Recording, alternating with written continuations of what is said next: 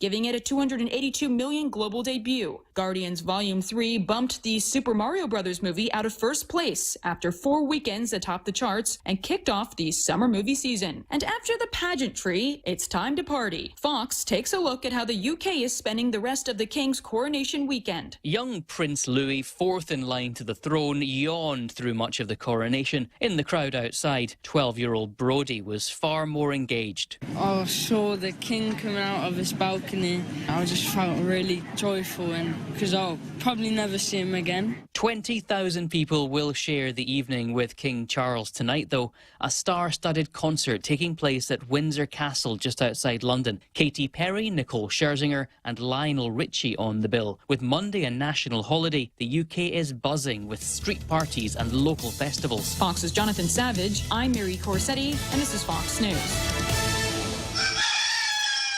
What's for breakfast at KFC under $3.95, you ask? What's for breakfast at KFC that's different than the other guys, you ask? KFC's chicken wrap, sausage wrap, the Colonel's chicken congee, chicken fried steak, sausage biscuit and gravy, and biscuit sandwiches made with KFC's original fluffy biscuits. All for under $3.95 and all only at KFC.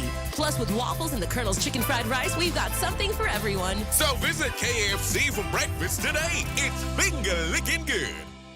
Guam Regional Medical City is a leader in foot and ankle care in the Marianas. Our podiatry clinic aims to provide exceptional treatments for diabetes, ingrown nails, arthritis, corns, foot and ankle injuries, and much more. Let's get you back on your feet. To learn more, call GRMC's referral office at 671-633-GRMC. That's 671-633-4762. GRMC. Reflecting our commitment to providing safe and quality patient care.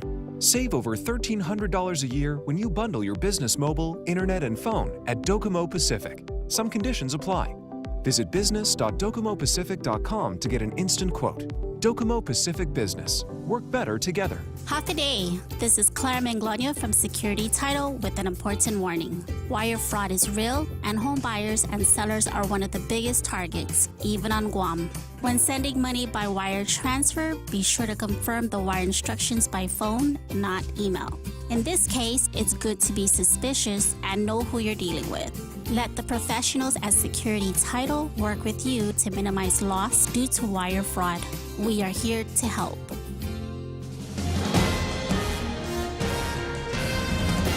Half a day and good morning, Guam at 6:06 on Monday, May 8th. I'm Donna De Jesus with a look at your local news on The Point. 21-year-old Jeremy Janelle Alvarez appeared in Superior Court on Friday morning to plead guilty to manslaughter. He faces up to 15 years in prison for the 2020 slaying of 77-year-old Suncha Park Allen. Court documents state that Allen lived in the same house as Alvarez in Sinhanya. Alvarez told officers that Allen asked him for a Xanax before the victim touched Alvarez in his genital area. Alvarez said he hit Allen with a hammer 5 to 10 times. Allen died in the hospital. Alvarez was charged with murder before negotiating a plea agreement. Judge Vern Perez accepted the plea after the prosecution said the victim's family was aware of the plea agreement and had no objections. Alvarez has been held at DOC on $100,000 cash bail since he was charged. He will be sentenced on September 8. And a mother accused of accepting money from a man in exchange for him to have sex with a 14-year-old child and the man who paid were released after a night in jail Saturday after the case was dismissed without prejudice.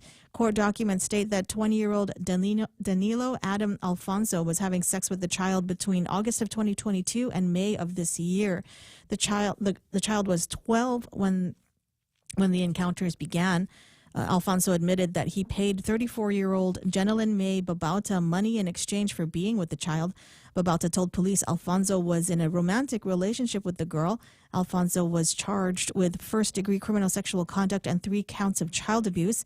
Babauta was charged with complicity to criminal sexual conduct and 3 counts of complicity to child abuse. We'll have more news after this. Always here to help you. This island is our home. Through the years we've been a friend to the neighbors we have known. Now we're banking on the future. There's services to choose. Bank Pacific, where others put branches, we place roots.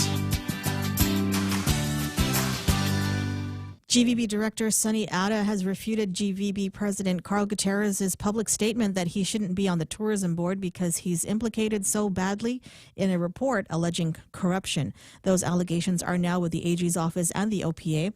At a GVB committee meeting on Wednesday, Atta stated, "I am not a corrupt person nor involved in any corruption or schemes to benefit me or my company through my involvement with the GVB." His family's company is Atta's Trust and Investment. He added that if there were more than 8 directors in attendance at meetings that approved funds related to the United Guam Marathon, he likely didn't even vote on approving such funds, as the chairman does not typically vote on motions unless the vote is needed. Atta further stated that his company does not benefit from the marathon's funding. And Parks and Rec will be launching its new Adopt a Park program. Deputy Director Jack Hattig says 14 individuals and organizations want to participate in the new program, a number of them past adopters who will be renewing their agreements. Hattig told the Island Beautification Task Force in late April that many parks were not maintained because of restrictions due to COVID-19. G3 waste bins are included in the agreement, which means in addition to minor grounds maintenance of the adopted park, the organizations must maintain the waste bins, taking the trash and recyclables out, and coordinating with iRecycle. Hattig says he's finalizing the details with the Parks and Rec director and hopes to have the contracts and the program prepared to launch in June to coincide with Parks and Recreation Month. And those were your top stories right here on The Point. Now here's Ray with the weather. Well, our top story here this morning is somebody at Facebook changed something over the weekend. I don't know, Cinco de Mayo, whatever you want to call it, the coronation. Maybe just somebody said, here, let's make an adjustment, and didn't bother telling anybody about it. So we're not on Facebook Live here this morning. We are on YouTube Live, and so I anticipate, and so everybody is going to experience riding in the back of the bus with the back of the bus boys and girls on the YouTube side. If you're wondering where that is, it's go to YouTube and search for The Ray Gibson Show. Connection looks good, and I'm already seeing a whole bunch of refugees, from one side to the other on the YouTube side. So happy to see all that. Scattered showers under partly sunny skies today. Highs near 88 degrees. East-southeast winds out to about 9 miles an hour today. Mostly cloudy tonight. Overnight lows of about 77 degrees. For tomorrow, partly sunny. Highs near 87. Expect east winds 6 to 10 miles an hour. By Tuesday, mostly cloudy and overnight lows of about 78 degrees. For Baccalaureate Mass Academy style, mostly sunny on Wednesday with highs near 88 degrees. East winds 6 to 10 miles an hour. With a heat index, it'll feel like 92 over the next couple of days. Sunrise this morning was way before 6. It was 5:57 and getting earlier and earlier. Sunset tonight is going to be at 6:38. No major differences there. There it is. News and weather together, brought to you by Bank Pacific, banking on the Pacific for 68 years. Join us on May 12th as we host our annual PBS Guam Pledge Drive. Tune in and show your support for quality, educational, and entertaining programming. Your contributions help us continue to bring you thought-provoking documentaries, captivating cultural programs, and engaging children's shows. So tune in to PBS Guam Friday, May 12th from 7 p.m. to 10 p.m. and pledge your support to help us keep Guam enriched, inspired, and entertained. Viva! Struggling to find the perfect Mother's Day gift? Look no further. For a limited time, get a new iPhone 14 on GTA's Live Unlimited plan. And you'll not only make Mom's day, but also get her a free Apple Watch. Help Mom stay connected, monitor her health, and keep track of her fitness goals with just a tap. It's a gift that will make her life easier and more stylish. Don't wait. Head to your nearest GTA retail location and get your iPhone 14 and free Apple Watch today. Happy Mother's Day. GTA. We start with you. Oh my God, Mother's Day is coming up next Sunday, right? Better start 14th. Better start planning for it last week. Yeah. We're gonna make a Happy Mother's Day necklace out of macaroni. What do you say? You want to do that with the kids? Sure. 6:13 in the morning. Portions of the program brought to you by APL, American President Lines, a global presence with a local home and Guam Regional Medical City. They're your healthcare partner. The Ray Gibson Show. Morning talk that matters. Call now, 888-TALK. That's 888-8255.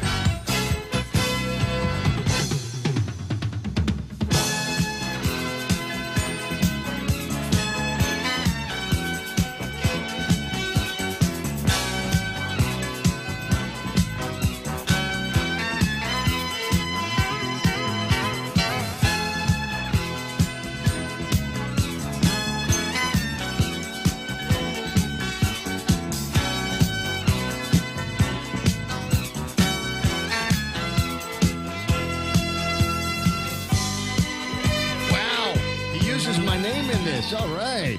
All right. So in the newscast with Donna just a few minutes ago, statements from board member Sonny Ada. And now I've got and I'd like, if you have it, I haven't seen the original from Sonny just yet. But if you've got that original statement, I'll see if I'm pretty sure Carl can send me the original version from Director Ada. He's already penned a response. I saw the prepared statement you read and ordered staff to make part of the record at the North American, Pacific, Philippines, and New Markets Committee meeting yesterday. Instead of looking forward for the good of our industry, like the chairman ordered at the legislative oversight, you continue to look back.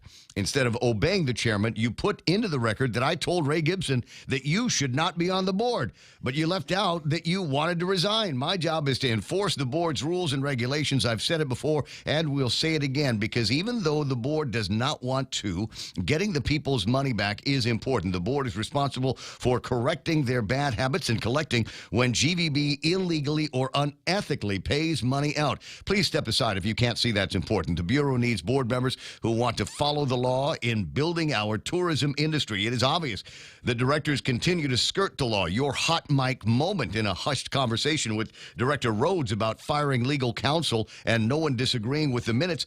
Chairman Chu said that Director Morinaga is representing Lion Air when he never put it on the record. Lion Air being given GVB monies when Director Morinaga never disclosed his financial interest. I knew your father well, a wonderful man who came from a great family and built wonderful companies. He followed the laws to the letter and led by example.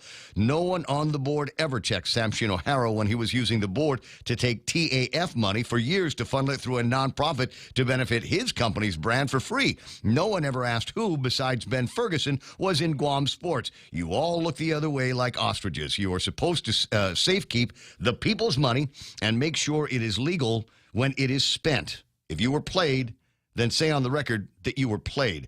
But you're blaming staff and management when you and Sam agree in emails to order the CFO to set up a payment that did not have to be paid back because of the pandemic is not the best example when management and employees pushed back on the virtual marathon and wanted to cancel events. And Sam got mad at him. You did nothing to help the Bureau ensure its money was spent wisely. Blaming others when either Sam hoodwinked you or looked the other way is just plain wrong. But if that's your company's money, I'm sure if that was your company's money, I'm sure it would have been a different story. Blaming the board's policy is also wrong because not only was it illegal to miss all the meetings that the board missed last year, but it is also illegal for the chairman not to vote. I want to move forward, but no one should think they can hide from what happened and blame employees and management when the board used the powers it didn't have to control the Bureau and its employees. Sincerely, Carl T.C. Gutierrez. Wow. There it is. That's heavy for a Monday morning. That's, I wanted to talk about my big birthday celebration over at the mall Saturday, but no. I guess we're gonna have more of the fighting over at the GVB. Hey, Doug Moylan, you got any? Have you come up with anything on that GVB thing? I was gonna get him on anyway. Maybe I'll ask him if there's a follow up on that particular deal. Anyway, welcome to the program. Weird day today already, trying to sort out what the heck is going on with the Facebook. But all of the other streams seem to be working, and we've got a healthy stream going to YouTube. And the comments are turned on YouTube, so I can see everybody that I normally see over on the Facebook side that are here on the YouTube side. ThePOINT.gu, as I said, all the audio streams are working by as well. Okay, former Governor Carl T.C. Gutierrez is going to send me some more stuff. Cousin Troy, do you already have a copy of Carl Gutierrez's response? If not, I'll send it to the candid feed here before too much longer and let you get a head start on what is going to be a fairly interesting week that we've got on the island of Guam. First of all, let me get things started the proper way. Welcome to the program. Real Joe gets the phone when you call it. 888-825-5888-TALK. How'd your e-bike thing go yesterday? Oh, it was good, man. It was. Did you win? Man. No. What happened? There was only one guy in my division, and that was me. Did Levin's kid beat you too? Probably. Yeah. There's a whole bunch of people beat me. There was the Lil Tykes Triathlon over the weekend, and it says here, Matua Camacho won the boys 6 to 8 age division at 14 minutes, 42 seconds during the GTF Kids Triathlon at the Marianas Yacht Club Sunday, and a bunch of pictures from Matt Wise, and including one, I think it's Matua, that's doing that little dab thing. Yeah. With all the genetics, man. He does. Tell it to the AG is one of the things that he always used to say. Anyway, so So you didn't win, but did you have a good time? You didn't hurt yourself. I'm alive. I was worried about it. I was And mostly that's the worried plus right there, still alive, Ray. that was going to be the issue here, was that you were going to hobbling into the radio station. I finally got some running in over the weekend. Nice. Yeah. I was very happy to do that. Radio Bear got a recovery run, A and B. The pigs get you, man? The pigs did not get me this time. No. I went out there, pistola loaded, ready to go. Donna D is going to take care of news and headlines for you all weekend long. We got 3 pages worth of 3 separate different newspapers and articles that we can go on. So I'm sure that you've got a handy number of news stories to take you all the way to 8:30. What do you say? Can it be done? So excited. Did you not have a good weekend? Well, a lot of them are wordy. Oh, what happened? Oh, over the weekend? No, I'm just saying. Did you do anything over the weekend? Yeah. Oh. I went to UOG because it was Dr. Johnson's last concert before retiring. What? So now there's going to be no...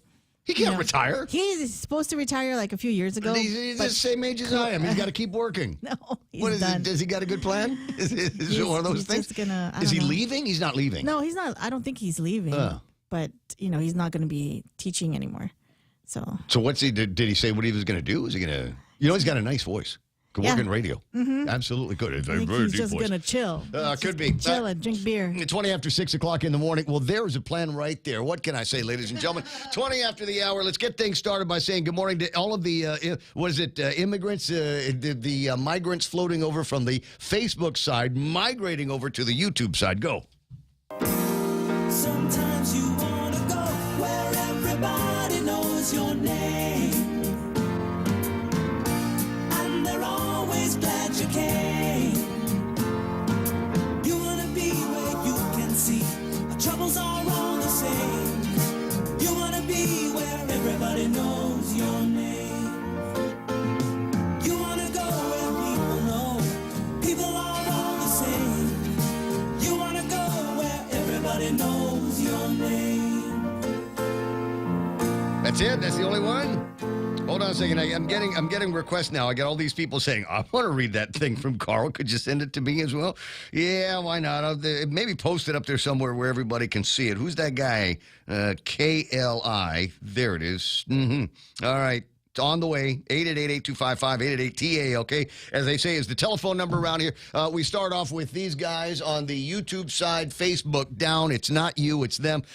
So we begin with Brendan Fausto saying, let's go. Awesome, Ray Gibson. Thanks, buddy. The security for the program is MP Ogo, saying his buenas to me and Donna and Joe and Guam. Rico B asking Facebook down. Hello, Monday. It always works like that, doesn't it? Buenas and Havade says Joey Keats to Vern Bates saying, let's go, Brandon. You heard that story? In the Fox News? I did. Yeah, where he says it's like the worst numbers ever for Joe Biden. And he's blaming the media for reporting too much on... They're just hating on him, man. And I'm going, wait a second. You've got the media in your pocket. The leftists had the media in his pocket for all this time.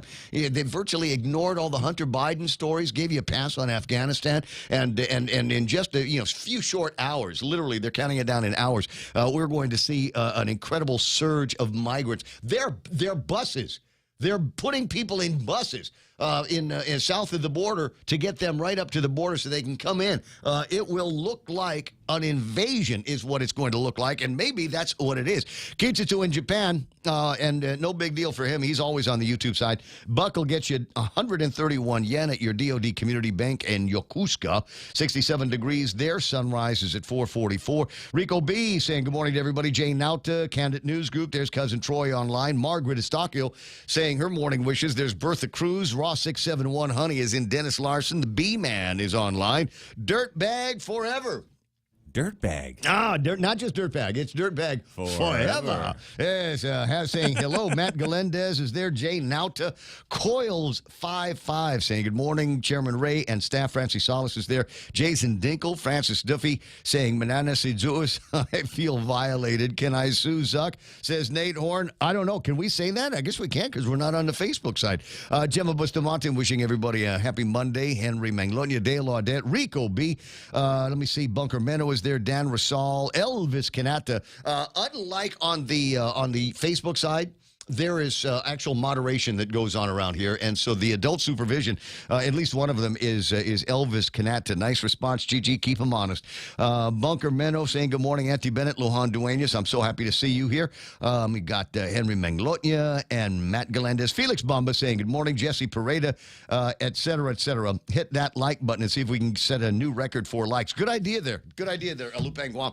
Like and share. I've already posted on the Facebook side that, in text that we're not going to be sending out a feed in that direction, unless, of course, the guys from the streaming software company are able to come in and fix anything. But you know that I don't know. I don't want to suggest that that's a possibility, right? Because it's their Sunday night after their Cinco de Mayo. So did you do anything? Nerds. Did you guys do anything on Cinco de Mayo? Of course. No winner in the post-canteen deal. I did get that from Facebook. I was looking. They did not get a winner. It's over $1,500, almost $2,000, and that's going to be what's in the jackpot for this coming Friday night at 7 o'clock at the VFW up in Gigo. But as far as Cinco de Mayo is concerned, I hung out with some friends over at the beach, just kind of goofing off, and then they said, "Where do you want to go eat?" And I said, "Yeah, let's go to Marty's." Oh, wait, are they still open? Man. Wait a second. We ended up at Moses. And it had to sit outside because COVID. No, I'm just kidding. Yeah. It was really crowded inside, and I didn't want to press for any favors. So I said, I'll just sit outside. That's okay.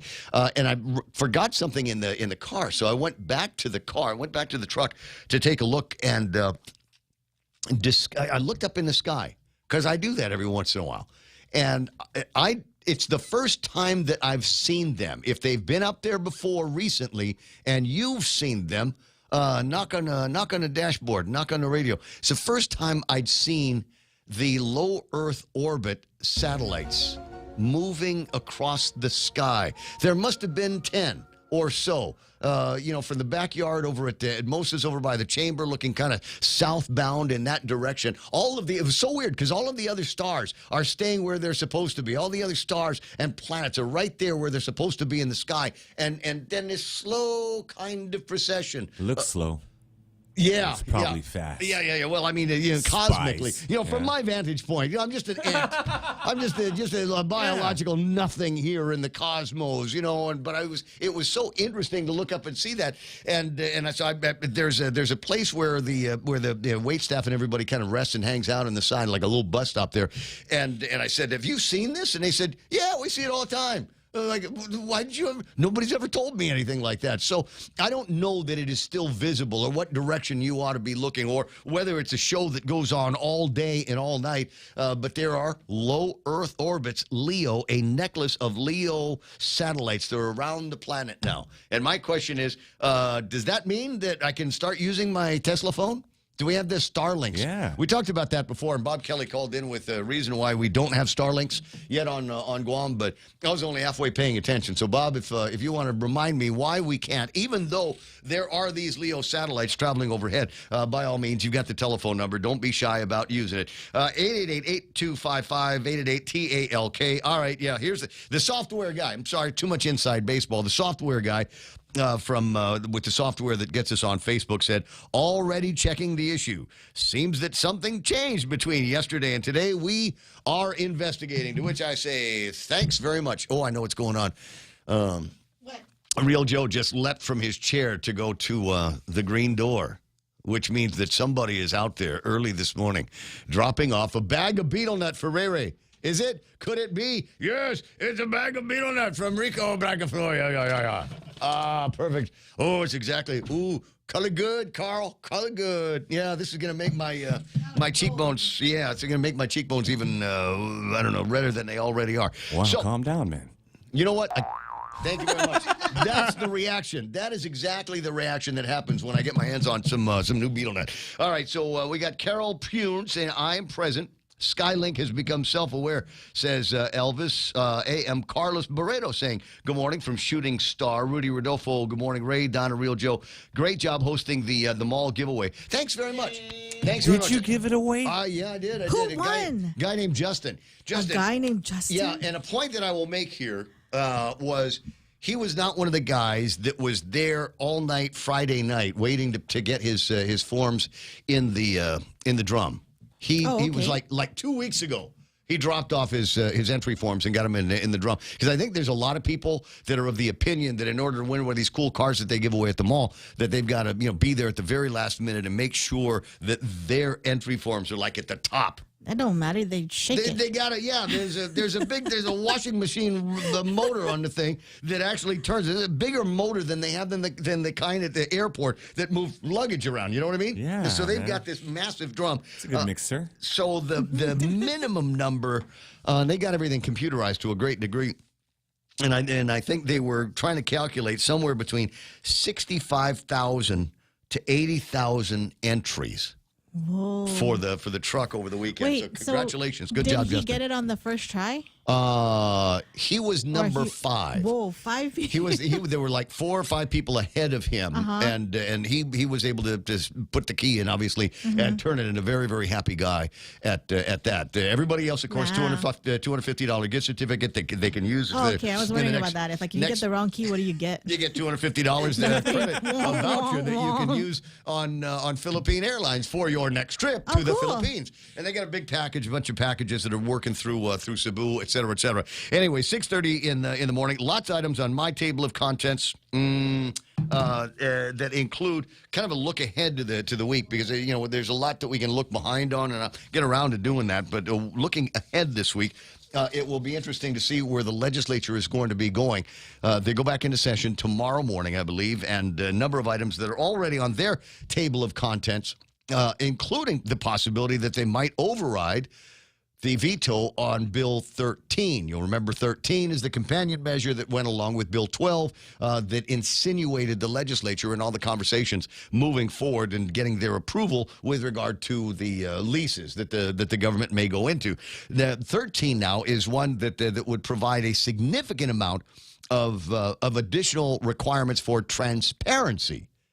Because I think there are people over at the legislature. I don't think. I know that there are people over at the legislature going, hey, how come we're just hearing about this? Or how come when we ask you what's going on, you say, there's been no new developments. And then they say, oh, but the deadline has been extended. Or there's nothing going on. You don't even need to worry about the deal. And then they actually take a look at the proposed lease and go, yeah, there's actually a lot in here for us to worry about. So maybe you need to, number one, involve us more. And number two, let's open up some of these meetings so regular citizens and other members of the government might be able to attend, maybe even just noticing them instead of word leaking out and getting thrown around on the radio, which just triggers Ken Leon Guerrero to go and show up in his now loose pants and get himself arrested, dropping trowel. All right, but besides that, there's I want to try to keep the conversation focused on what's happening here on Guam as much as possible, and the deal is because as I take a look on social media,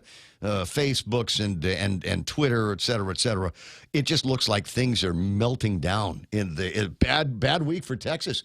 They had that shooting, another mall shooting at the place. Had this guy go out there, and it looks like he was taken out by a sniper. You don't often see this, but Twitter was actually showing video. I mean, because they couldn't control it, really, I guess. They were showing video from people that had the guy's body, the shooter's body. Yeah. And it looked like he had his sunglasses over here. One side of the sunglasses had the lens in it. The other did not. And it looks like, yeah, exactly, direct hit. It looked like he was taken out. He found out with a headshot into one of his eyeballs. Kind of a gruesome scene. And then, you will hear in another 27 minutes what they're talking about further down the road in Texas, where somebody drove an SUV into a bus stop. There are 7 known dead right now. I don't know what the state of the driver is at this time. And then you've got all this stuff going on with that dude that got choked out in the subway.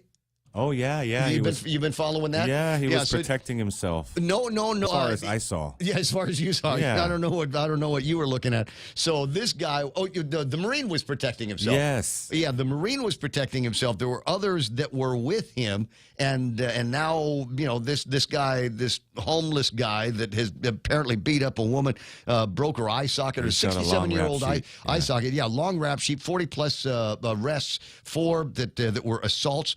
And now he's going to be. They're trying to make him the next George Floyd. Oh God, he's going to be don't the new say. Lord and Savior of the left here, and it's just sad to be watching all of this kind of stuff in real time. So stay close to me. I will provide you with no frowny face moments. And what do we love more than the political commentary and the politics? Sometimes it's at the legislature, sometimes it's at the governor's office. But I tell you what, over the last couple of weeks, last couple of months now, it has been firmly in the realm of the Guam Visitors Bureau. I anticipate there will be more of that, maybe even before the end of the hour. We'll watch and see. 6:34 on the Ray Gibson Show. We got enough time now to jump into news. And, what? Were you on Amazon? You know what I got? I did actually buy it on Amazon. Which one? The egg maker. Oh, God. Oh, you did? Yeah, I got it. I got it. I kicked myself because my brother, I think my brother heard me talking about it on the radio and then posted. I didn't see it in the siblings chat, but posted on the siblings chat. Oh, yeah, they have that at Macy's for like $16. Oh, no. Wait, how much did you get it for? Well, I bought the one that's already a little bit pricier because it's got the gay Fiesta colors on it. Ah, right. $23.95. Yeah. Well, I try to keep Free my kitchen shipping? colorful. Free shipping. Some of them have. Funny. Some of them have free shipping. That one did not have free shipping, so we'll see what happens in the next couple of days. Anyway, but you know what I wanted to try the last time that we were. I'm not going to say who it was, but there was a thing. It's so that you can get yourself hydrated faster. Are you familiar with it? It comes in a little sachet, and you pour it into water. And you shake it up really good. And salt. Then, no, it's not salt. I don't Okay. know. I don't know. It's something IV is the name of it. And what's it supposed to do? they say that it helps you hydrate more efficiently. So when you're drinking water, oh, by the way, it has every known hangover vitamin that there is in this stuff. So I think that's what it's for.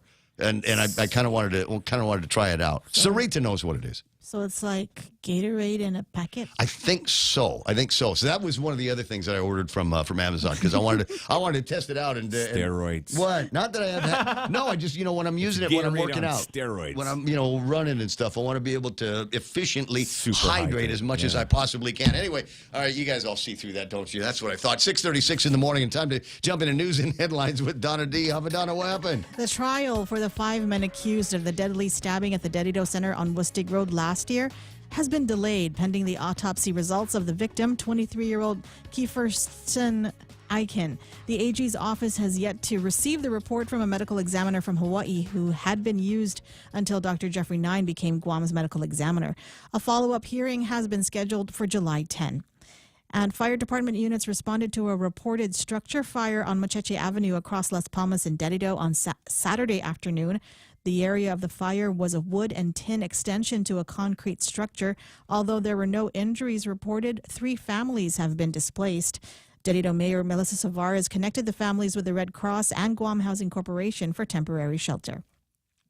And May has been declared as Mental Health Month. Behavioral Health Director Teresa Ariola says the department has many partners because mental health and substance abuse is such an important issue.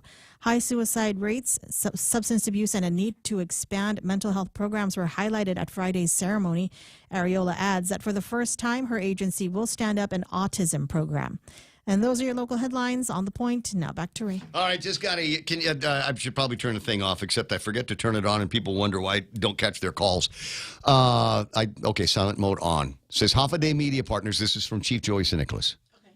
Says the Guam Fire Department will be having a ribbon-cutting ceremony for the E911 Center and Next Gen System today at 3:30 at the DNA building in Agutnia. We are inviting all of our media partners to attend the event. However, due to the occupancy of the facility and the fact that if you press number 7 on the elevator, it won't light up. It'll still go to number 7, but it won't light up. But because due to the occupancy of the facility, we were only allowing 2 representatives per media agency. Anybody want to go? What time? 3:30. Oh, no, we can't make it. See, that you sound just like me. Oh, what day and time? Oh, I'm sorry, I can't make that. Usually I'm done by 3 o'clock on Mondays, but they changed my schedule at the workshop, so I'm doing the workshop today. Okay, gotcha. So I'm sorry, Joe, we're probably not going to be able to make it, but take lots of pictures and send it to us. Well, the other media is going to have it. The other media will have it. Oh, my God. Dan from Southern Mountain Gear says, Liquid IV, we sell it at Southern Mountain Gear. We carry lemon lime, passion fruit, and strawberry. Ta-da! I should just ask, right? I should just. I think it's I don't want to be that more guy. fun. I want to be the guy on the radio that goes on and says, "Hey, who knows where you can find this?" That's how he gets through all the stoplights. Is this Trader Horn or something like that? But it's more fun to order it from Amazon. Yeah, I don't know. All right, so because I like getting packages. this is also true.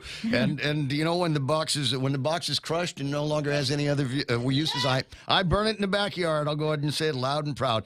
Okay, Southern Mountain Gear, lemon lime, passion fruit, strawberry. Dan, if you're driving, I'll understand if you don't answer right away.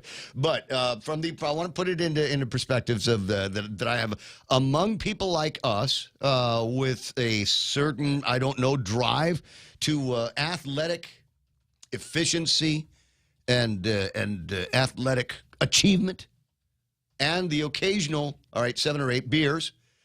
Is it more of does it help you athletically? I mean, this is something that, will it help me be a better runner? Will it help my cardio? Will it help my endurance? Will it help my stamina? Or is it primarily to be sold for people that don't want to, suffer going to work after Cinco de Mayo weekend? That's a lot of questions, man. Asking for a friend. 20 away from the top of the hour. 888-8255. He's giving me an answer. We'll get around to reading that answer and more as the program continues after these. JV International Safety Equipment has it all for you. Fall protection, rain gear, traffic signs, speed bumps, custom signs and banners, PPEs, fire extinguishers, plus more. Check them out on Facebook at JV International Safety Equipment Company or visit their website, www.jvisec.com. JV International Safety Equipment, Guam's leader in occupational and environmental safety equipment. Call 688-9524. JV International Safety Equipment, located in Harmon Industrial Park. Family Finance has been serving the people of Guam since 1959, and they will continue to be there for you in the years to come. Whether you're looking to get a personal loan for that summer vacation or paying off those long overdue bills, Family Finance has got you covered. Apply for a personal loan from $1,000 up to $4,100 by calling Family Finance in Hagåtña at 671-475-4545, Upper Tumon 671-647-5626, or in Dededo 671-633-4473. Come on. No, you're making me work here. What's the deal? It's Monday, man. I'm trying to, we got to suck it up and drive on. So how Carl Gutierrez used my name? How much did that cost him, Ray? Referred to me in the GVB response to Sonny Ada. Yeah, it's because Sonny Ada used my name in what he originally told these guys at the thing. Oh my God! At least it's not in vain, Ray. Thank you for making me famous. Oh, and thank you for Cousin Troy letting me know The Point is live on YouTube. Facebook is having some suspense issue at the moment. You can catch him, Real Joe, Donna D, and Jerry Roberts on the FM dial on your radio as well. Yeah, there's another way to listen to us, actually on the radio. 642 on the traffic now. I'm see if I can get this up on my screen. I haven't looked at it in a little bit. There it is now on your screen. See if there's any traffic that you need to worry about. Nothing major. Hera traffic in front of Anderson Air Force Base up in Jigo, which will be the starting point on the 20th of May for the 13.9 half marathon and then some from the Guam Running Club. Southbound Marine Corps Drive. Going to look good right up until you get to the intersection of 1 and 3. And then it's just a little bit busy on the 3 side. Intersection traffic over at Route 16. Not so bad through 8, 10, and 16. Now, I'm going to take right now as an opportunity to let you know that there is going to be some road work starting May the 10th. This week, there's going to be road work on Route 16, and it will last until July 31st. Yeah, Route 16. One of your favorite places already. Apparently, GPA is going to be doing some fuel lines, and they're going to be running some electric cables. John Beneventi's extension cords, I think, is what we're referring to the project as. So it's going to go through the entire summer. Expect delays and slower traffic and moving lanes up and down Route 16 for the entire summertime. All right, southbound Marine Corps Drive looking good all the way into the Tamuning and downtown Hagåtña area. Nothing major on Route 8. Nothing major on Route 4. A little bit of traffic on Route 15 and some of the usual spots. Otherwise, things are looking good all the way down to Big Navy in Sumai. That's all the time I got for traffic. Here's the point. With decades experience in Guam and the region, Take Care members have access to the largest offering of free fitness classes and health education programs. Membership also includes the high-quality credentialed network of on- and off-island healthcare providers and the one-stop FHB Health Center and urgent care. Ask for Take Care. Call 671-647-3526. Go to takecareasia.com for more information. Take Care. Our island, your health plan. Join us at Mezcla Chamorro Fusion Bistro and see why they've been crowned Guam's best Chamorro food restaurant for 9 consecutive years. Experience Chef Peter's candied salmon over scallion coconut rice, octopus tinactac, Chamorro platter, and their award-winning gourmet burgers. Or if you're looking for something healthy, try their keto-friendly menu. Come and enjoy Mezcla's half-a-day service at their Hagåtña location from 11 a.m. to 2 p.m. for lunch, 5:30 p.m. to 9 p.m. for dinner, or 10 a.m. to 2:30 p.m. for their famous Sunday brunch. It's the Ray Gibson Show. Call now, 888-TALK. That's 888-8255. Liquid IV. Ross 671 says it's called IQ. We use them every day. Ray found the treatment in Japan for removal. Oh, no, not Ray found it. Kitsuzu in Japan says, Ray found the treatment in Japan for removal of fat belly from beer, not suction surgery. Send me $5 and I will let you let you know. You know, I was born at night. Right away. But I wasn't born last night. Let me see. I'm mixing liquid IV with hash oil right now, says Elvis Canetta. Just doing yard work should be a sport, says Jose T. Guamese. Going to move to California and identify as black so I can get reparations. There's another one. Have you heard that story here? I have. I'm in line. Cali reps are only $200 million right now, expected to go to $10 billion per, quote, slave. Good morning. Have a great week ahead, says my pronoun is mom. Aw, that's sweet. CDC Rochelle Walensky is quitting her job. Amazing. Ray was right while she was wrong for the last 3 years. Bye, Rochelle. You know what else is going on? Is if it's not today, over the weekend, then we are no longer in a worldwide pandemic. The WHO said it's over. It's all over. The WHO, to whatever degree you paid any attention to them at all. Lupang Guam says, already gone. 888-8255 on screen right now. The ever-expanding man, it's cousin Troy, working out over at the gym and got us playing in the headphones right now. Just look at super, just hulky. You know what I mean? Anyway, 6:46 in the morning. Doug Moylan, it's Doug all the time here. And for those of you that have got a copy of today's Guam Daily Post, both Moylans are on the front page. Bottom of the fold, delegate pushing for more federal support for Guam if COFA is renewed. Number one, there's an article that a letter came out of the Department of Interior. I'll try to read some of that to you later on. Top of the fold, Moylan won't change policies despite overcrowding at prison. And as a citizen of Guam that appreciates a nice and peaceful and calm scene to live and work and play, I want to say thank you very much for adding 140 more people to the rolls over at the Department of Corrections. That's 140 at least 140 fewer victims that are out there. Good morning, Doug. Good morning, Ray. Good to have you on. Good to have you online, and I appreciate the comments that you have made here about staying in your lane. Yours is not to solve the crowding problem over at the Department of Corrections. It's not as though you're trying to contribute to it. It's just that there's a lot of people that need to get put away for a while. Both, Ray. I am trying. My team is trying, and there are a lot of people that deserve to be put behind bars, and hopefully they learn their lessons. But it's also the judges and the juries and everybody in the criminal justice system, starting with the police. Everybody does their job, and our community becomes safer, and then it shifts over to the governor and the legislature. Expand that prison, because if that's a litmus test for Guam, that we need a bigger prison because there are more criminals now, then so be it. Go back to the basics. Put people in prison, punish them for hurting people, protect the crime victims, and that will deter crime, and your prison population will start to go down again. But you can't be saying to the people that are doing their jobs not to put the dangerous people in. You will create crime victims. More people are going to get hurt out there. The best way to understand that the prison cannot be, you cannot push people out of the prison just because it's smaller, is talking to a crime victim. Today you've got one, tomorrow you got two. That's the best way to understand why that prison exists. So, unfortunately, when you become a crime victim, things become clearer about where these people should be going. Sure. And we are working on the deportation right now.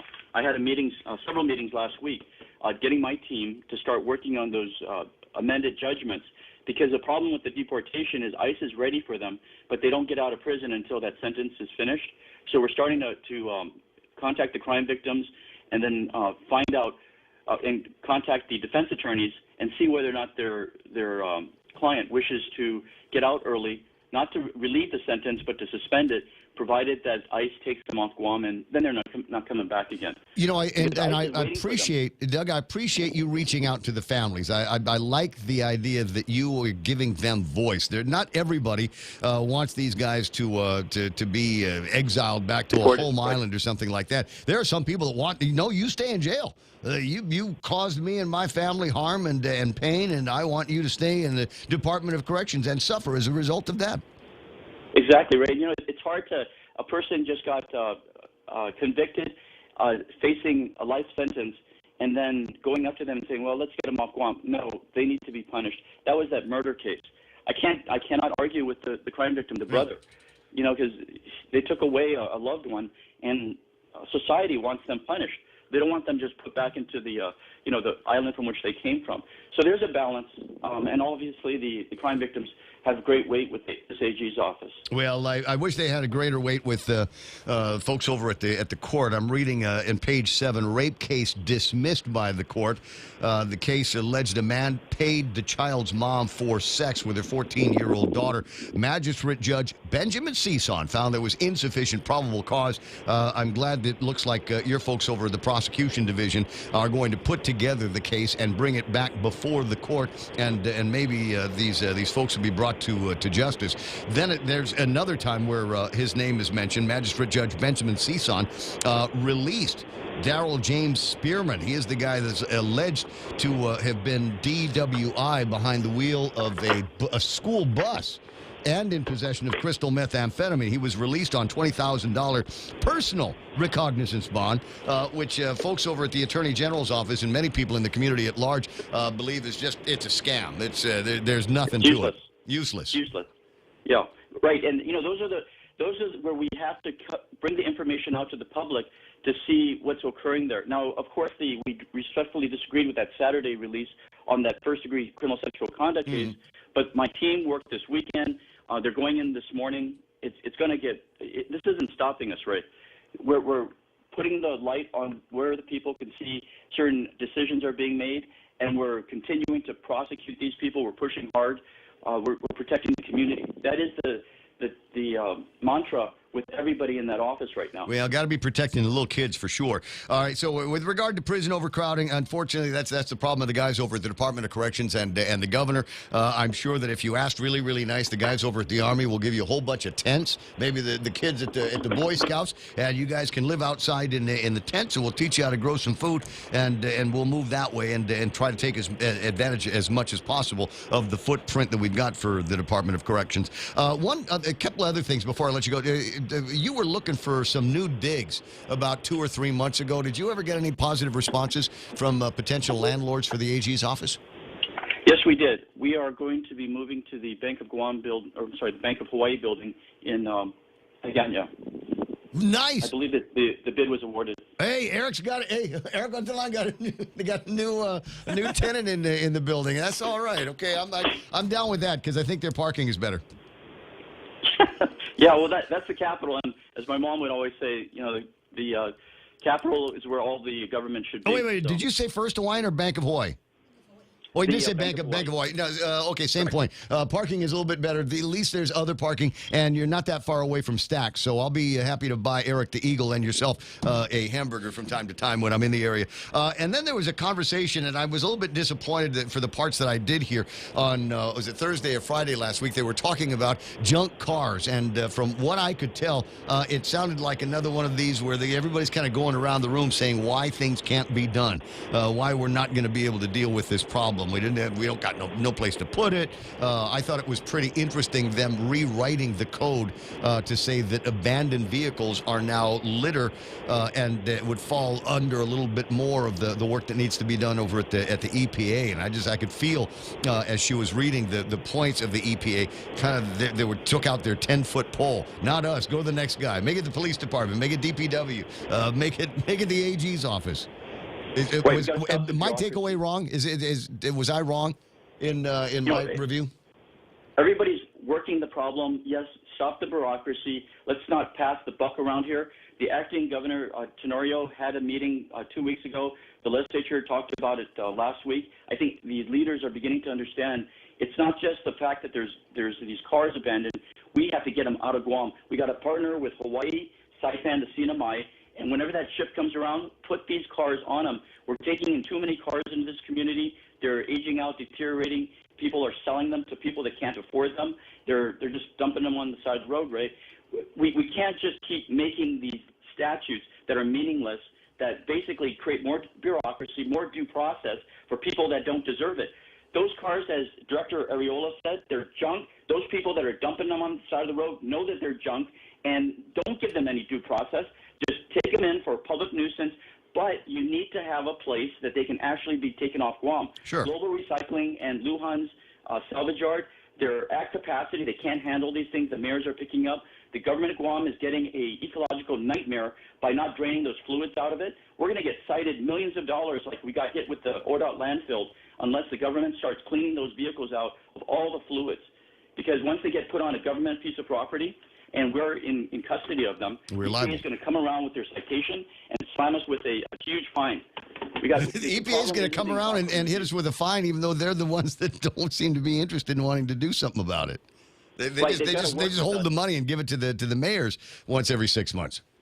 Right, and it's the U.S. EPA, the feds off island. They're the ones that are going to come in and nail us. So we've got to be careful how you're dealing with those abandoned cars. But you need to have the way to get them out of here. It costs $400 to $600 to take your car to Global Recycling, and they have a capacity too. So, you know, I applaud the mayors for cleaning up their villages, but where are you going to put those cars?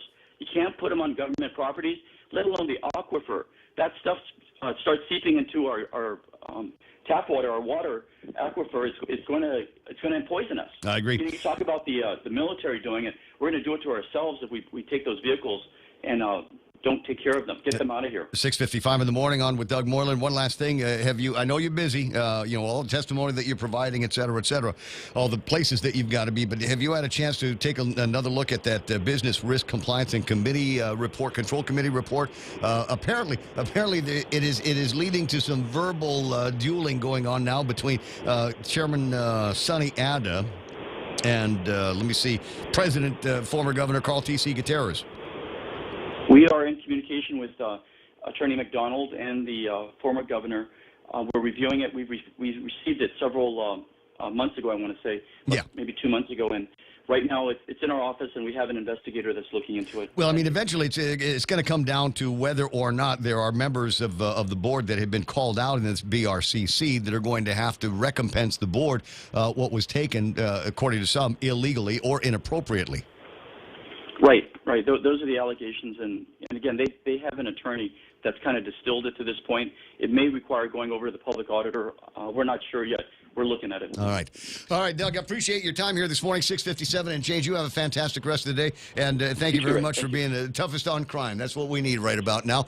Ray Gibson Show continues, 888-8255, 888-TALK. All right, so here's the statement that went out from Sonny Ada. Thank you for joining me today. I want to thank Chairman Chu for appointing me to chair this committee and the staff assigned to manage this committee and its duties. But before we get started, I'd like everyone to know that I am an appointed volunteer director by Governor Lilian Guerrero. I serve at her pleasure and serve to contribute to the growth and development of tourism for the island. Although the Business Risk Compliance and Control Committee report is with the AG and the OPA for their review and disposition on April 28th, the general manager went ahead and publicly stated on the Ray Gibson Talk Show that I should not be on the GVB board because I am implicated so badly on the report. I've reviewed the report and the referenced June 2020 emails in the report that somehow try to tie me as then GVB chair to taking illegal, scheming, or corrupt actions relative to the United Guam Marathon, Guam Sports Event, Inc., and Reuter Integrated Marketing Services, which the report centers around.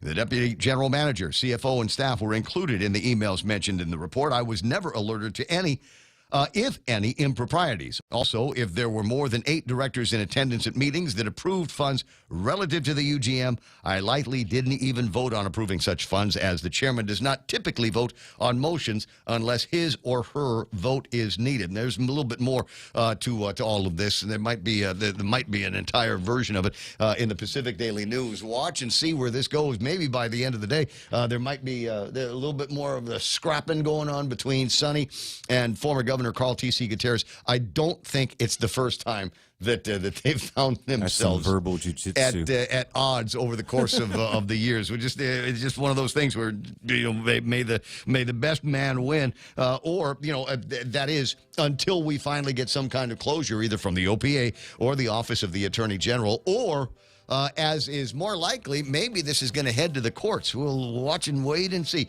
All right, you got the telephone numbers. Don't be shy about using it. If you're trying to find me on Facebook, they changed something over the weekend. I got my guys, the software guys, are looking at it right now. We're incapable of even connecting to our feed on Facebook with the system that we have. YouTube, though, is cranking. Hang out with these guys. I'm looking at the variety of the conversations, and a bunch of people that have not yet had a chance to interface before. Well, they're interfacing now. We'll talk more about some of the things that they're writing about in the next hour of the program. In the meantime, we do have to break away. Fox News Live is next. Donna D is coming up after that. Not pre-recorded anymore. Live. Jerry Roberts in the studio for this morning's Extra Point. It's all right here. 93.3 KUSG Agano, where peak is best. A scary sight near the southern border. I'm Mary Corsetti, Fox News. Police in Brownsville, Texas say 7 people are dead and as many as 6 are injured after they were struck by a car while waiting at a bus stop outside of a migrant shelter. Brownsville Police Department investigator Martin Sandoval says they're still working to identify the victims. Right now, it was one driver that was actually driving there. Right now, he is arrested. The charge that we have on him for right now is a reckless driving, which is a minimal charge, but that's going to stem to other different charges. We are doing an investigation in forms of intoxication to see if he was intoxicated at the time of the accident. That's what possibly caused the accident, or it was just a regular accident. The crash happened at about 8:30 a.m. this morning. The migrant shelter's director, Victor Maldonado, says the shelter's surveillance video shows an SUV running a light and crashing into the people sitting at the bus stop. He says most of the victims were Venezuelan men. Meanwhile, President Biden honored fallen firefighters from across the country at a memorial service today in Maryland. Today, we honor the absolute courage of firefighters across America who made that ultimate sacrifice. Being a firefighter is not just what they did, it's who they were. Through your pain, you'll find purpose worthy of how they lived. As a country, we can find that purpose as well. In the pre-taped message, the president says he has worked to improve the infrastructure to prevent deadly fires from happening. Plus, the 2024 White House race is heating up, with President Biden making his re-election bid official against a growing field of contenders. Former Arkansas Governor Asa Hutchinson recently making it official, launching his presidential campaign for the Republican nomination. I think the message that I presented is about the future. Whenever you look at the rule of law, which I talked about, the challenge of crime in our cities, the challenge of border security, that's where we simply need to enforce the law. And that is the background that I bring to this campaign. Hutchinson speaking on NBC's Meet the Press. America is listening to Fox News. Join us at Mezcla Chamorro Fusion Bistro and see why they've been crowned Guam's best Chamorro food restaurant for 9 consecutive years. Experience Chef Peter's candied salmon over scallion coconut rice, octopus tinactac, Chamorro platter, and their award-winning gourmet burgers. Or if you're looking for something healthy, try their keto-friendly menu. Come and enjoy Mezcla's half-a-day service at their Hagåtña location from 11 a.m. to 2 p.m. for lunch, 5:30 p.m. to 9 p.m. for dinner, or 10 a.m. to 2:30 p.m. for their famous Sunday brunch. Half a day. This is Severina. Here at APL, our expertise and extensive network can help you grow your business and reach out to more global markets. As a responsible carrier, APL is also committed to a sustainable future, whether it's protecting the environment or investing our efforts in giving back to the community. Our dedicated teams in Guam, Saipan, and on U.S. mainland are here to support you. Call 588-4651 or visit www.apl.com. Vida Blue, a hard-throwing left-hander who became one of baseball's biggest draws in the early 1970s and helped lead the Oakland Athletics to 3 straight World Series titles, has died at 73. The A's said Blue died Saturday but didn't give a cause of death. Blue was voted the 1971 American League Cy Young Award. He was 22 at the time he won MVP, the youngest to win the award. Plus, the man who was key to shaping the TV industry as we know it has died. Fox's Shayna Estelin has more. Newton Minow was the head of the FCC in the early 1960s. He was in that post for just 2 years, but left a permanent stamp on the broadcasting industry, pushing for satellite communications and the passing of a law that broadened the number of channels widely available. He also famously called TV a vast wasteland, advocating for better quality programming. Minow received the Presidential Medal of Freedom in 2016. He died Saturday at his Chicago home. He was 97. His daughter says he wanted to be at home and that he was surrounded by loved ones when he passed. Shayna Estulin, Fox News. And it seems like movie audiences missed the space misfits who make up an unlikely group of heroes. But no matter what happens next, the galaxy still needs its guardians. Marvel's Guardians of the Galaxy Volume 3 opened in first place at the box office, earning $114 million domestically and $282 million worldwide. The Guardians' rise knocked the Super Mario Brothers movie to second place after a month at the top. I'll do anything for my brother. We're going to save him. Mario and Luigi and their friends earned another $18.6 million this week. The movie's domestic total now stands at $518 million, and the movie's made over $1.1 billion around the world. Fox's Kevin Uretsky, I'm Mary Corsetti, and this is Fox News. Your big business dreams mean you should be using the best tools. At Docomo Pacific, you get the best technology at the best value. Visit business.docomopacific.com to get an instant quote. Docomo Pacific Business. Work better together.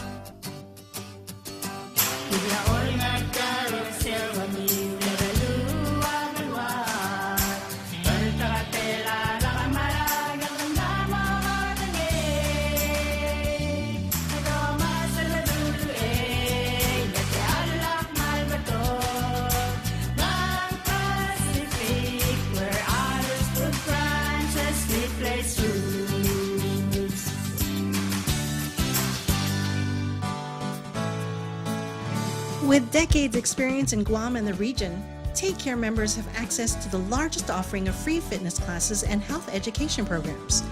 Membership also includes the high-quality credentialed network of on- and off-island healthcare providers and the one-stop FHB Health Center and urgent care. Ask for Take Care. Call 671-647-3526. Go to TakeCareAsia.com for more information. Take Care.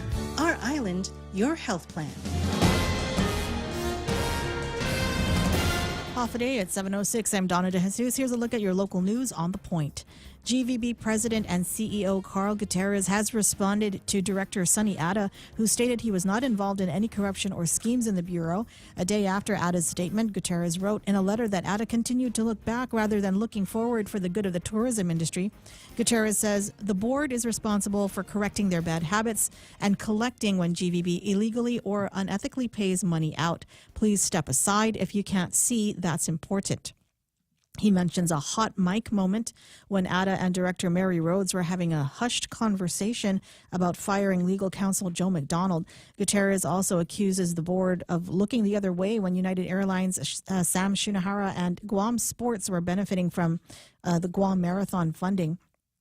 Gutierrez tells Atta that blaming GVB staff, management, and its policies is wrong, adding, "If you were played, then say on the record that you were played." And senators on Friday afternoon received an overwhelming opposition to the idea of raising Guam's 9.25 hourly minimum wage. Testimony from various individuals shared concerns over the island's economy, noting that recovery is not equal among all sectors. Several people repeated the idea that the minimum wage is a starting wage, not a living wage, and should be dictated by market forces. The local business community says forcing an increase now would result in more business closures, more employee layoffs, reduction in worker benefits, and increased prices for consumers, resulting in overall harm to the economy. They say the very people the minimum wage increase intended to help could be the ones to hurt the most when their employers have to choose between retaining all workers or letting go of others to comply with the increased minimum wage. Guam's minimum wage was last raised by the Guam legislature in September of 2021. The federal minimum wage is $7.25 an hour, but several jurisdictions have seen drastic raises, such as Washington, D.C., where it's $16.25 an hour. Senator Roy Kinata will continue to receive testimony until May 12. More news after this. In celebration of our 34th anniversary on Guam, BK Melts are now available. Our classic melt features 2 flame-grilled Whopper Junior patties, a quarter pound, melty American cheese, caramelized onions, and stacker sauce on 2 slices of toasted bread. BK Melts are also available in a spicy and bacony variation made for our super fans. Top off your meal with French fries or onion rings and a refreshing Sprite. Thank you, Guam, for 34 years. BK, Tumon Bay, Hagutnya, Micronesia Mall, and the airport. You rule. Congressman Jim Moylan is saying that as a U.S. territory, Guam is sure to see an impact with the end of the COFA agreements as it brings the end of mandatory and discretionary compact impact appropriations. Under the concluding COFA program, Congress provided $30 million per year in mandatory appropriations to offset additional costs attributable to compact migrants. The congressman says there still needs to be a healthy discussion and education campaign with both the executive branch and Congress on the need to provide mandatory appropriations to offset the costs which COFA host communities such as Guam continue to incur as part of an agreement established by the federal government with other countries. Ultimately, any extension of compact impact funding or extension of federal benefits to compact migrants is up to Congress. Moylan says he's also working with the House Natural Resources Committee on the initial meeting on the COFA discussions, which is being finalized. And Japan's downgrade in travel restrictions went into effect on April 29, and GVB has launched its Go Go Guam summer campaign in the Japan market. The campaign is tied to Japan's upcoming announcement on May 8, stating that overseas travel will start as restrictions will be lifted. GVB President and CEO Carl Gutierrez says this decision complements increased flights to the island this summer with United Airlines and scheduled air service from Japan Airlines. A press conference led by Gutierrez was held to introduce the summer campaign for over 20 different Japanese media on April 25. To entice more Japanese travelers to visit Guam, GVB is encouraging its members to participate in the different phases of the summer campaign. GVB will be attending a Japan travel agency event in Tokyo on May 10. The event is in line with the anticipated announcement on May 11 that the U.S. will be lifting COVID-19 travel restrictions. And those are your top stories. Back to Ray with weather. That's today, right? Japanese Ministry of Health, Labor, that's today. and Welfare announced on Friday that the government has decided to terminate all COVID-19 border controls effective May 8, 2023, as the country moves towards a new phase of normalcy. Hey, how about that? Isn't that great? All right, so when is the Philippines doing this? Because I really don't want to have to pay for a test when I go to the Philippines. It's like a month away from now, and the last thing that I want to do is have to have any more restrictions. I kind of banking on this, right? So in a couple of days, the United States pandemic health emergency is going to conclude as well. And as I said over the weekend, it looks like the WHO says it's all over. I'll get you some details on that. In the meantime, a couple of other pieces of commentary from folks breaking. CDC Director Rochelle Walensky is quitting her job, to which somebody says, Elvis Canata says, she'll be working at Moderna or Pfizer probably tomorrow. Eric Ad is on. I got Stephen McGuinn saying good morning. Thank you to all the senators that included the merit bonuses to all the GovGuam employees from 2012 to present. GovGuam employees received their pay raises based on performance. Bill Petit's online saying, welcome to Guam. Ms. Faith Cuneta. Hey, that's Filipina celebrity right there, right? Like big up there, like with Catherine Bernardo and all of the other like famous stars and starlets in the Philippines. Donna D is doing. She's doing. Let me just review the constellation of stars in the Philippines because it changes rather rapidly. I think she was like a generation or half a generation before, right? Yeah. All right. So people in my age group then would appreciate. She's like, never mind your age group. Well, not his problem. Overcrowding has been several administrations. This is a conversation about the Department of Corrections. Oh, yeah. And the prison that one of these days we're going to build. Hey, man, I couldn't resist. You I need probably the should IV, dude. have. I probably should have waited till after the show to bite into this stuff, but I couldn't resist. It's that good. So if I start coughing uncontrollable, it's because I've got some beetle net lodged into a spot in my throat. Jose T. Guamiz, the corrupt governor, needs to return $500,000 she took from the abandoned vehicle fund for UOG. VFW Canteen says no Queen of Hearts jackpot. Friday next drawing is going to be this coming Friday at 7. 18 degrees in Yokohama. Lupang Guam says went to Mosa's for the first time. Burgers and fries were good. Beer was $4. Support your local small businesses. They have been through hell and back for the last 3 years. Joey and Vanj Gogwi. Happy 18th birthday to Hannah Gogwi from the Familia. Let me see. Ken Brown's there. Trina Ann says all of a sudden YouTube is banging. Better believe it, baby. It's because we're down on Facebook. Not my fault. Not my service provider's fault. It's a Facebook change. And Peter Tureen saying, Buenas. What's this? Barreto says, Carlos says, let's keep the GVB investigation going so we can find out if our tourism dollars are really working for all of our businesses. DP says, hit the like button. Jose T. Guamiz. Something Brandon. Oh, that's what it is, Brandon. Peter says the abandoned car issue is getting worse by the day. Besides the obvious abandon along roads and highways, the new exponential issue is chop shops in the jungle, mostly in Chamorro Land Trust property. Elvis saying Brownsville, Texas SUV hitting people at the bus stop on Twitter. Check Nick's order feed. Warning, it's crazy bad, and I'll explain why in a couple of seconds. 7:14 in the morning, quick look at traffic. Weather, partly sunny, highs near 88 degrees, winds out of the east up to 5 to 9 miles an hour. Mostly cloudy tonight, and overnight lows should be about 77 degrees. I've got partly sunny with highs near 87 for tomorrow. Tomorrow night, mostly cloudy skies. And mostly sunny by the time we get to Wednesday. I'm not crying, you're crying. Sunrise this morning was at 5:57. Sunset tonight's going to be at 6:38. Hashtag tell the others. There it is. News and weather and Puguas bit together here on The Point. Be right back. Struggling to find the perfect Mother's Day gift? Look no further. For a limited time, get a new iPhone 14 on GTA's Live Unlimited plan. And you'll not only make Mom's day, but also get her a free Apple Watch. Help Mom stay connected, monitor her health, and keep track of her fitness goals with just a tap. It's a gift that will make her life easier and more stylish. Don't wait. Head to your nearest GTA retail location and get your iPhone 14 and free Apple Watch today. Happy Mother's Day. GTA. We start with you. For all your real estate needs, call the professionals at Hoffaday Realty. Jody, Saran, Libby, and Lolita, and they'll take care of you on every step of the real estate process. No worries. Just contact Hoffaday Realty at 588-4232 or 588-HOFFA or email them at hoffadayrealty@gmail.com. They're at 426 Challenge San Antonio, Suite 204 in Tamuning. Open Monday through Friday, 10 to 4. Hoffaday Realty for all your real estate needs. Okay, got it.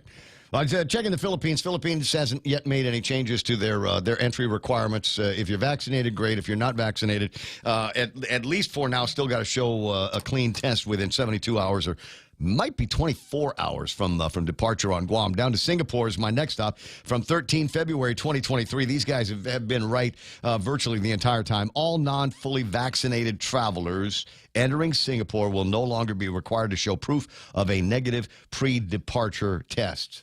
I am a not fully vaccinated traveler, and that means I should be able to just walk in with my passport and my bags and says, take me to the Conrad, please. 7:16 in the morning before we get into anything else. Or should I? Portions of the program brought to you by APL. American President Lines, a global presence with a local home, also being brought to you by the guys over at Subway. What are they up to over at Subway? Trying, like the Dickens, to get your favorite sandwiches to you even better than you going there. You can now go to goodtogowedeliver.com or download the Good to Go app. And they will make it so your favorite Subway Series sandwiches show up at your doorstop. That's the way they do that. 12 chef-inspired sandwiches delivered too good to go. You gotta refresh to be fresh.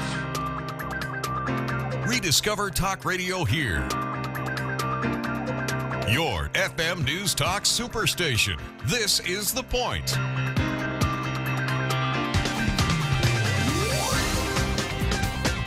Oh, compliments everywhere. Donna is looking sharp with your cool pro-level studio headphones. Hit that like button, says Lupang Guam. Nick Perlosky says it's ridiculous to compare minimum wage in Washington, D.C. and Guam. Senator Kanata, companies that raise the minimum wage also replace employees with kiosks. Buy a kiosk for $5,000 to replace $58,000 for 3 workers. It's true. Vern Bates, Ray, it's pronounced plandemic. Wake up, folks. Oh, Vern, you and I are the same ever since. Pat Saul saying good morning to everybody. We need to ban assault SUVs. How many people need to die before we do something? Funny, Facebookers trying to find the like button. That's a good point. I don't know. Is there a like button on the Facebook? I know there's a share button. What you're looking for is, I think it's over here. There might be a thing that looks like an alarm, a bell. Like the church bell. That's a notification bell. Yeah, you just hit that. Yeah. I think that's the same as a like, and that you'll get a note that says that this is online. And maybe some of you are discovering that maybe the audio might be different, better, might sound different, better, might look different, better. I don't know. Nick Perlosky, who owns Gov Guam Car 5396, must be pretty important because they can use it to check their mail at the Agana post office. I hear you. All right, let me move on here. 719, something that has been a long, long time coming. And it looks like we're going to cut the ribbon today, 3:30 at the DNA building. Used to be the PDN building, which is where the E911 Next Gen system is, right? I got Acting Chief Joey St. Nicholas on the line. How you doing there, buddy? Good morning. Doing pretty good. Got my bottle of liquid IV that you've been talking about. Okay. So now Dan from over at Southern Mountain Gear, says it is good for both of them. He says it's good for helping you out as an athlete, help your cardio and make it so that you can recover faster or whatever. And then he says it's also good for hangovers. Yes. I mean, it's good for all kinds of recovery. So what's the deal? You take this before the workout and drink your drink, or you put it in your hydration and then just drink it while you're doing your thing? Yeah, I think before, during, and after is always a good idea, but I like to take it afterwards. All right, right on. Well, I'll work through that. Anyway, so the big deal here is, as I said, kind of a long story, and it begins with once upon a time, B.J. Cruz querying people over at the legislature, asking where is all of the money in the E911 fund, and as it turns out, somebody had absconded with it, even though it was supposed to be in some kind of a lockbox. The FCC actually stepped in and got involved. I remember interviewing at least one FCC chairman not that long ago on this radio show, and he expressed his disappointment that those funds weren't being used for what they were supposed to be used for. New Governor Lulian Guerrero steps in, figured out how much money you guys needed it, and basically handed it over to you, and then you went shopping. Is that about right? Yeah, that's about right. This effort goes as far back as 2012, when we first were really taking it serious and trying to get our system replaced. And we went through 3 iterations, really, of a procurement process. The first 2 iterations the first one was we couldn't decide whether to do equipment purchase versus an actual contract with a vendor. And, the 2 different types of procurement processes that you have to go to. So, but then the second round came to a halt when realizing, because of, like you mentioned, the audit report, we didn't have the dollars in the account. So finally, in the third round, which was somewhere around end of 2018 into 2019, we were moving forward. And yes, you're correct that this administration, Governor Liu and her team, were able to make the fund whole. And exactly that. We went shopping, we moved forward, and here we are today. Finally. And when we say here, it's in the DNA building. How did you, I think a lot of people might close their eyes and think that you're going to be in that place over by the governor's house up in Agana Heights. What are you doing downtown?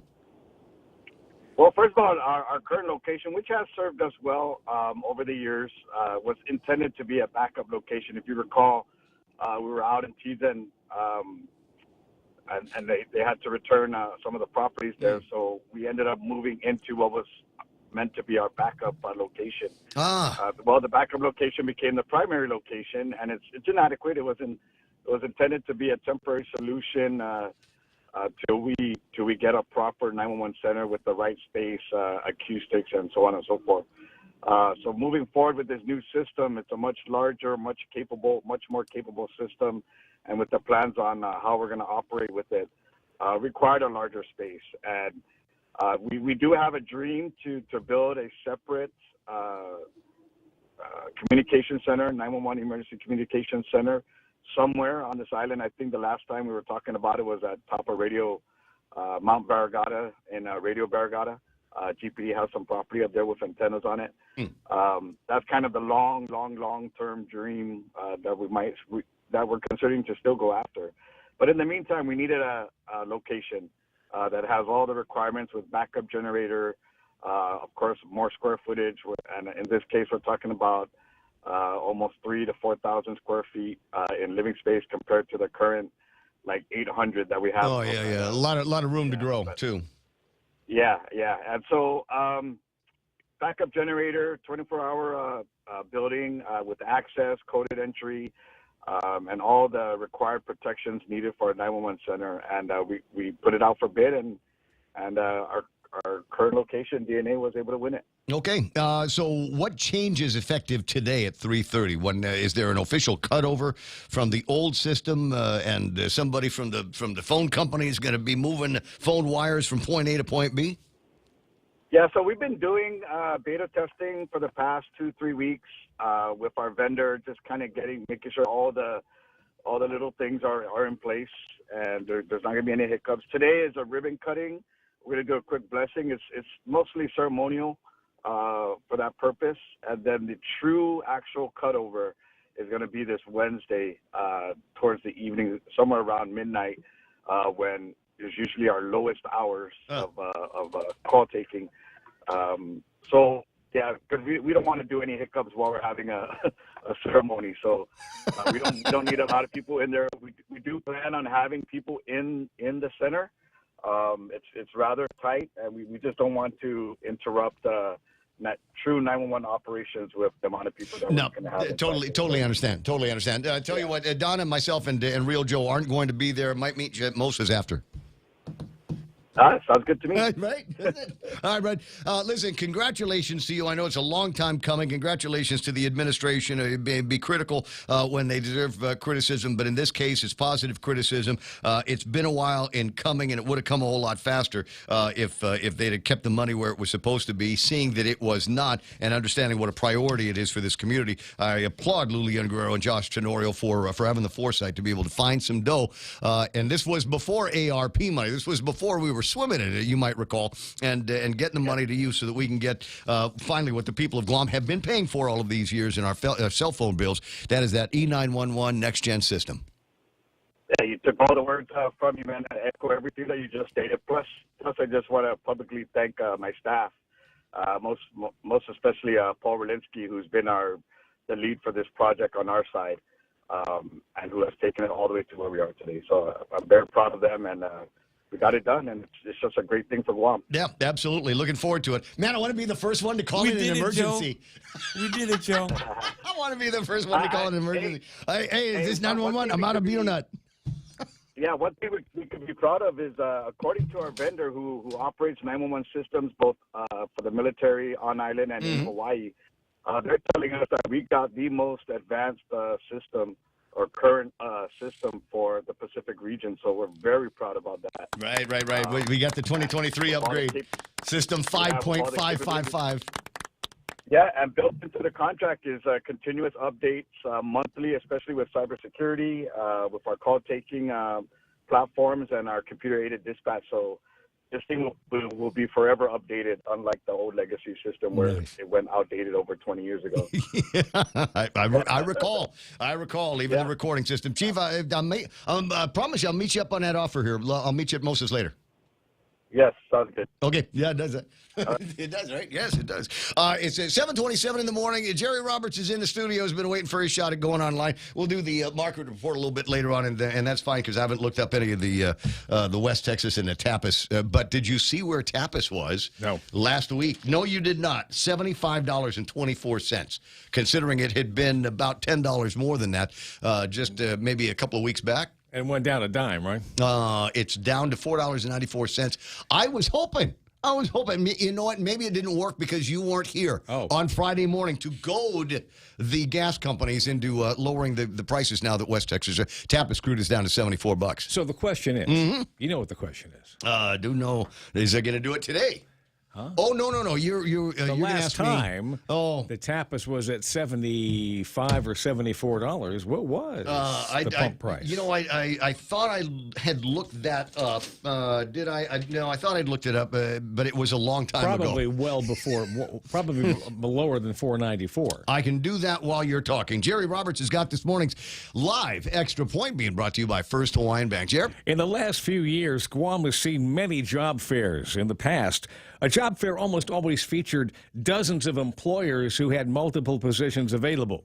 Many of the recent such events have been staged by a single organization. Is that a good strategy? Well, we're going to save that topic for another day. Today, I want to talk about a few ideas that can get you more mileage out of the onboarding process, and that's coming next on the Extra Point. Fly even higher and get to your destination with the United Credit Card from First Hawaiian Bank. You can earn 40,000 miles with $2,000 worth of spending within the first 3 months. That's 40,000 reasons to get on board with the First Hawaiian Bank United Credit Card. It all starts with yes. Certain restrictions apply. To learn more about this offer, visit any First Hawaiian Bank branch or go to fhb.com/United. Half a day, this is Honey. Here at APL, our expertise and extensive network can help you grow your business and reach out to more global markets. As a responsible carrier, APL is also committed to a sustainable future, whether it's protecting the environment or investing our efforts in giving back to the community. Our dedicated teams in Guam, Saipan, and on U.S. mainland are here to support you. Call 588-4651 or visit apl.com. Whether you've hired new talent at a job fair or through other means, how you bring that person into your organization is important for several reasons. Number one, it's the first example the new worker will have about how your place operates, how careful, how thoughtful, how thorough you are in your onboarding. Two, it paints a clear picture of the importance you seem to place on them and their position. Are they expected to contribute immediately, or is that not a priority? I've gone through onboarding several times in my career. In general, I spent a couple of hours with HR filling out required paperwork. Then my boss entered the picture to talk about the company and show me around, introduce me to my coworkers, and then off to lunch we went. The afternoon was spent getting my desk or workstation figured out or learning how to use equipment. That was the end of the onboarding. When day two began, I was already becoming old news, and it was time to get to work. Maybe you've had a similar experience. Frankly, I was okay with all that because I would term a minimal introduction to the organization was just fine, and then I could start producing. Over the years, I've come to understand that there is a much larger opportunity here for the employers who want to score big points in getting new workers started. We'll offer some ideas today and tomorrow on how to do that. Of course, every job is different, and the effort in the onboarding will likely vary depending on the position involved. That being said, here are a few thoughts to consider. Number one, introduce the worker to your department heads and senior leaders, including the ultimate decision maker, CEO, general manager, whoever you got. Oh, wait a second. Oh, those people are too busy for that? This can be a series of 5-minute conversations, if you like, and will probably make a huge impression on the new worker. And yes, introduce your senior folks to the new janitor, to the new dishwasher, to the new admin assistant or customer service rep. All of those people need to meet the top folks in your organization. Trust me, it'll make a difference. Number two, assign the new hire a mentor, even if that term is never used. And I say that because if the new employee is a mid-level manager or above, the thought of being given a mentor may not sit well with them. In this case, the quote-unquote mentor will just look in on them periodically and assist in any way needed. In other situations, the mentoring is meant to be a part of the worker's development. I once took a job as a regional manager in Los Angeles, and my onboarding consisted of a meeting with a regional manager from another part of the country who was tasked with the job of filling that position. an introduction to the operations manager, whom I would supervise, and a quote-unquote good luck as he walked out the door. It was not exactly ideal. Number 3, sell the employee on the company along with its history and achievements. Let them know that the organization is special and has a purpose. Human beings are wired to want to be a part of something bigger than themselves. And number 4, one more thing for today. If you've been with this commentary for a while, you heard me talk about quote-unquote fresh eyes. It refers to the fact that new workers will notice things that other workers just don't see anymore. Clocks that don't tell the right time, things that don't work, and processes that are woefully inefficient. After a couple of weeks or maybe a month, sit down with your new hire and ask questions about what they've seen. Fresh eyes can give fresh perspectives and fresh ideas. Tomorrow, a list of things that far too many employers ignore or don't do as completely as they should. If you want to do a better job of onboarding your talent, don't miss part 2 tomorrow. That's the extra point. Be responsible and make something good happen today. For 93.3, The Ray Gibson Show and First Hawaiian Bank, I'm Jerry Roberts. All right, thanks, Jerry Roberts. At 7:34, you asked a couple of important questions. If Tapas is now trading at around 74, I think it's 74.60 is what's left over on our Saturday, their Friday. Okay, so when was the last time it was at this price range, and what did gasoline sell for then? Thank you. It was in March, believe it or not, of this year. Of 2023 that we saw Tapas crude trading in the mid-70s, and at that time you could get a gallon of gasoline at virtually any gas station on Guam for $4.85. So it's only a dime. It's only a dime lower than where we're at right now. And you might be wondering, well, wait a second, what was it like back in the olden days? Yeah, the pre-Biden days, the pre-Brandon days.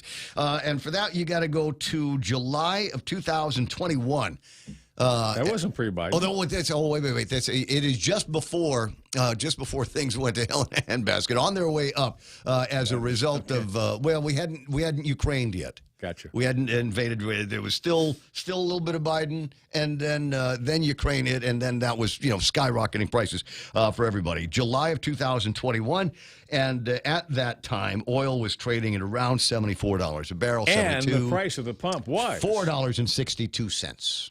So maybe adjusted for inflation or just supply chains or the closing of the pipelines or whatever. That's where we were. So not that far off. Yeah, maybe 20 cents. But they could lower it if they wanted. Oh, sure. Sure, absolutely. Yeah. Absolutely. And just to make us feel better about, the end of the pandemic, according to the WHO. Yeah. Maybe there's a reason to celebrate and go put some gasoline in the car and start driving around more. 7:35, that's Jerry Robertson. This morning's Extra Point. About time for us to jump into news and headlines with Donna D. This one brought to you by Rudy Rodolfo and the guys over at Burger King on Wednesday. It will be another one of these incredible Whopper Wednesdays. They're back. I love the Whopper at BK. You rule.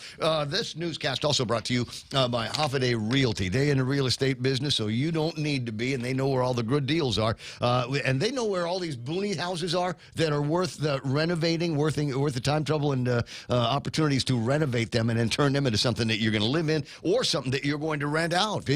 Passive income. How much fun is that? Donna D with news and headlines. Abadana, what happened?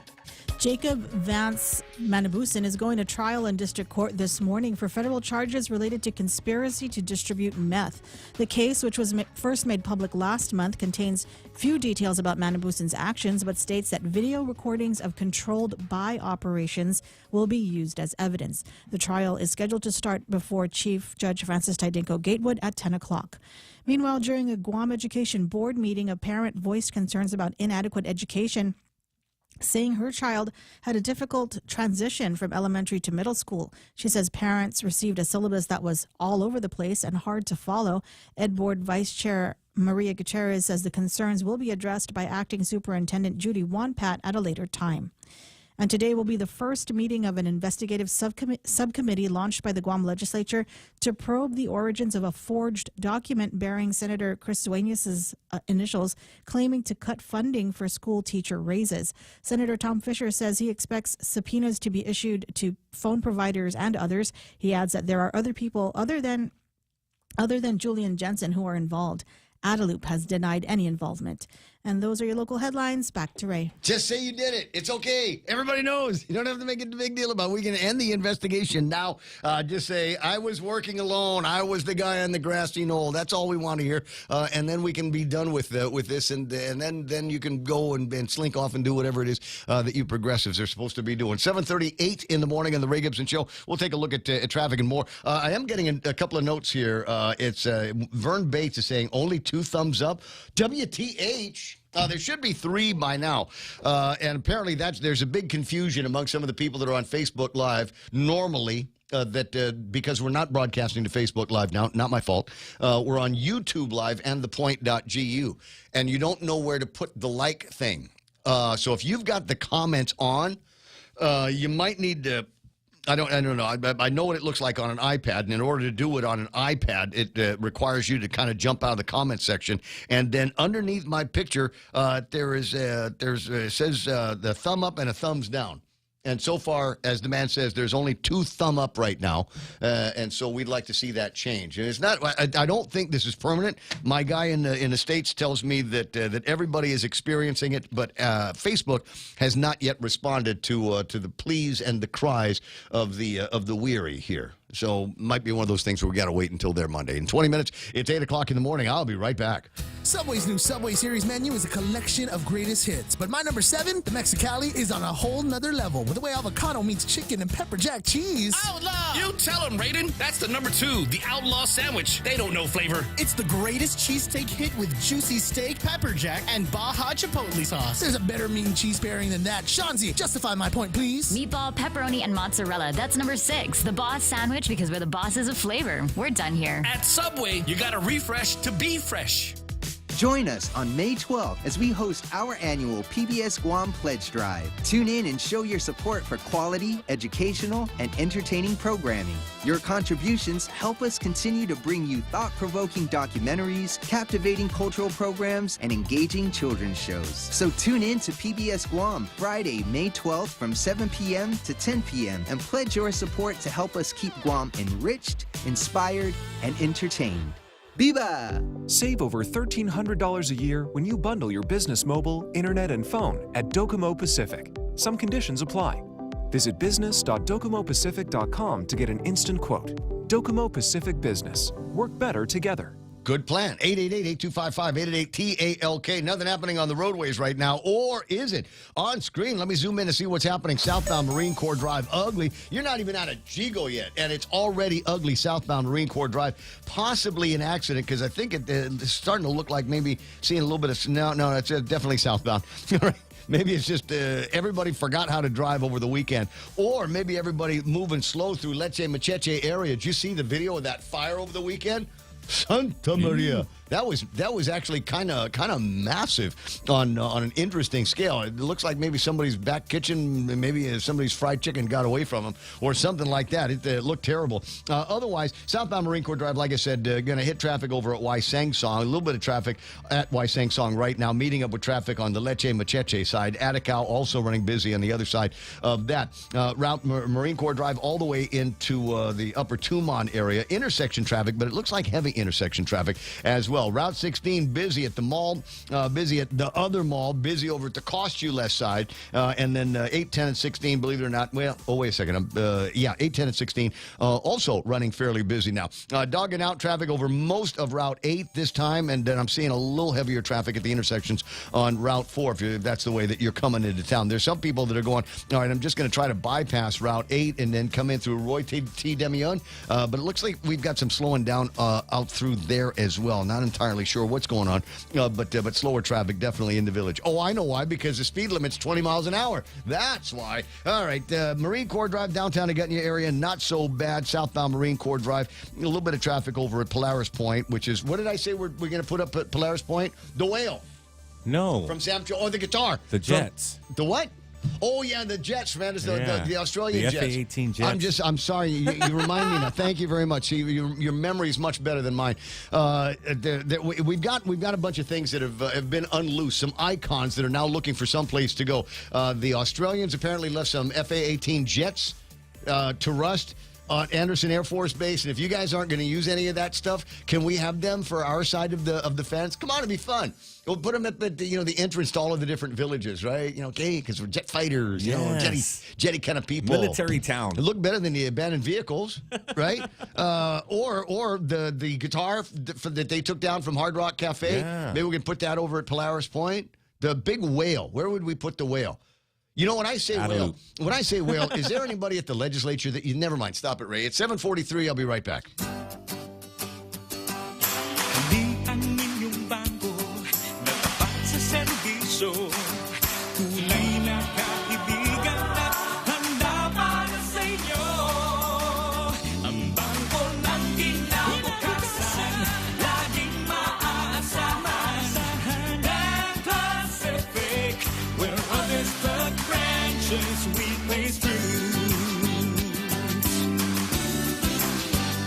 Burger King's new spicy chicken fries are now available for a limited time only. All white meat chicken fries, taken up a notch with spicy flavor and heat added to the breading. Your choice of the classic chicken fries or the new spicy chicken fries. Perfect for dipping in any of our delicious sauces. Add a side of mozzarella sticks and a refreshing Coca-Cola. Thank you, Guam, for 34 years. BK Tumon Bay, Hagåtña, My Venetia Mall, and the airport. You rule. News to fill your mind. Talk to get it out. The Ray Gibson Show. Call now, 888-8255.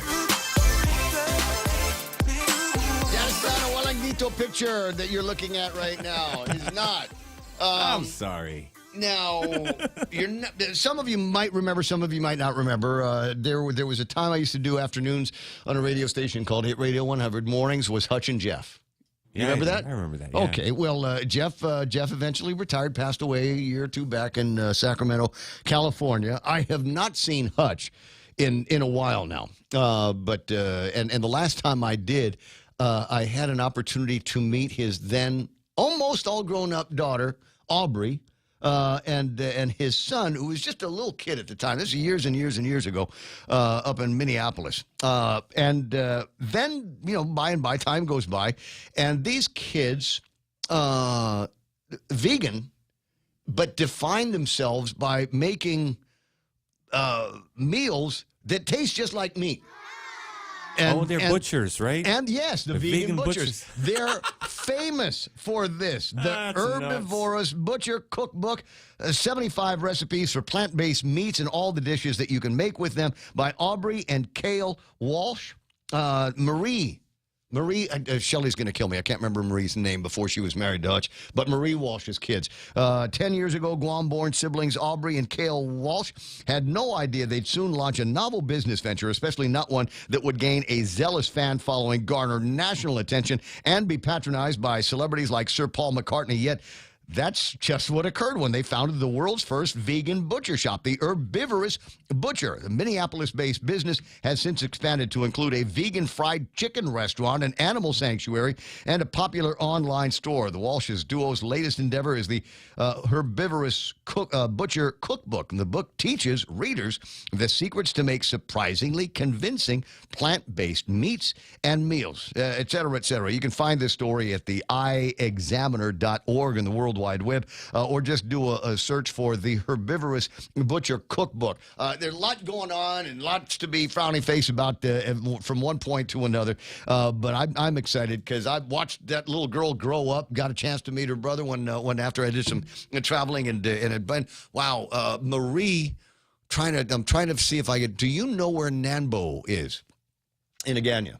Do you know what? Yeah, across from the post office, right? Yeah. There used to be a store there. And again, Shelley's going to kill me because I'm not going to remember the name of the fashion store that was there. And that's where Marie worked before she ever married Hutch back in the day. There was a little place there. Yeah, it eventually, I want to say it got overgrown, and then eventually they broke it down, right? Well, or it turned into a dry cleaner.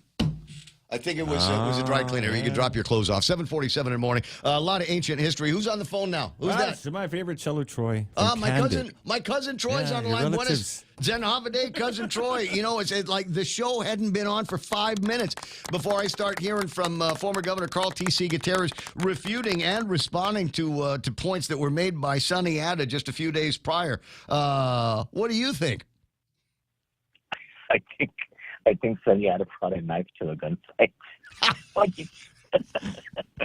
Brought a knife to a gunfight. Okay, I like that summary that you put together. The beautiful analogy. I don't know what's going to be happening next. I did ask Doug Moylan in the last hour of the program whether he was going to do anything further, or because it feels like it's at the AGO office, but it's also at the OPA. Who do you think is going to take the first stab at this and create the headlines that we know are going to come? They're either going to say somebody's got to return a boatload of money, or it is what it is, right?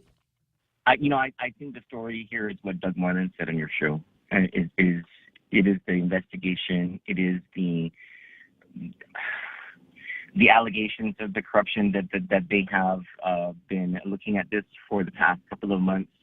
They've been meeting with Attorney Joe McDonald, who's the former chief prosecutor. Let's not glance over that. Right. The guy was in charge of prosecutions once at the Attorney General's office. They've been meeting with Carl Gutierrez, and they might be relying on a possible audit from PJ Cruz. I think all of those that's where the story really is. Is there a sense of frustration? Because I know I at least have a sense of frustration here that it's not moving faster. Well, I mean, maybe it's because we got in the 4 months that it has been, we got spoiled by Attorney General Doug Moylan. But I mean, I think we got to give the guy a break and have some patience.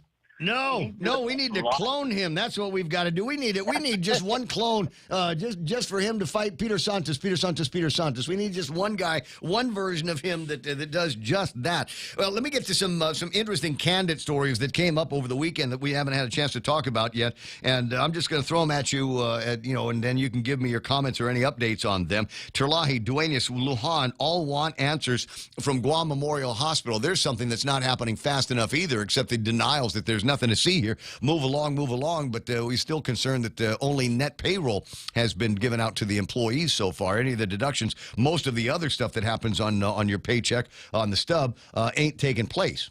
Is there an update on that?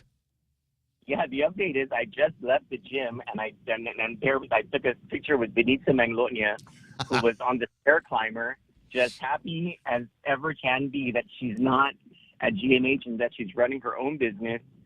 GMH, the Leon Guerrero administration in 2019, fired Benita after Benita was transparent and told the board that, hey, we got this net payroll problem.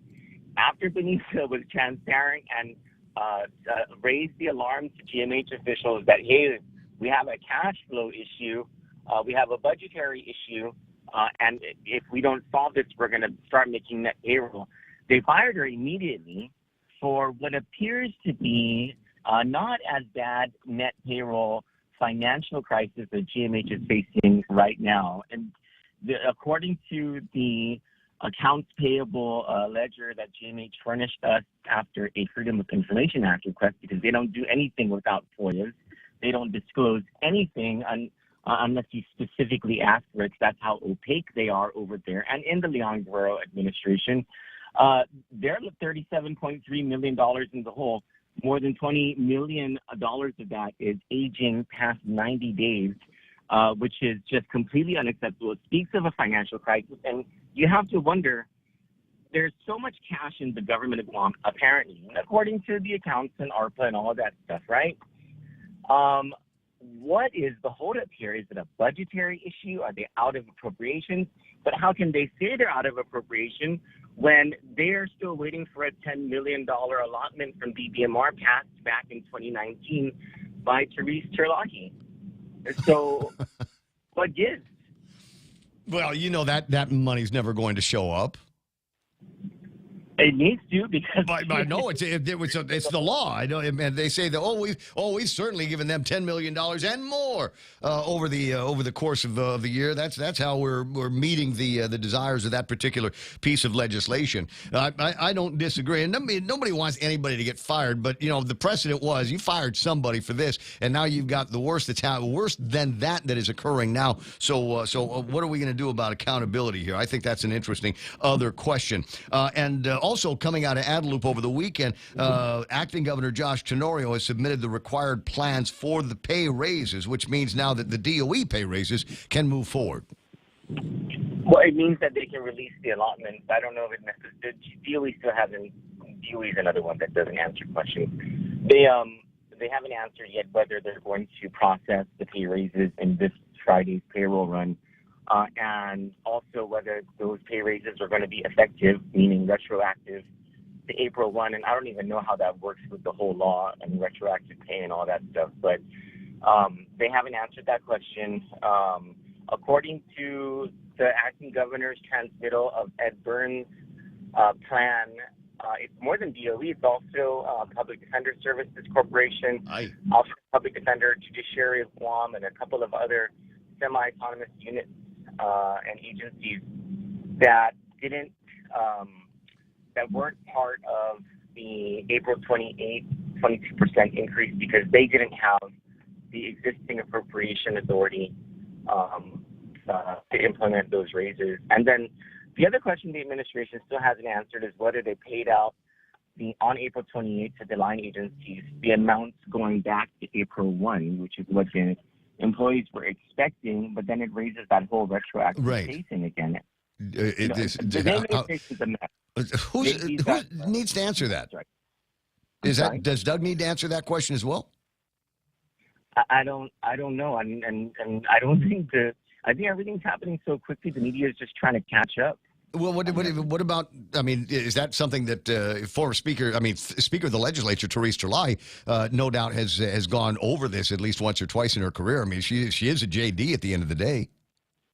I think she's inundated with all the problems of accountability and checks and balances that she's encountering. She's just one person. She's leading this branch of government that is, finally getting all of this information, all of these answers through FOIA, through the media, definitely not through Adelup. And it's kind of coming fast and furious, and it's a lot. Yeah. Well, and then we've got questions about the LEAP, and we'll talk about that with some of the other guys that are involved. Frank Bloss Jr.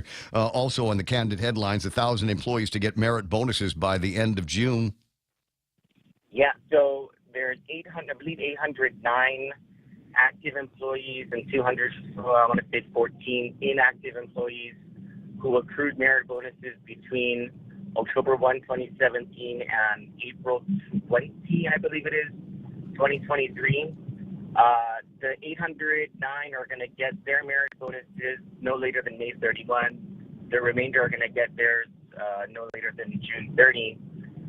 But then there's the issue of, okay, what about merit bonuses after April 20? And what about the merit bonuses that accrued prior to October 1, 2017, which is like $3.7 million worth to about 1,100 employees? The DOA plan says it needs legislative appropriation. So number one, that goes into the current liabilities of the government. It will stay there, basically a deficit item.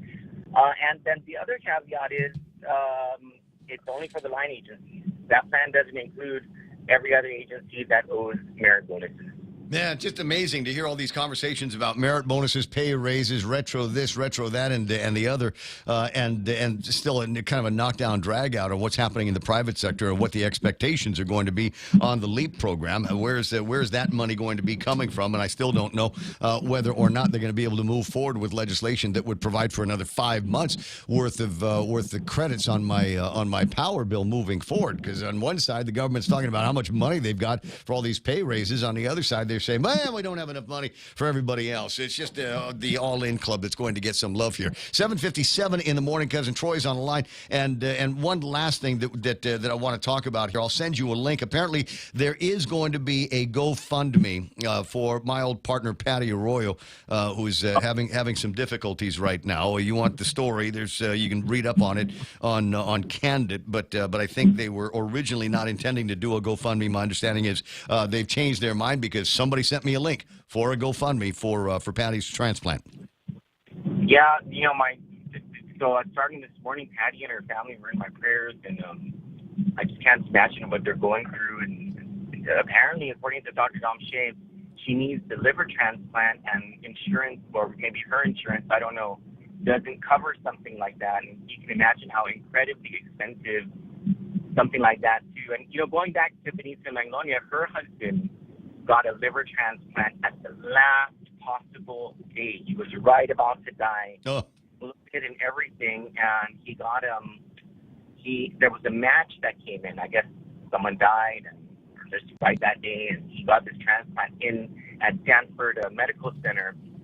In Patty's case, according to the daughter's post, there are possible matches in both her daughters and her youngest sister, and so maybe that part is not going to be the issue. It's just the funding for it. Yeah, got to go to a hospital where they do that kind of work, and nothing is cheap or free anymore. So, folks, number one, keep Patty in your prayers. I've got the link on the YouTube side because I can't put it on the Facebook side. And give what you can, give generously. Yeah. When you post links on Facebook will slow your page down. They don't like it when links to things that go outside of Facebook. I'll see if I can beep you the link as well so that you can throw it on Candid. Yeah, we'll put it on our website. You do. All right, appreciate your time there. It's Cousin Troy from Candid, and a quick look at the big stories that they're going to be talking about that are already on the website today. Will there be others added in any way, shape, or form? I know you've got some documentation that I've sent you that will throw some more fuel into the GVB board versus management fire. Oh, we're definitely working on that. We also heard over the weekend that a couple of news places are significantly reducing their show or folding altogether, and that's something that we're wait, a couple of news places? Yeah, we're trying to as in like KUAM TV or PNC. Well, I don't want to say the names of them, but yeah, they're the only two. I think that and the new one, the new cast that they started over at the Pacific Daily News. Yeah, well, I've heard that a couple of places are facing some difficulties. These are seriously hard times for many people in the business community and folks that do B2B work, selling advertising for a lot of companies are finding themselves having hard times, maybe due to some of the uncertainty that's out there. Maybe that LEAP program needs to move a little bit faster. It's 8 o'clock in the morning. I got to run. I'll talk to you soon. I'll let you on. Right on, cuz. You have a fantastic rest of the day. Stand by now. It's time for Fox News. Mary Corsetti, Fox News. That's what federal agents are looking into as a motivation for the gunman who killed 8 at a Dallas area mall before he was killed by a cop. No doubt there have been a lot of images, and there is some chilling cell phone video that's out there that shows when this attack began, and we want to warn you, it is disturbing.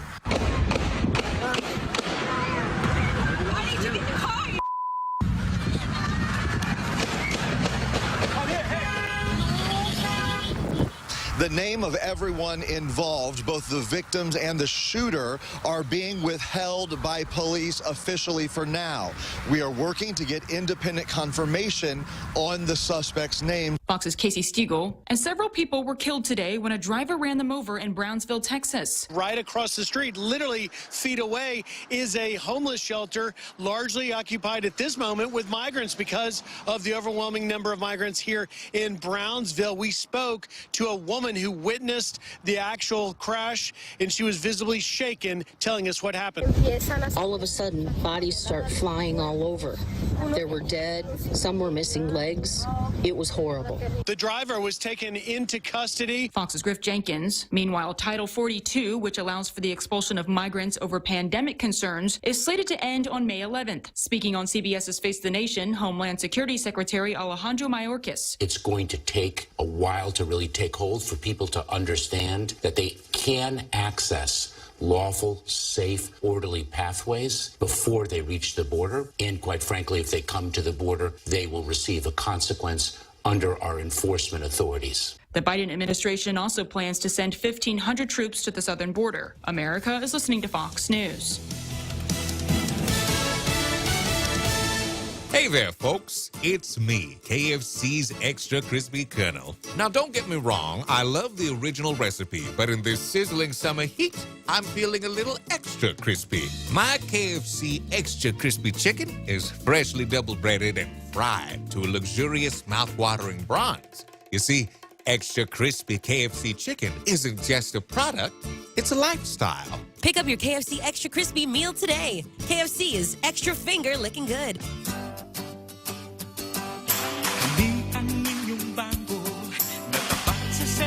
Kulay na kaibigan at handa para sa inyo.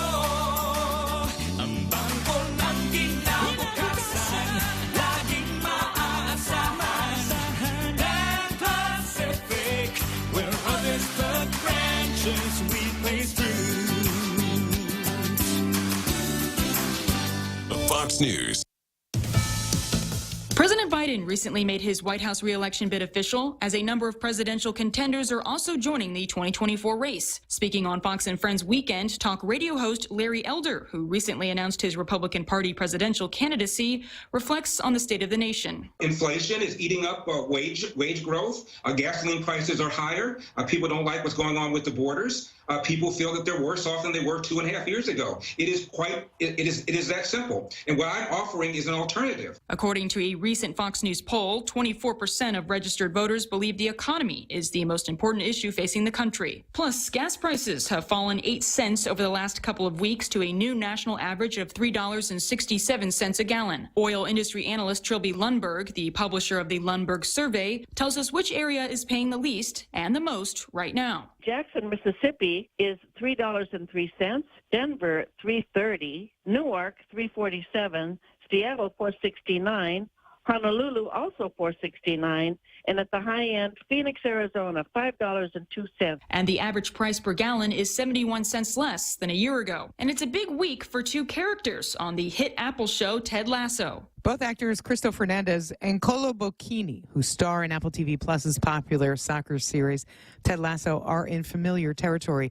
They both are huge soccer fans. Bocchini, who plays Isaac, the captain of AFC Richmond, talks about the fusing of acting and his favorite sport. This is a dream role, and I've enjoyed and still enjoying every moment of it. While Fernandez, who plays Danny, was actually a professional soccer player.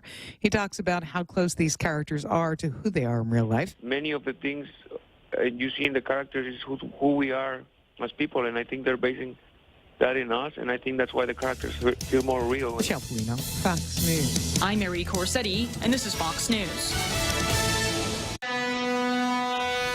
Hafa, this is Josh here at APL. Our expertise and extensive network can help you grow your business and reach out to more global markets. As a responsible carrier, APL is also committed to a sustainable future, whether it's protecting the environment or investing our efforts in giving back to the community. Our dedicated teams in Guam, Saipan, and on U.S. mainland are here to support you. Call 588-4651 or visit www.apo.com. Your big business dreams mean you should be using the best tools. At Docomo Pacific, you get the best technology at the best value. Visit business.docomopacific.com to get an instant quote. Docomo Pacific Business. Work better together. In celebration of our 34th anniversary on Guam, BK Melts are now available. Our classic melt features 2 flame-grilled Whopper Junior patties, a quarter pound, melty American cheese, caramelized onions, and stacker sauce on 2 slices of toasted bread. BK Melts are also available in a spicy and bacony variation made for our super fans. Top off your meal with French fries or onion rings and a refreshing Sprite. Thank you, Guam, for 34 years. BK Tumon Bay, Agutya, Micronesia Mall, and the airport. You rule. Your local news is brought to you by Nambo Insurance. Skip the line, pay online. It's fast, easy, and secure. Visit nambo.com for more information. Off a day, it's 8:06. I'm Donna De Jesus with a look at your local news on The Point. 43-year-old Francisco Herrera Salas is taking the prosecutor's plea deal and will admit to charges of attempted possession with intent to distribute meth. His plea agreement was filed in district court on Friday. The case dates back to warrants unsealed last May. Court documents state that U.S. postal inspectors intercepted 3 packages in the mail that had been sent to Guam from St. George, Utah in December of 2020. One of the packages contained about 1,800 grams of meth. Investigators replaced it with sham and put a tracking device on the parcel and watched as Salas picked it up 2 days later. The feds uncovered that the case involved both Salas and Joseph Mesa Babauta.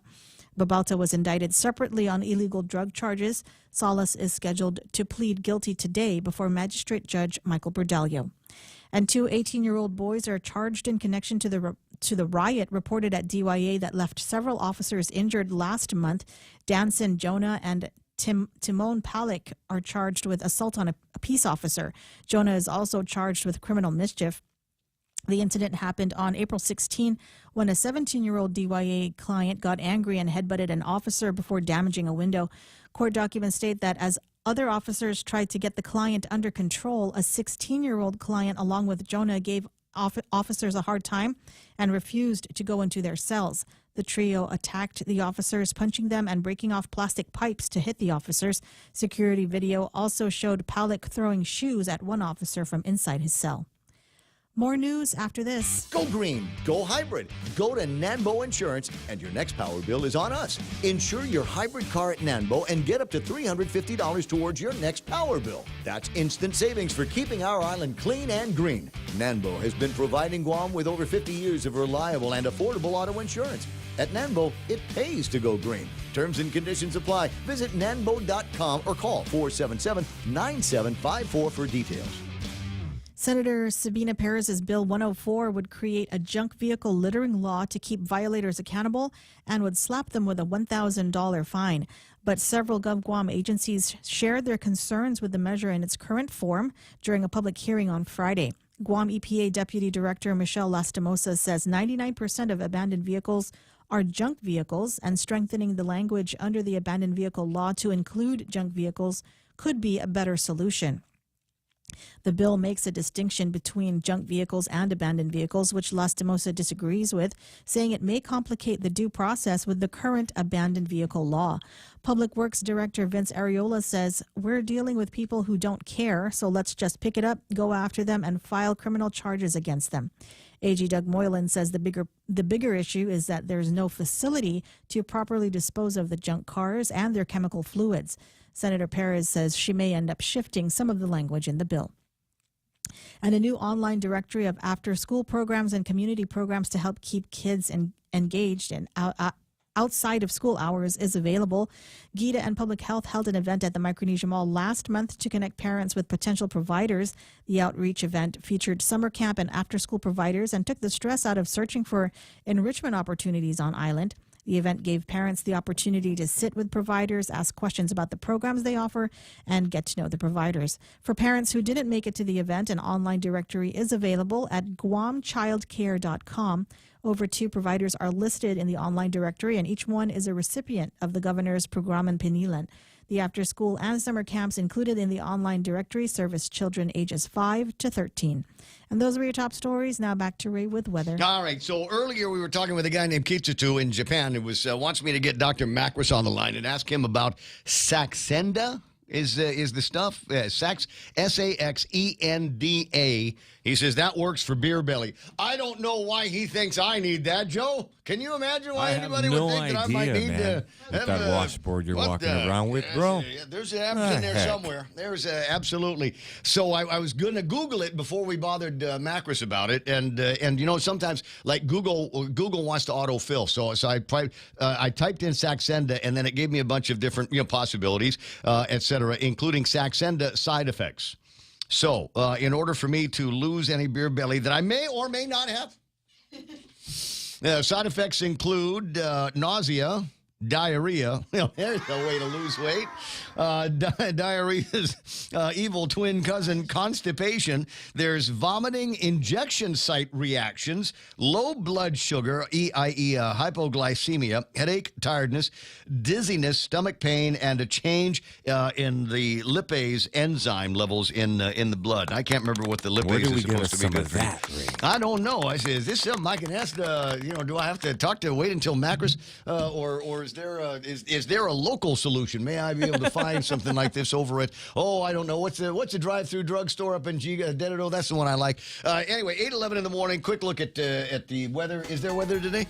I think it's going to be, partly sunny, highs near 88 degrees. Oh, my God, yesterday was perfect. Yesterday was fantastic. Got out to my usual beach shop about, like 1:30 in the afternoon. Sun just blazing. I could hear my skin sizzling in the sun. So I've got some color. Probably not the right one, but I've got it. Let me see. Daytime highs today going to be 88 degrees with a heat index. It'll feel like 92. East-southeast winds 5 to 9 miles an hour. Mostly cloudy tonight. Partly sunny tomorrow again. Mostly sunny skies predicted for Wednesday. Sunset tonight is going to be at 6:38. Hashtag tell the others. There's news and weather together on The Point. Since 1997, Island Eye Institute has been committed to your family's eye care needs. From its beginnings, Island Eye Institute has recognized the value in incorporating state-of-the-art technology into personalized care and a commitment to excellence. As Guam's complete eye center, our specialists offer their expertise in glaucoma, retina, cornea, LASIK, cataract, and diabetic eye disease. Island Eye accepts select care, net care, take care, and stay well. Call us at 637-2020 to schedule your appointment today. We're located on the second floor of the Baltej Pavilion in Tamuning. With decades experience in Guam and the region, Take Care members have access to the largest offering of free fitness classes and health education programs. Membership also includes the high-quality credentialed network of on- and off-island healthcare providers and the one-stop FHB Health Center and urgent care. Ask for Take Care. Call 671-647-3526. Go to takecareasia.com for more information. Take Care. Our island, your health plan. I see it. Ray Gibson Show at 8:13, brought to you by APL, American President Lines, a global presence with a local home. Also being brought to you by, Kim and Ron over at Security Title. Buddy of mine just absolutely crazy about a recent real estate transaction that he just made. He's all moved in, doing the painting right now, and I said, what was the best part? He says, working with Kim and Ron over at Security Title to make sure that everything with the title, with the deed, was absolutely perfect, even helped out with the escrow. It's that kind of service. Buy and sell, and maybe you're just interested. Check out Security Title today. The Coconut Wireless is back. The Ray Gibson Show. Call now, 888-TALK. That's 888-8255. Her name is Priyanka Chopra, who plays Nadia on Citadel, which is the latest and greatest reason to have Amazon Prime at your immediate disposal for those of you that have got that kind of streaming thing over at your house. Eye candy, to be sure. And it will ring similar to a bunch of, whatever, all these movies where somebody's like a super spy, but they don't know it or whatever. So, and there's a lot of flashback scenes in it. And even a couple, I think, flash forwards in the deal as well. But so far, I think I'm 3 episodes in. If you're looking for something that you want to binge, and they have not yet hit me with any wokeness, which makes me happy. So by all means, check it out. If for no other reason, to watch Priyanka play Nadia, and I gotta check and see if there's other movies that she has been in, because as soon as she hit the screen, I was looking at it going, oh yes. More like that. Quantico. Oh, she was the hottie in Quantico. All right. Love Again. Baywatch. We Can Be Heroes and a movie that you've never heard of called Bajirao Mastani. So that's what you're going to be looking for no other reason to watch her gallivant and do her crazy kung fu moves. 8:15 in the morning. A couple of quick things that I need to work out with Simon Sanchez from the Consolidated Commission on Utilities. Hate to bug you so early in the week. Good morning, Simon. Good morning. I just came back from a very minimal procedure, but the technician handling me says, I haven't heard you on Ray Gibson's show. I listen to him every morning. So you have a fan at Guam Radiology Clinic. Oh, nice. I get, every once in a while I got to do shouts for those guys. We talk about, some of the latest and greatest technology, and I still consider it to be significant technology. But Guam Radiology was the first to come out with these 4D ultrasound gizmos, which, and I'm sure that they're, find other ways to use that for therapy, but just a great way for expectant mothers, not persons who give birth, mothers. To go and see what things are looking like inside the womb. And you get close enough to the due date, and it's amazing. You can see everything. There are no more surprises after 4D ultrasound. Certainly recommend that. 8:16 in the morning on the Ray Gibson Show.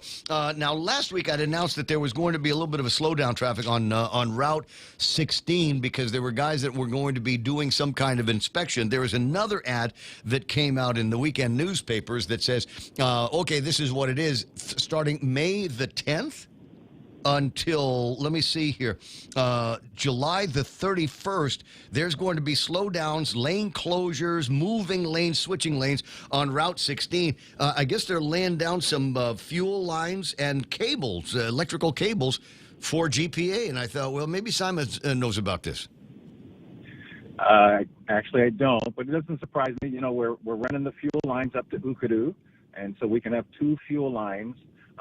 Eventually, liquid natural gas will be going through one of those lines. I'm guessing it is all related to connecting the Ukadu plant to down at the port where we will store the fuel. Because that's been a project going on for over a year now. On Route 16? Is that a good way to do that on Route 16?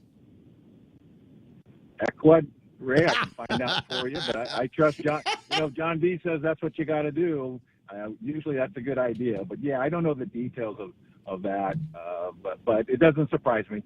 We're always having to work on getting the infrastructure right, sure, and tearing up roads and putting them back together. But the Ukadu connection is a big piece of it, and we've got to run those lines from the port all the way up to Ukadu so we can bring in two types of fuel, and one of them is going to be a lot cheaper than the one we're burning now. And so we just need that plant to get open, and we can drop that power bill even further. Well, I'm looking forward to it. I've been watching what's happening with West Texas crude. Very happy to see the numbers fall. Friday it was 68.45. I forget where it was today. I can look it up real quick while you're on the line and give you a summary on where things are headed. 71.71. So it went up a little bit over the last couple of days, as West Texas will, but still inside that window of gas prices that will continue to allow the Power Authority and the CCU to call for a reduction in the LEAC. Hello. Okay, I'll take that as tacit approval of anything that I say from here on out with regard to the utilities. 8:18 in the morning, Ray Gibson Show until it's not going to be anymore, and Facebook Live on the Fritz here this morning. Not entirely sure why, but that is the case. Ken Leon Guerrero has been on hold for a couple of minutes. We'll go to him and find out what's on his mind here this morning. And while you're talking, Ken, just a note: I'm going to play in the background on the video on YouTube. I will play video that Frenchie took of a particular roadway on the island, and beautiful boondocks.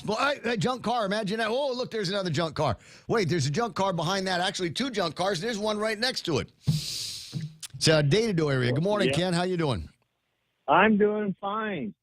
That is a problem.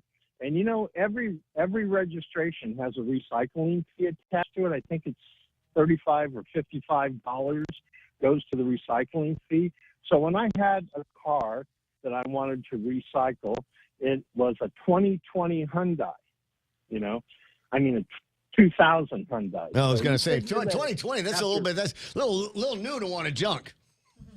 Yeah, well, it was a 2000 Hyundai, and you would think that $35 a year for 22 years, there was enough money to recycle it, But there would have been if the politicians didn't keep taking the money out of the recycling fund and doing things like, spending $3.5 million on pickup trucks for the mayors to be used to deliver recycling when they're not delivering donuts and taking kids to school. Remember? Yeah, I do. They That were was that was back during the Calvo administration, right? That was like at the middle of the Calvo. Eric Borja was the guy that was running for senator, and somebody told him he better suck up to the mayors and the mayor's council. So he did. Gave him a whole bunch of trucks. I called them on that because they were using recycling revolving fund dollars, basically to give the mayors a free ride. And I'm like, well, what does that have to do with recycling? Oh, we're going to use that for recycling in the village, and only that. They'll have to use their other vehicles for other things, like, oh yeah, we're going to police that. And sure enough, you watching the mayors dropping off their kids over at Carline and shopping at Kmart and doing all this other stuff in these vehicles that were bought allegedly to support the recycling efforts in the villages, to the degree that villages then even had them. This was before, and the great escape was they had not had any regulations with regard to that recycling fund. Yeah. And I couldn't tell you, honestly, from one year to the next, whether they've got them or whether anybody pays any attention. Well, the reason I called is I was enjoying your conversation with Troy when we got to the part about Magnolia. Having her at Guam Memorial was one of the best things that ever happened to Guam Memorial over the past 12 years.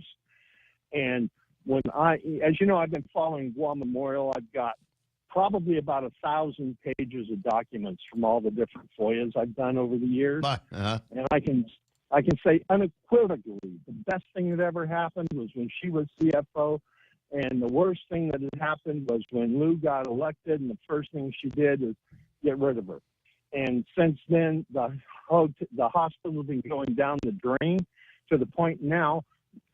During the Calvo administration, the hospital is running a $10 to $12 million a year deficit, and now we're running a $40 to $50 million a year deficit under the Leon Guerrero Tenorio administration. And but we've got more money. We've got that $1 billion plus budget every year. We've got more money, therefore we can blow it faster. I don't know. That's the way it is with me. I'm sorry. My name is Ray. I spend like a sailor whether I've got the dough or not. Yeah, that's Adelut math. Because the other aspect of Adelut math is right now we have two competing bills going for the same money. The LEAP bill and the GPA credit bill. Yeah. And if Lou was honest, she would just pay the LEAP bill out of the ARP funds and then go ahead and use the other funds for the power bill. Never going to happen because you mentioned it. Never going to happen. And you know who else mentioned it? Chris Duenas mentioned it as well, saying I want to see if I can paraphrase it. Said senators are in support of new LEAP funding, but said the proposed funding source is inverted and should be reversed. Instead of having the $15 million coming from the general fund and $5 million from the Federal American Rescue Plan under governor's purview, Duenas said the $15 million should be funded by ARP money. $5 million from the general fund, which would free up significant dollars to go ahead and send, another, 20 some odd million dollars to John Beneventi over at the power company to make things a little bit easier for customers and ratepayers in the Guam Power Authority. Can you imagine? We get the $100 credit plus the LEAC is going to be going down. That puts money into the pockets of everyday Guamanians, and I'm annoyed that isn't happening. And the other thing would be to roll back the business privilege tax. That would put $65 million a year in the pockets of the working. Oh, they won't do it. They won't do it. They won't do it because they want to continue with the myth that businesses are not going to roll back their prices if the BPT goes down, which is not the point of the exercise. Well, that's another load of crap because our businesses here are struggling. And they are competing against online businesses.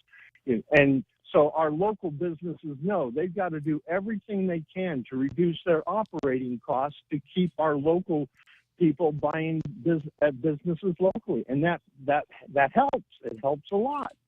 But they keep living that lie Well, I knew it, and I predicted that. I said when we go to 5% business privilege tax and we try to roll it back, they're going to complain and say the businesses aren't rolling back the prices. And again, that's not the point. Number one, there was not one business on Guam that wanted a 5% business tax. You'll recall, not one of them asked for it.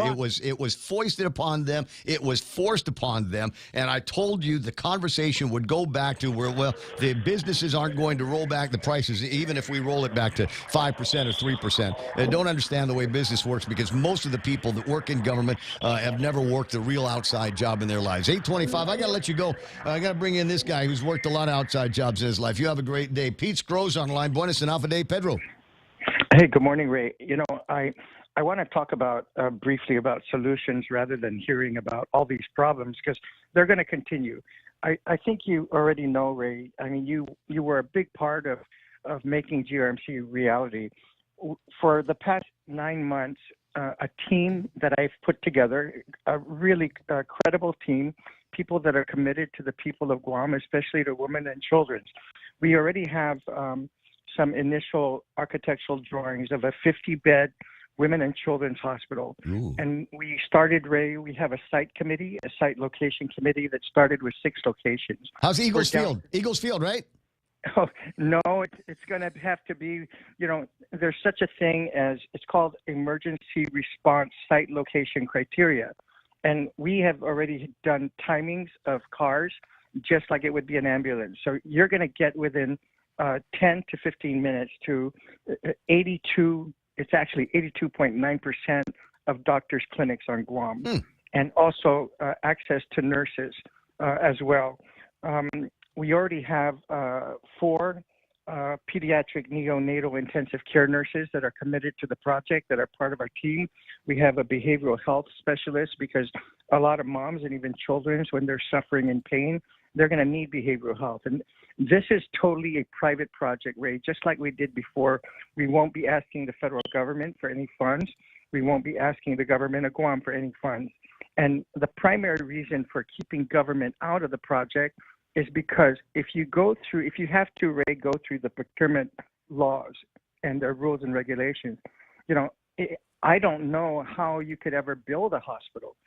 Look at Simon Sanchez alone. I think it's been how many years, Ray? Again, your swimming pool. Let's throw that in there. Well, that's another thing. If you cannot build a swimming pool, I would have just broken down that pool and built a new one, and that would have taken maybe 3 months at max if you were to do it right. But I don't want to talk about the Agana swimming pool. I'd like the people of Guam to know, and this is the first time that we're making this public, and thank you, Ray, for your platform. We're going to be starting focus groups, just like we did when we had the design sessions that started for a new hospital in Guam, a new private hospital. We were on the 2nd floor of the Hyatt Hotel, on the top of the Hyatt Ballroom, and we had a team of there was about 20 people, architects. We had 2 investment bankers at all times that flew in at every single design session. There was an investment banker. And it's important to have, and we have an investment banker. I cannot release the name, but the name will come out at this time. But they're the largest investment banking company. What will the scope, sorry, Peter, what will the scope of this Women and Children's Hospital be? Will it include labor and delivery as an example? Absolutely. Good. Dr. Tom Shea has been very, very helpful to us. And I have asked, Tom is on a flight now to Honolulu to spend time with his grandson. But, Tom actually saved us 6 months of time, just by, and he was in Honolulu. And, we have an incredible amount of talent right here on Guam. We don't need Matrix. We don't need anybody off island. I have a lot of faith and confidence in our people. I have a lot of faith and confidence in their abilities. Look at what you contributed, Ray. Look at what some of the other. I got to be the MC at the grand opening, and the ribbon cutting, and the shovel digging, and all of that stuff. It was a blast. Well, I had a good time. It was a learning opportunity for me as well. 8:29 in the morning. Peter Scrooge on the line. This is a big story here. The fact that there is now going to be the preliminary work on a women and children's hospital. Number one, I like that idea, and because I think it is in stark contrast to what the priorities of the administration seem to be, and that is to kill babies instead of deliver them.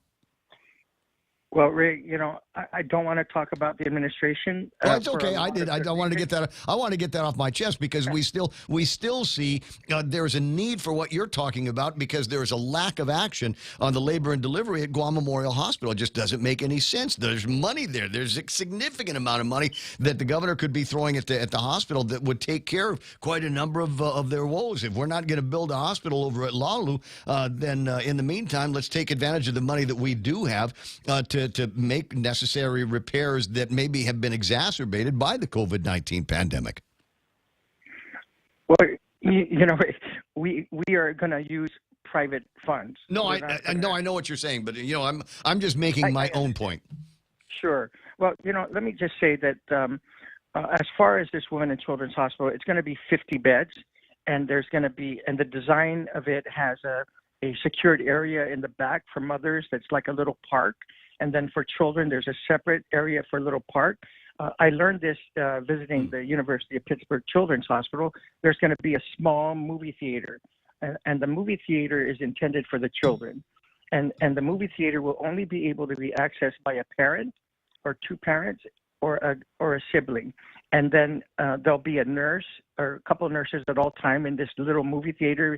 The University of Pittsburgh had this huge one that was in, it's a 60-bed children's hospital in Pittsburgh, but we learned a lot.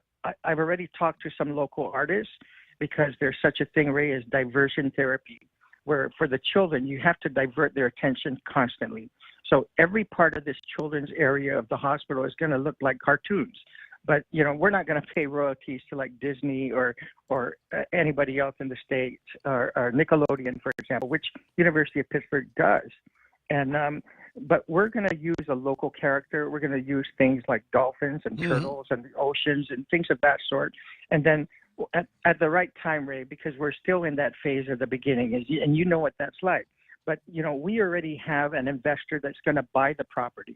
And there's two sites that we like. We've already talked to the owners, and the owners are willing to sell the property because one of them is willing to sell on the condition that we guarantee that it is for a women and children's hospital, which it will be. There won't be any other purpose. A couple other thoughts in my head, and maybe this is another one of these things. If you're going to start having meetings over at the Hyatt again, I'll see if I can make my Saturday or Sunday mornings a little bit more free here.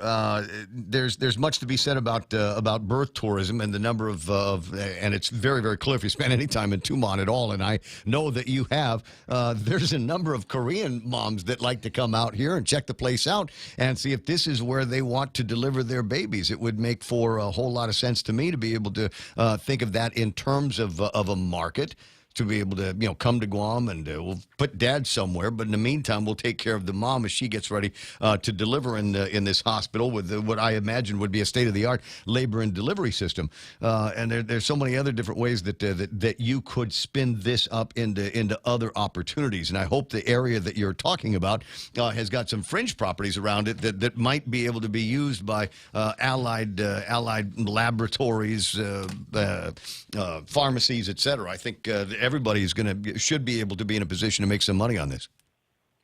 I'm glad you brought that up, Ray, because other than the hospital, the properties, both of them are big enough because, for example, the hospital will be set back, and in the front, it's going to have clinical services. There's going to be clinics just for mothers and children, and there will be pharmacies. There will be labs, and just like we did in GRMC at that time, is people have to be interviewed. If you're going to be a pharmacy, or if you're going to provide food service, or you're going to provide anything that we're going to outsource, we're going to interview you. We're going to give a lot of the local businesses an opportunity to come and be interviewed, and then we determine based on a criteria whether that's going to reach the standard of care that we want for our women and children. And just to answer your point, Ray, the rooms for mothers are going to be able, where mom is not going to have to go anywhere if she's going to deliver a baby. Cool. Her husband or partner or friend or, mom and grandmother, the rooms are going to be able to have everybody be there that mom wants. Baby and mom are not going to have to go anywhere. They're not going to have to go from room to room.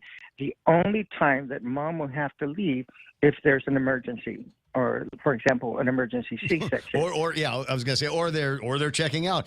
Peter, I like the idea. Let's talk about it more as more of the plans come out, and we can talk to some of the people that are otherwise likewise going to be involved in this. 8:35 in the morning. Have a terrific day. I'll talk to you soon. Thank you, Ray. Shoot. Okay. 888-8255-888-TALK. We got a last big look at news and headlines with Donna D coming up here in a second. Then we'll take care of all of the other news that frankly I haven't had a chance to even talk about. There's been so many phone call opportunities, all kinds of other stuff happening, but I still got stacks and stacks of what I think are going to be interesting stories to share with you. 8:35, Donna D with that news coming up next. Your big business dreams mean you should be using the best tools. At Docomo Pacific, you get the best technology at the best value. Visit business.docomopacific.com to get an instant quote. Docomo Pacific Business. Work better together. Join us at Mezcla Chamorro Fusion Bistro and see why they've been crowned Guam's best Chamorro food restaurant for 9 consecutive years. Experience Chef Peter's candied salmon over scallion coconut rice, octopus tinactac, Chamorro platter, and their award-winning gourmet burgers. Or if you're looking for something healthy, try their keto-friendly menu. Come and enjoy Mezcla's half-a-day service at their Hagåtña location from 11 a.m. to 2 p.m. for lunch, 5:30 p.m. to 9 p.m. for dinner, or 10 a.m. to 2:30 p.m. for their famous Sunday brunch.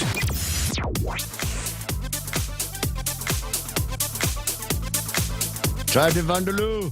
Sorry, I can't. Now that I've started looking at pictures of Priyanka Chopra, now I feel like I can't stop. 888-8255-888-TALK. One of India's highest paid and most popular celebrities, Priyanka, an actress, singer, film producer, philanthropist, and the winner of the Miss World 2000 pageant. 2016 Time magazine named her one of the 100 most influential people in the world, and you can find her on a television show called Citadel, which I am told was listening to the Fat Guys at the Movie dude, and I was listening to him, and he says that is the most expensive television show ever made.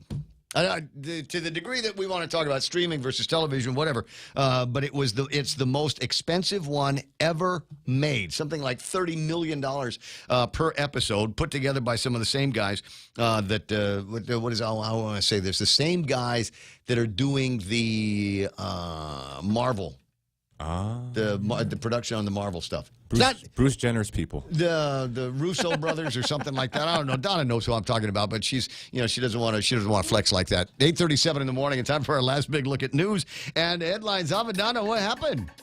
Public health inspectors are already conducting inspections at GDOE to comply with sanitation regulations by the start of the upcoming school year. Newer schools will be prioritized, and schools that have already failed but remain open will also be re-inspected. Simon Sanchez High School, Southern High, and Ocean View Middle School will have to pass to have their sanitary permits reinstated. The number of possible closures is unknown. And public schools have been a target all year long, with GDOE officials having to spend money to repair damages and replace multiple items. Weddingale Elementary School has been hit 19 times in 1 year. Education Chair Senator Chris Barnett says investigators think there might be a small group of individuals responsible for a large number of the break-ins. Police Chief Stephen Ignacio confirms that officers are working to find those responsible. And GPA is celebrating 55 years of providing electricity to the island. The anniversary also comes on the day the legislature is hosting an oversight hearing to discuss power bills, the Mangilao solar farm, street lights, outages, and cybersecurity. The hearing is set for 10 o'clock this morning at the Guam Congress Building. And that was your last look at local headlines on The Point. Now back to Ray. So just, what I do is I find out who broke into, who that we have on file for Weddingale break-ins. And I start with them. It's the same dude. There's a line family. in Casablanca. It says round up the usual suspects here. And in some places small as wartime Casablanca was back then, it should have been a fairly easy task. Somebody writing in Rico Blankenfor says Chopra is married to a Jonas brother. Yeah. Is that it? Oh, that's right. Oh, she's married? He's married to him. In love with somebody else. Never mind. Next. Thank you. Next, we'll those work Indian on... weddings are wild, Ray. Oh yeah, gold everywhere. They go for like days. That's the way it should be. The honeymoon should do likewise 4 days. In 20 minutes, it'll be 9 o'clock in the morning. Celebrity birthdays. Are you ready, Donna D? Okay. This is the part you've been waiting for all weekend long since Friday going. I can hardly wait to see who the celebrities are on Monday morning. David Attenborough, a.k.a. Sir David Attenborough. I love him. He's 97 years old. Wow. And there was, no secret, anybody over my age for a long, long time, the History Channel. That's the go-to, right? When there's nothing else happening, you can always go to the History Channel and find something where David Attenborough is providing some kind of a narrative or a commentary on what you are seeing on the screen. Discovery Channel. There is a pangolin. This is the pangolin, and the pangolin likes to fight with the king cobra, but the king cobra is not ready because the pangolins. This is the timing here. The timing. There's a reflexes of the pangolin outweigh the factors of the whatever. I mean, the guy was that good. Anyway, 97 years old. Melissa Gilbert. Boy, that sounds familiar. Little House on the Prairie. Oh, you owe me a Coke, man. She was the hottest one on the show, actually. 59 years old now, might still be. I'm going to throw a couple of names out here because I'm not entirely sure whether they're celebrities in the real world in my generation or not, but there's somebody out there is going, hey, that's my favorite. Arrow, Stephen Amell, is 42 years old. Is that the Arrow from the Marvel thing? I don't know. Donna, he's a YouTube star, probably, right? Yes, YouTube star. Yeah. Arrow, yeah, that's I don't know. Makes $1 million there. for opening up a box. Here, look, a bow and arrow. We got Domhnall Gleeson from the Star Wars films, Harry Potter, Ex Machina, 40 years old. Julia Whelan from Once and Again is 39, and Olivia Culpo from Model Squad is 31. Model Squad, didn't that sound like someplace I ought to be putting the browser on to find out if there's any actual hotties like that rank up there with Priyanka Chopra? Or is it possible I'll go to Model Squad and they'll be using like the new definition of models, which is skinny and ugly. Okay. Can I? No, I'm going to say it. You know what? No, I'm I was thinking that too. Like they think as long as you're skinny, that makes you pretty. Right. And they got like no eyebrows or something like that. There's a whole standard of beauty that has changed over the years. And I'm as a straight white guy of a certain age, I don't want go back to when they were all pretty, and they get all these plain Janes out there, and they put a little bit of pastel makeup on their lips and shave off their eyebrows, and give them a can of Bud Light, and there we go. That's the future of modeling anymore. I'm just not down with that. 8:42 in the morning. If you're looking for something to celebrate National Nurses Week now. Why are you looking at me, man? Didn't they have something last week? What was it? I think it was a nurse's day. You could have been a nurse, Donna. You're supposed to be a nurse. What kind of Filipino are you? You didn't go to nurse school. I'm from here, that's why, bro. Be Kind to Animals Week. Dating and Life Coach Recognition Week. There are those people. Are you because there's two kinds of people in the world, if you ask me. There's the kind of people that give relationship advice, and then there's the kind of people that desperately need relationship advice. Anybody want to fess up to one or the other or both? The ones who need, don't seek it. Oh, clearly. Yeah. Clearly. Because it just one disaster relationship after another. Yeah. And I will say, it's fun to watch the breakdowns. Anxiety and Depression Awareness Week, I guess those two go hand in hand. Yeah. It's Correction Officers Week, and correction officers at our Department of Corrections just thrilled that Doug Moylan has added 140 new people to the roles at the Department of Corrections. Squeeze them in. Absolutely, guys. If you don't like it, don't commit crimes. Craft Brewer Week, and I think it was Craft Brewer Day last week. I want to say congratulations to all the big crafty guys out here on Guam, and the guys that are importing a number of real craft beers from the States. There is what's craft? Well, so how's it different from? The idea, okay, so you got like the massive manufacturers, right? Yeah. And I'll throw a couple at you. San Miguel is a big beer manufacturer. There's Budweiser, obviously, the Miller people and all, and that kind of thing. And so you've got a product that is aimed at the wide part, the pig and the python. It's marketed towards the middle, right? But there are people for whom, I like that beer. It's a good beer. There's a consistency. I mean, a Budweiser on Guam tastes the same as a Budweiser in Tokyo tastes the same as a Budweiser in the People's Republic of China. I mean, it's a stand. It's like eating Oreos, right? Okay. Oreo is a manufactured cookie, Okay. but there are craft bakers out there, the same way that there are craft brewers. I like the stuff over at Carabao. There's Guam Brewery. There was a Japanese guy that was doing some really, really tasty stuff in the basement underneath where old beer time is. Those little bars downstairs by the old Hoffaday 2 and 3. Yeah, where the old Kamayan was. Downstairs, there's like one bar after another after another. And at the corner of the building was somebody that actually was doing craft brew. He made a great beer and interestingly enough, a sour.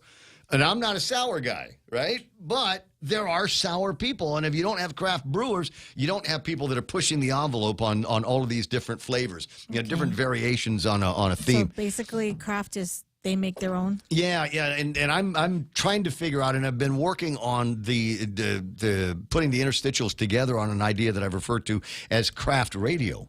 You know, how would we do something like that? Am I keeping you awake? I'm tired, dude. Okay, at least you didn't make the yawn noise. She just did it. That's when it's really a big yawn. No, just the idea that there might be a different way that we can do different versions of radio. You got your top 40, mass appeal, whatever, and then how do we craft that out? What do we use? But I don't want it to end up sounding like an NPR. Not saying anything bad about NPR. I'm just saying I don't want to necessarily go in that direction. I think there's fun things that can still be done with audio radio stations, that kind of thing. So, craft radio. Thanks for asking. National Etiquette Week, and it is Coconut Cream Pie Day. There might be some more like No Socks Day, Meeting Planners Appreciation Day. No, I said Coconut Cream Pie, Joe. I see. World Red Cross and Red Crescent Day, and World Ovarian Cancer Day. Check your ovaries, Joe. Make sure that you don't have anything. It's 8:45. 8:45 in the morning. What, if men can deliver babies, then we must have ovaries. You're hurting my ovaries right now. There's a kid he's a YouTuber, TikTok, and everybody's having a good time with him because he clearly born a boy, and he's going through whatever this transitional thing is and pretending that he's having his period and having bad period cramps. And I'm going, God, where are your parents? It's 8:46 in the morning. Donna, I'm going to let you go. You have a fantastic rest of the day. Let me know if I got to sign something. In the meantime, a quick break, and then we'll return more Yak on the Ray Gibson Show. Half a day. This is Claire Manglona from Security Title with an important warning. Wire fraud is real, and home buyers and sellers are one of the biggest targets, even on Guam.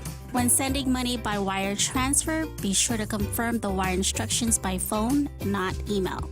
In this case, it's good to be suspicious and know who you're dealing with. Let the professionals at Security Title work with you to minimize loss due to wire fraud. We are here to help. Struggling to find the perfect Mother's Day gift? Look no further. For a limited time, get a new iPhone 14 on GTA's Live Unlimited plan. And you'll not only make Mom's day, but also get her a free Apple Watch. Help Mom stay connected, monitor her health, and keep track of her fitness goals with just a tap. It's a gift that will make her life easier and more stylish. Don't wait. Head to your nearest GTA retail location and get your iPhone 14 and free Apple Watch today. Happy Mother's Day, GTA. We start with you. That's funny. Rico says the less idea of a supermodel is that Dylan dude. Unbelievable. That's why I bought leggings, and thank you for saying dude. Dude. Huh? You watch your mouth, Okay. Rico. I mean, I know what those Burberry skirts are supposed to look like, and there's at least one section of it that has got a little bit more. I don't know. The print, I think, is what we'll refer to as a print. 8:48 in the morning in the Ray Gibson Show. So Donna, while I'm talking about craft radio, and that idea is going to go a long way because she yawned right in the middle of it, right? And crazy enough, there's a companion story that says yawning is contagious. I think we all know that, but it also serves a purpose. Apparently, according to a study, how we got to 2023 in civilization without knowing this, I don't know. Yawning helps cool the brain. I don't know. I didn't know that. Allowing it to work more efficiently, so next time you yawn, think of it as your brain's own air conditioning system. How do we manage to make it through the day without that little tidbit of goodness? I don't know. Where was I supposed to go? Portions. I can just talk. We're in the clear now, right? I don't have to do anything. Man. We might want to mention NissanGuam.com and the World Wide Web and see what they've got in mind. They've got these incredible deals like this. 0 down. The first 3 payments are on them. It's what, May now? So you go and you get you ride right now. And then you don't have to pay anything for the rest of May June, and July. It'll be August before you have to write a check to the bank to cover the whatever it is that you're buying. And they're going to make it easy on you here. Just zero down, make your first 3 payments, sign and drive away. Frontiers, Armadas, the Titans. How about the Sentras and Murano? Plenty other makes that they've got there, like the Rogue Sport, Kicks, Maxima, Altima, Versa, Aria, and the Z car. And the Z, I don't have it up on the screen where I can show it, but I was gallivanting around social media, and there was a hashtag Sexy Sunday, and as it turned, it's not what I thought it was. Yeah. What it was, and it might still be up. Sexy Sunday, at least on Twitter yesterday, was a whole bunch of exotic rides. And when I say not that exotic ride. No, the like 4 wheels exotic ride. I mean, all kinds of fantastic muscle cars and race cars and just fast, good-looking cars in great states of repair. Old school stuff, like what my Plymouth Satellite would have looked like if I'd had the money, cruising, and the skills to baby be able to. Blue? What's Was that? it baby blue? No. Kind of a golden. It was a golden reed color. It was not yellow, but it was a nice car. Used to be a cop detective car, which is why my dad bought it for me. His theory was this car is so big and bulky and massive that if Ray gets into an accident, he'll have to be going 100 miles an hour or over a cliff. Otherwise, he'll be able to walk away from just about anything. Here was the problem. As expressed in 1979 dollars, when I first started driving, you could get, I'm going to be wrong on this, but it was closer to 50 cents for a gallon of gas. And then I got my driver's license and started driving. And then the second oil embargo came through.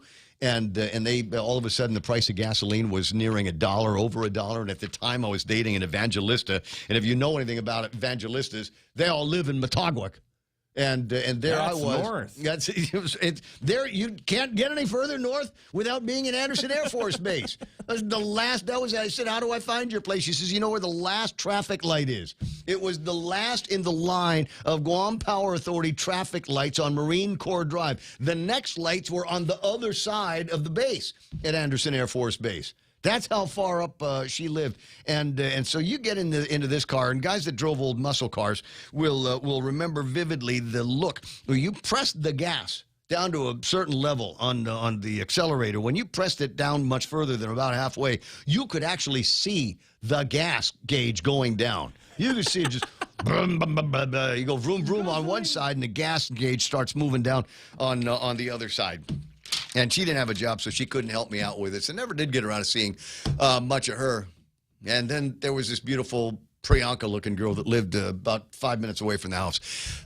She had a job. 8:52 on the Ray Gibson Show. That's enough about my private life, my personal life, although it is the Ray Gibson Show. What else is going on around here that's going to be interesting? Items in the table of contents that I haven't necessarily had a chance to talk about here today is a couple of things here. Doug, holding fast on page 1 of the Guam Daily Post, won't change policies despite the overcrowding at the prison. You know, there might be some people that think that the prison's supposed to be a pleasant place. You know, I watched a couple of prison movies back in the day. It was Jailhouse Rock, the music video with Elvis. That looked like a happening place to go. Yeah. Shawshank Redemption, except for the rape scenes, wasn't all that bad, right? Yeah, maybe it was. My guess is it's probably a whole lot worse in real time at the Department of Corrections than most of us will know. But that's the price, I suppose, that you pay for when you step out of the guardrails of a polite society around here. But you can't be cruel and unusual. Right? Don't be cruel. Well, I don't know how we're going to call it cruel and unusual punishment. What surprises me on a going basis is that we haven't heard the words consent decree just yet, or more of that over at the Department of Corrections. Trust me, I'm not calling that demon, but I have been an advocate for a new Department of Corrections for years and years and years, almost as long as I've been complaining about the god-awful, butt-ugly chain-link fence in front of John F. Kennedy and Kmart. Well, actually, that's not true. That's not that old as the crow flies. The idea that we are incarcerating people into an outdated and inadequate facility, and I'd say dangerous facility, all of these years is beyond me that they've been able to let that go for as long as they have. I know that there was at least one senator, Brant McCready, who tried to champion the idea when he was over at the legislature of building a new one of these facilities. But, you know, you've got the molasses lethargy of the government of Guam. And Peter Scrow and I talked about that for a little bit. You know, you think about all of the great ideas and the great plans and the airy speeches that have been given about fixing Simon Sanchez High School. And come to find out, we finally got something that looks like a plan. They're 99.99% done and have got something that they can start working on right now. And even that, I think the board found out by surprise that information was available. They finished up their plans and nobody ever got around to saying anything about it. So I'm wondering about, Cosendo sending me paperwork here. No, they're not. They're pictures of deviled eggs. Hold on. God, he's doing it again. No, I know. Wait, hold on. Because I think he's taking me up on my challenge here on whether you want to use the baking soda or not. See, this is what happens to me. I'm a second grader. You know, I know where I am when I'm talking about something, and then Cos sends me a deal, and I'm like, okay, well, what's the rest of this? So he's put together, and unfortunately, it's something I'm going to have to wait until next hour. Ooh, yeah, something to look forward to in the next hour. Pictures of Cosendo's egg salad sandwich that it's faster in the microwave. Used Ray. Baking soda. 2 minutes in the microwave, done. Bro, Cephas, I splurged last night. Splurged. You did? Steak, brother. Steak? Yep. Ooh. Had an opportunity to cook up a steak last night. I didn't have the chance to put it in my sous vide thing because, you know, planning. Yeah, you just fired up? Yep. Put a cast iron. Got the cast iron all hot and smoky. I could throw some butter in there and a little bit of EVOO. Actually, no, I was using some heavier stuff than that. And got the sizzle. Couple of maybe a minute and a half flip sizzle. Oh, is that rosemary that I've got in my yeah. So Will Parkinson, if you were wondering what that divine aroma was that was wafting around your place last night, that was over at my place. Anyway, so there's that interesting thing about the Department of Corrections. I don't want to waste too much breath on it because I think that's what it's going to end up being. Is we're just going to waste our breath. It has been a suck location to send people that have crossed the line for so many years, going back to the old Jim Miles days, and it was bad then. It was so bad then. Back in the days, they used to burn their mattresses. He used to go in there and burn their mattresses, to which the response was, okay, now you have to sleep on the floor and it stinks like fire. So, hey, congratulations. Way to forward think on that one.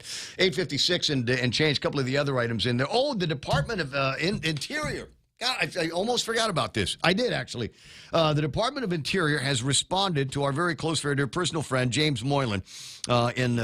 Jimmy has been trying to follow along with the announcements and the idea we got originally from Juan Carlos Benitez some time ago that they were about to pull the rug out from under the COFA migrant affected areas to the tune of, yeah, we're going to go through it was never enough $30 million to nothing. Donut baby. We're not going to get anything from these guys. Discretionary spending opportunities over at the Department of Interior look like they're drying up as well. And they're saying, well, here's what we'll do. We're going to put everybody in all of these other programs. I'll read you some of this. In 2003, I don't want to go back there. Beginning in 2012, blah, blah, blah, blah. I don't care about that. Legal authorization underlying mandatory and discretionary compact impact appropriation expires after 2023. Given the expiration of the underlying mandatory appropriation, the department has not requested a continuation of the small discretionary supplement to the mandatory funds for compact impact. Thanks, DOI. Since 2003, the distribution of compact migrants has shifted.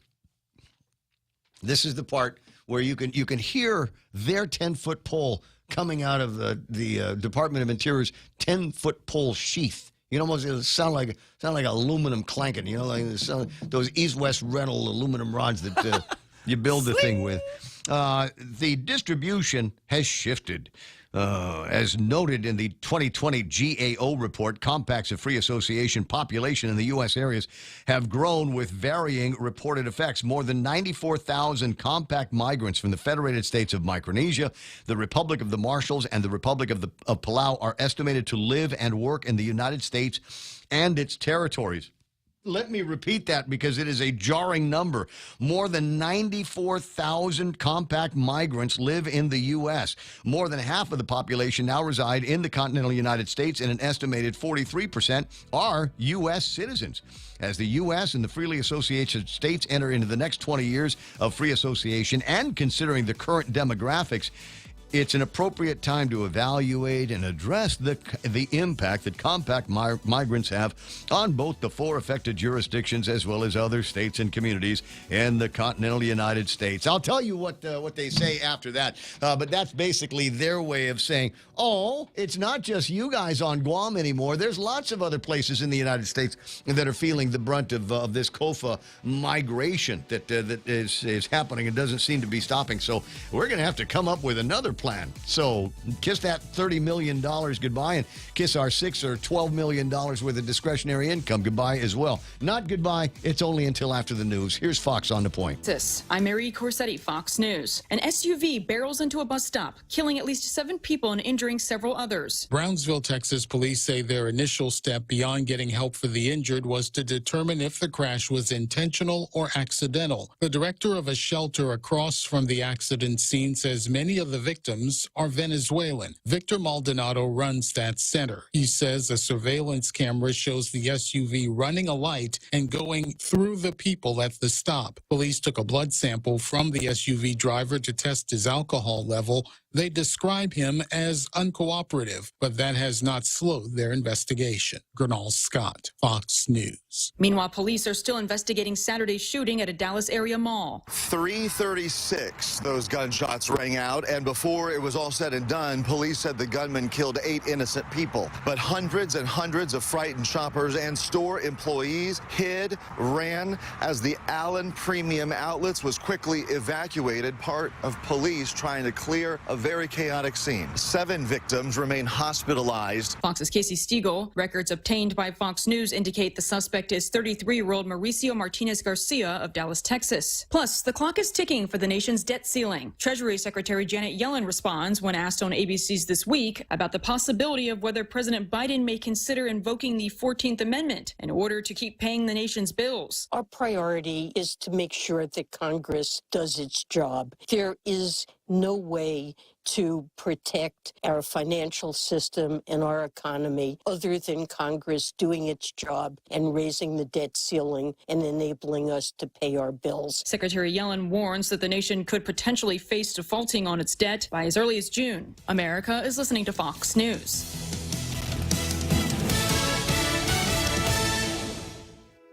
Do you or a loved one suffer from diabetic, chronic, or other non-healing wounds? If so, Guam Regional Medical City is here to help. At GRMC, we are committed to providing proper wound care using hyperbaric oxygen therapy and other forms of treatment to better manage pain and help speed up the healing process. To learn more, contact the GRMC referral office at 671-633-GRMC. That's 633-4762. GRMC. Join us at Mezcla Chamorro Fusion Bistro and see why they've been crowned Guam's best Chamorro food restaurant for 9 consecutive years. Experience Chef Peter's candied salmon over scallion coconut rice, octopus tinactac, Chamorro platter, and their award-winning gourmet burgers. Or if you're looking for something healthy, try their keto-friendly menu. Come and enjoy Mezcla's half-a-day service at their Hagåtña location from 11 a.m. to 2 p.m. for lunch, 5:30 p.m. to 9 p.m. for dinner, or 10 a.m. to 2:30 p.m. for their famous Sunday brunch.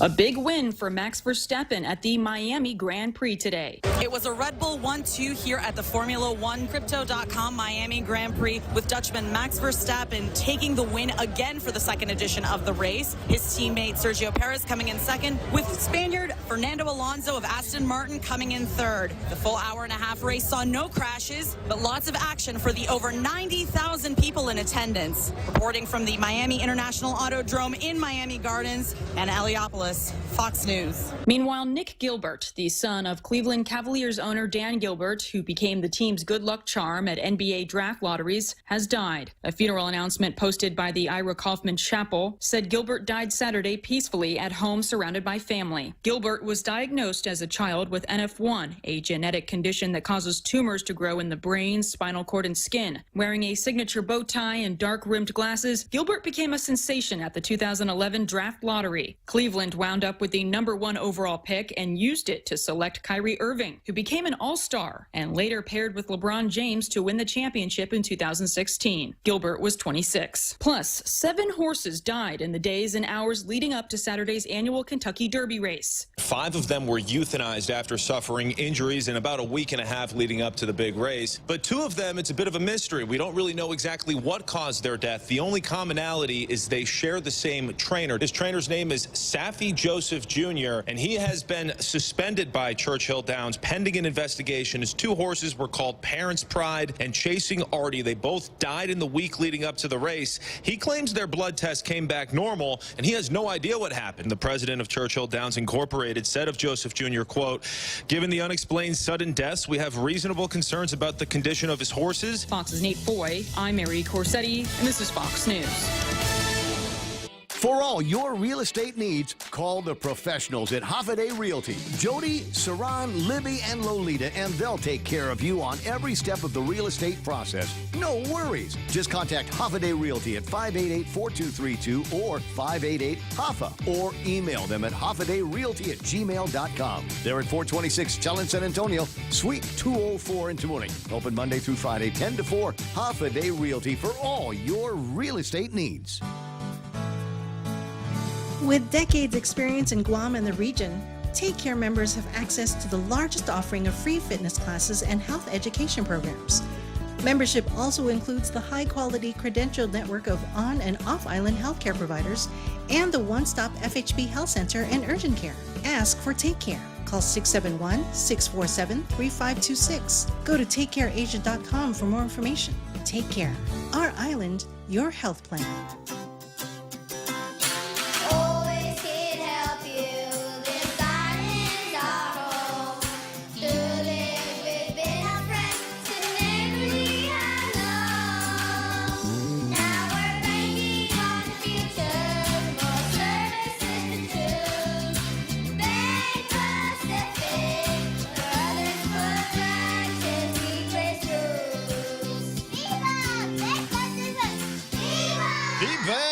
APL brings you the program American President Lines, a global presence with a local home. Bringing you closer to the action. Any speaker, anytime. Watch and listen live on ThePOINT.gu. Yes. You can watch us live, but only on YouTube today. Facebook changed something over the weekend. I don't know what it is. Our software guys are looking into it, getting with their Facebook opposite numbers to try to figure out what has happened, what changed, and try to restore it. I don't know that it will be. See, now I'm burping. I'm burping that steak I was telling you about. Oh, yeah. I don't know that they will have this resolved by time for Tall Tales.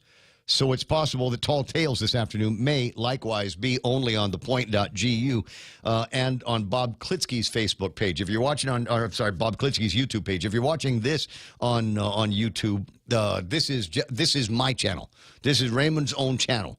In the afternoon, Bob Klitsky sends the feed to his own channel. So smart thing to do would be to look up The Bob Klitsky Show, Tall Tales, and see if you can subscribe to that if you haven't already, and that way you'll get a notice that he's on about 4 o'clock in the afternoon. Usually, and I get that notice as well, because I am the follower of Tall Tales, and I like it because there's a couple of things that are going on in my life. Usually I'm trying to figure out whether is it still coffee time or is it beer time, and then when I get the notice that Bob's on, beer time. Hands down. That's how you know. Not even thinking about it. So earlier, was remarking, I was trying to remark on something else about Kaz Endo sending me some pictures. We'd gotten into a little bit of discussion about the efficacy of baking soda, and I still don't know that I've really that I've really got an answer for this, but he uses boil for 3 minutes. Be sure to put baking soda in the water so that your whatever it comes out right. He used that in every single one of the pictures that he sent. So, like in this picture where he's got the eggs that have already been boiled for 3 minutes in boiling water with baking soda, that's what they need to come out looking like. And then you slice and dice and do some chopping in there, and that's cool.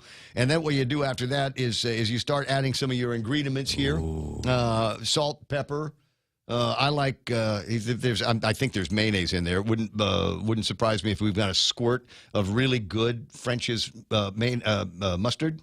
Oh, really? Yeah. A couple of dashes of Tabasco in there.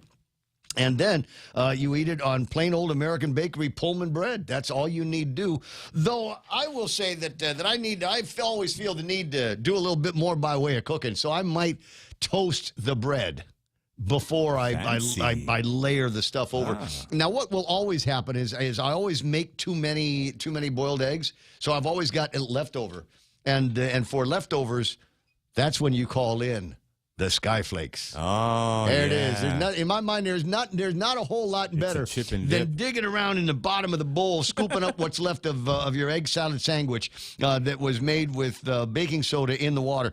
I'm telling you, though, I've tried baking soda with mixed results. What has worked for me the last bunch of times that I've done it, and maybe we ought to do this. Maybe it ought to be Jerry Roberts was talking to me about going on Rumble. And maybe that ought to be my introduction to Rumble. Hi, this is Ray Gibson. I do a morning show on 93.3 The Point, and I'd like to talk to you about political gossip and smart-ass comments. But first, I'd like to help you get to know me better by watching me make deviled eggs or egg salad sandwich. Sorry, man. It's okay. I get gas. Better out than in, I always say. Wait a second. That wasn't me. That was Shrek. 10 after 9 o'clock in the morning. In what I like to refer to as the small talk portion of the program. And you're more than welcome to join in it doesn't matter what the topic is. I'm sure that between the two of us, we'll both have an opinion on it. Here's my favorite story that makes me just roll my eyes and go, wow, there is something about the progressive elitism that is the left that I just don't understand. And I don't know that I'm never, ever, ever going to understand it. San Francisco. Oh, boy. That's all I needed to say, wasn't it? Actually, boy. California's legislature, they have a reparations panel. I want to say they meet in San Francisco. California's reparations panel approves payments of up to $1.2 million for every black resident, period. I guess that's to make up for, I don't know, whatever they're teaching in critical race theory or slavery or something like that. So they're going to give $1.2 million to all these people who were never slaves that's paid for by people that never owned slaves. But somewhere there is a congruity of thought. And the weird thing is it's shared by a lot of people. This congruity of thought. There's another guy. I was talking about San Francisco because it was in my head. There's a guy that is railing against their correctional facilities, saying they're too far away and too massive and too imposing. And what we ought to have is more prisons closer to the population, closer to their communities that they came from. That way they don't lose touch, Ray. Exactly. Again, a weird congruity of thought that comes from these people, and they wonder how it is possible that so many are leaving the state as quickly as possible. 9:12 in the morning. Who's on the phone? Who is that? That's your cousin. Oh, Dr. Ron McNinch is on the line. Oh, we have a lot of places to talk about with him. Good morning, Doc. How you doing? Hey, how about it, Cousin Ray? So you attended something I probably should have gone to. It's just that I don't know I know that some of the people that were there might have had some interesting things to say, but there was a conversation that took place over the weekend at the University of Guam, a forum looking at the impact of the cross-strait conflict on Guam. And everybody, I guess, agreed that the island territory would be in the crosshairs of China if the U.S. was involved. Yeah, I really didn't agree with that, but I do agree that we'll be impacted, but I don't think that we're the center of that universe.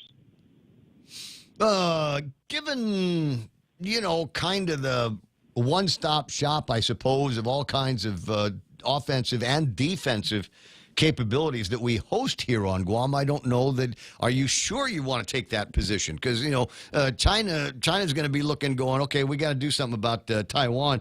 We dare not move while there are still capabilities available to defend Taiwan out of Guam and Okinawa and the Philippines and Australia. So I'm wondering if they've got a plan to do something about the entire second chain.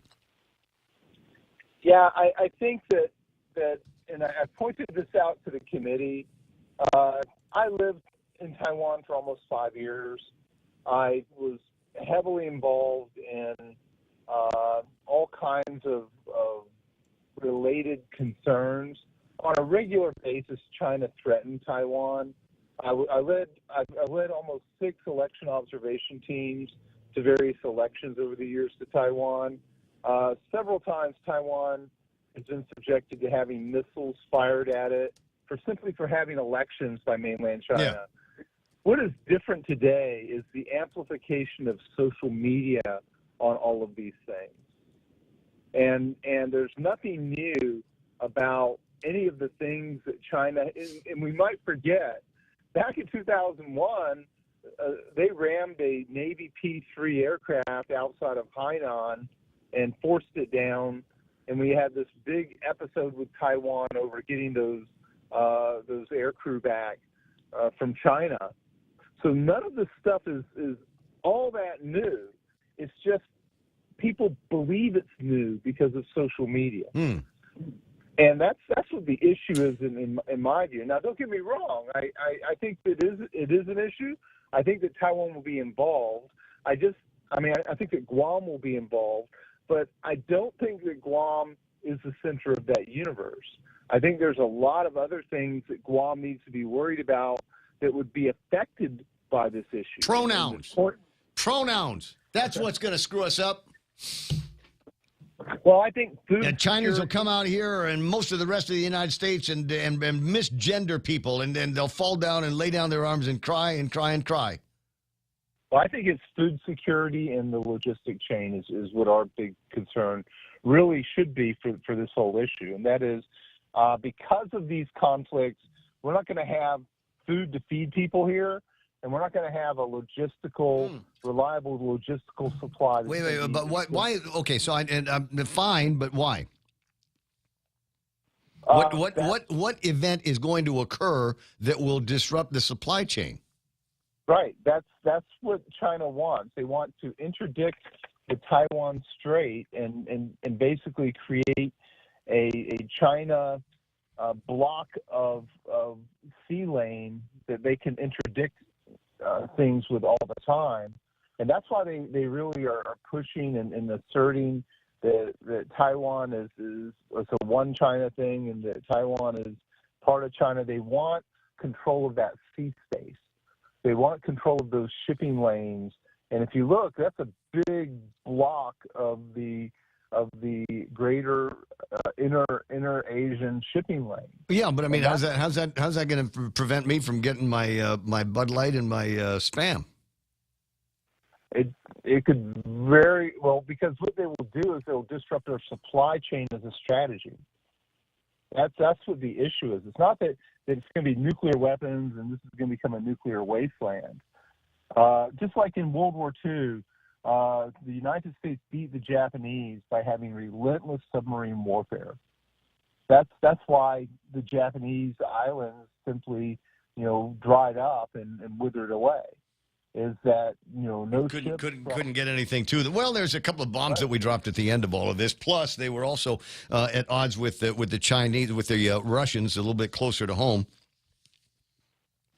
Fair point, but what really rolled them up in the 2 to 3 years preceding all of that was simply they could not get a boat out into the ocean without the U.S. sinking it. So what was the theories? What were the theories that we're talking about at this summit here?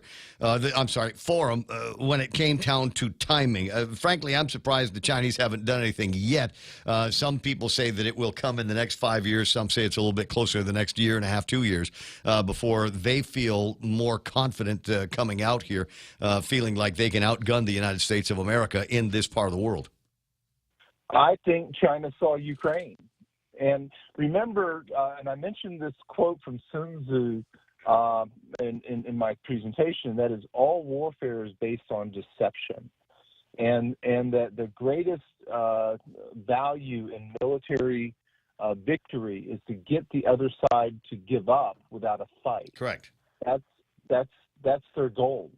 And so all of these things that have been going on are directed toward those ends because that's their military doctrine. China, the last thing China would want to do is to get into a hot or a cold war and have what happened in Ukraine happen, because that would be a total embarrassment for them. All right. Well, that's what people say is likely to happen. They're going to come out and blow their best shot and still not have enough to carry it all the way through, and we'll just end up with a long, unproductive stalemate out here. 9:19 in the morning. Interesting stuff going on, Ron. I appreciate your time and I appreciate your thoughts. I would have loved to attend, but like I said, they aren't necessarily all the people I want to hear from on this. You know, I greatly appreciate all the effort of the students. They did a great job with that conference. We had a lot of great speakers, and we had a lot of fun doing it. And I hope we'll be doing things like this in the future. I know we're going to be doing things like this in the future. And the key thing I want to we need some admiral and general level folks to swing by too. Well, we had them invited. We ended up getting the B team, which is fine. You know, no offense. I shouldn't say B team. That's the wrong word. But we did invite the admiral. We did invite the Air Force general, but I think they had other conflicts. We also invited the lieutenant governor, and he was able to send Clint Rogel for us. And so I think and by the way, I didn't mean to say B team. That was inappropriate. But you know what I mean? It was callous and rude.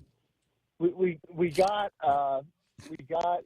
basically a bunch of folks who needed to stand in, and they did an admirable job. And I was pleased with the conversation. I think that in general, though, I should tell people of Guam, I don't agree with any of the nuclear wasteland talk that's being bantered about. That would, if you follow anything that China has done and said related to those kinds of things in the last 10 years, they definitely, anything that would disrupt their trade hegemony, and that's one other thing that they talked about, is China has to be really careful about not ruining its markets by all of this silliness. Because the last thing that they want to see happen is to go into negative economic growth, which would totally ruin their day. Yeah. You get to a point where maybe that's not the be-all, end-all for what's left of the Communist Party in China. Just like we thought for a while that maybe things were going to really get awesome between the United States and Russia, former Cold War enemies, and all of a sudden we find in commerce that we've got a lot in common, but they still have got these empirical thoughts in their head. I think so is same as empire-building thoughts, is same as members of the Communist Party. They see an opening. They recognize that America's leadership right now is weak, as evidenced by pretty much everything that Joe Biden has done, and the most telling is our exit, our unceremonious exit from Afghanistan, which the administration totally botched and tried to figure out ways to blame it on Donald Trump. Amazing, but true. 9:21, Ron, I'm going to let you go. Lucky for them, Hunter Biden's on China's team, right? Yeah. Well, I don't want to go off on any weird Twitter,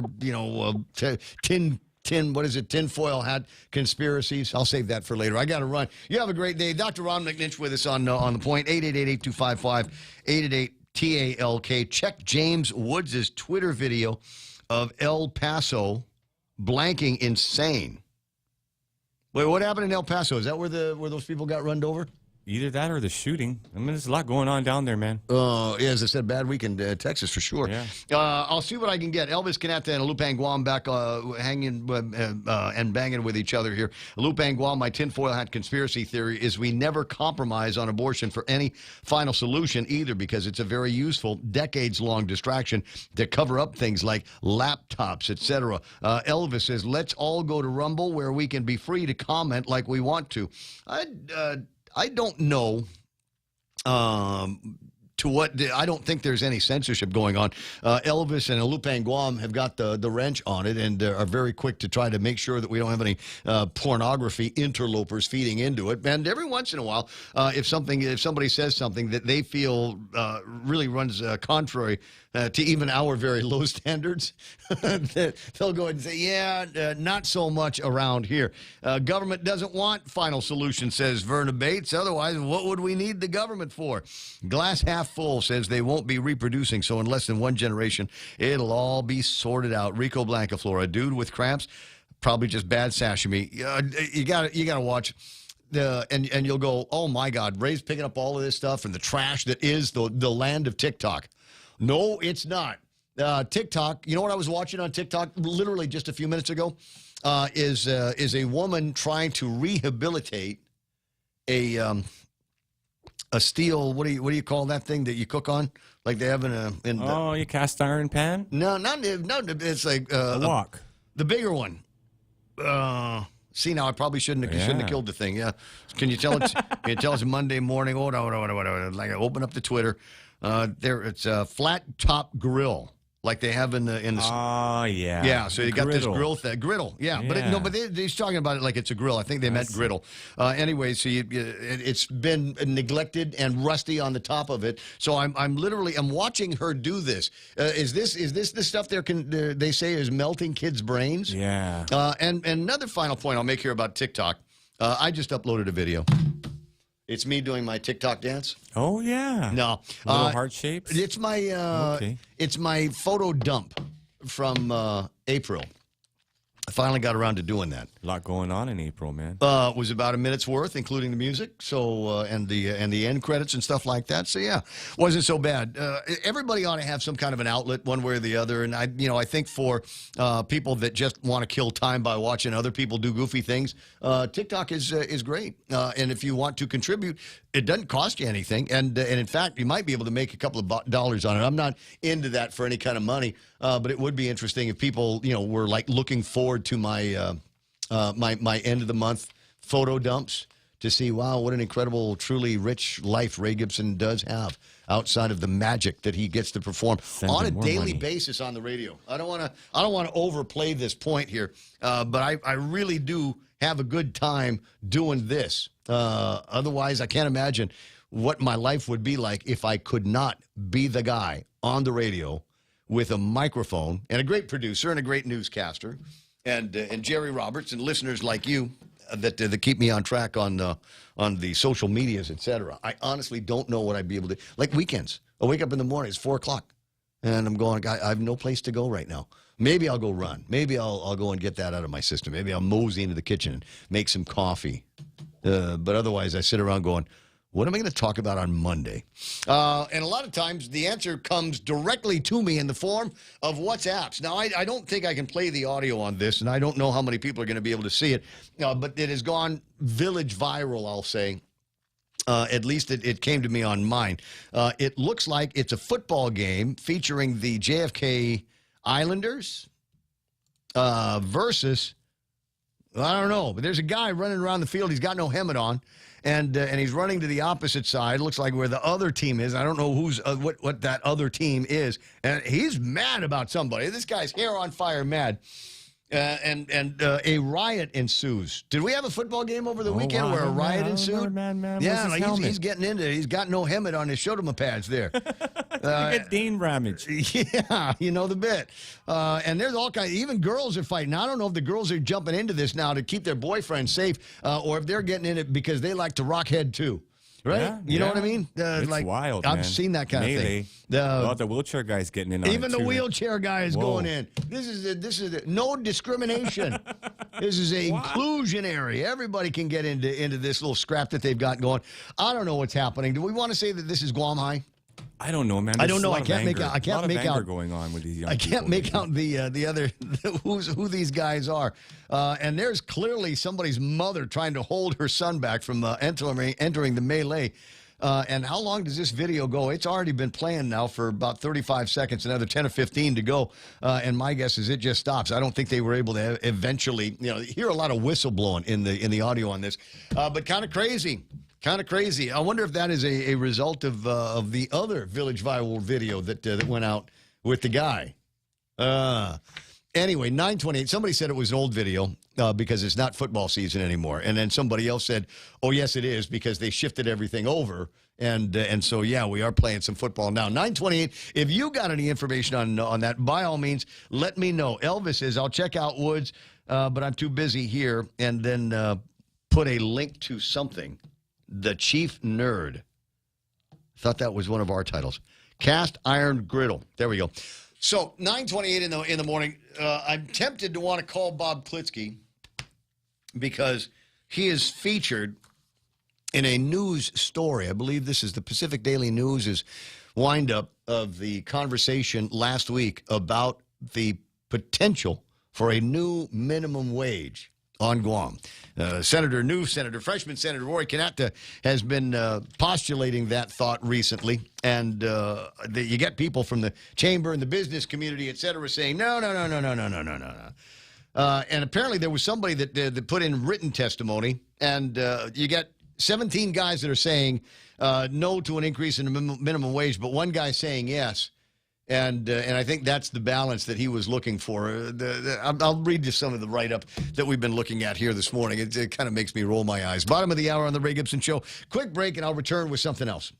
Subway's new Subway Series menu is a collection of greatest hits. But my number 7, the Mexicali, is on a whole nother level with the way avocado meets chicken and pepper jack cheese. Outlaw! You tell them, Raiden. That's the number 2, the Outlaw Sandwich. They don't know flavor. It's the greatest cheesesteak hit with juicy steak, pepper jack, and Baja Chipotle sauce. There's a better mean cheese pairing than that. Shanzi, justify my point, please. Meatball, pepperoni, and mozzarella. That's number 6, the Boss Sandwich, because we're the bosses of flavor. We're done here. At Subway, you gotta refresh to be fresh.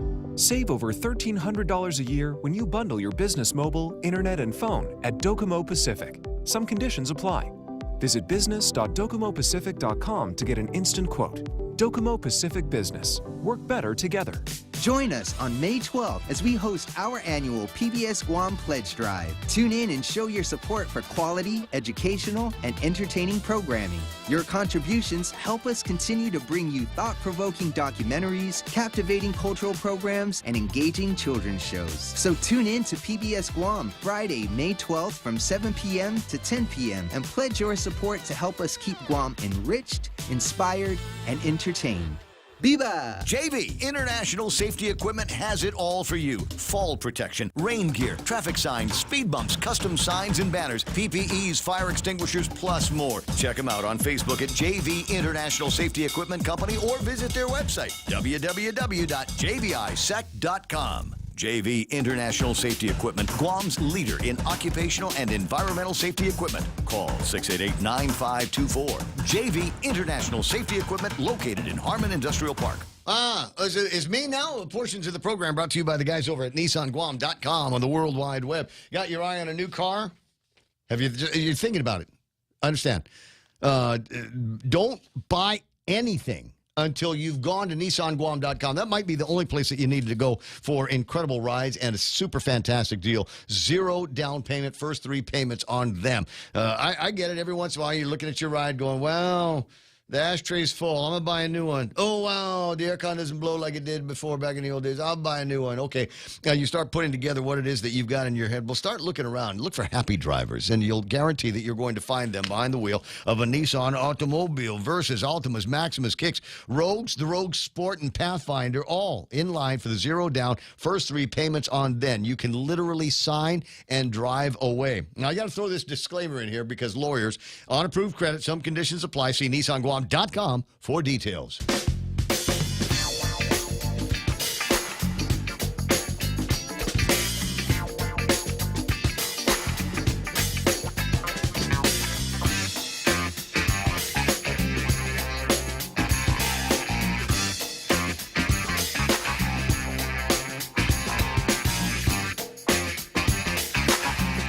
Did you get your Joe Coy tickets yet?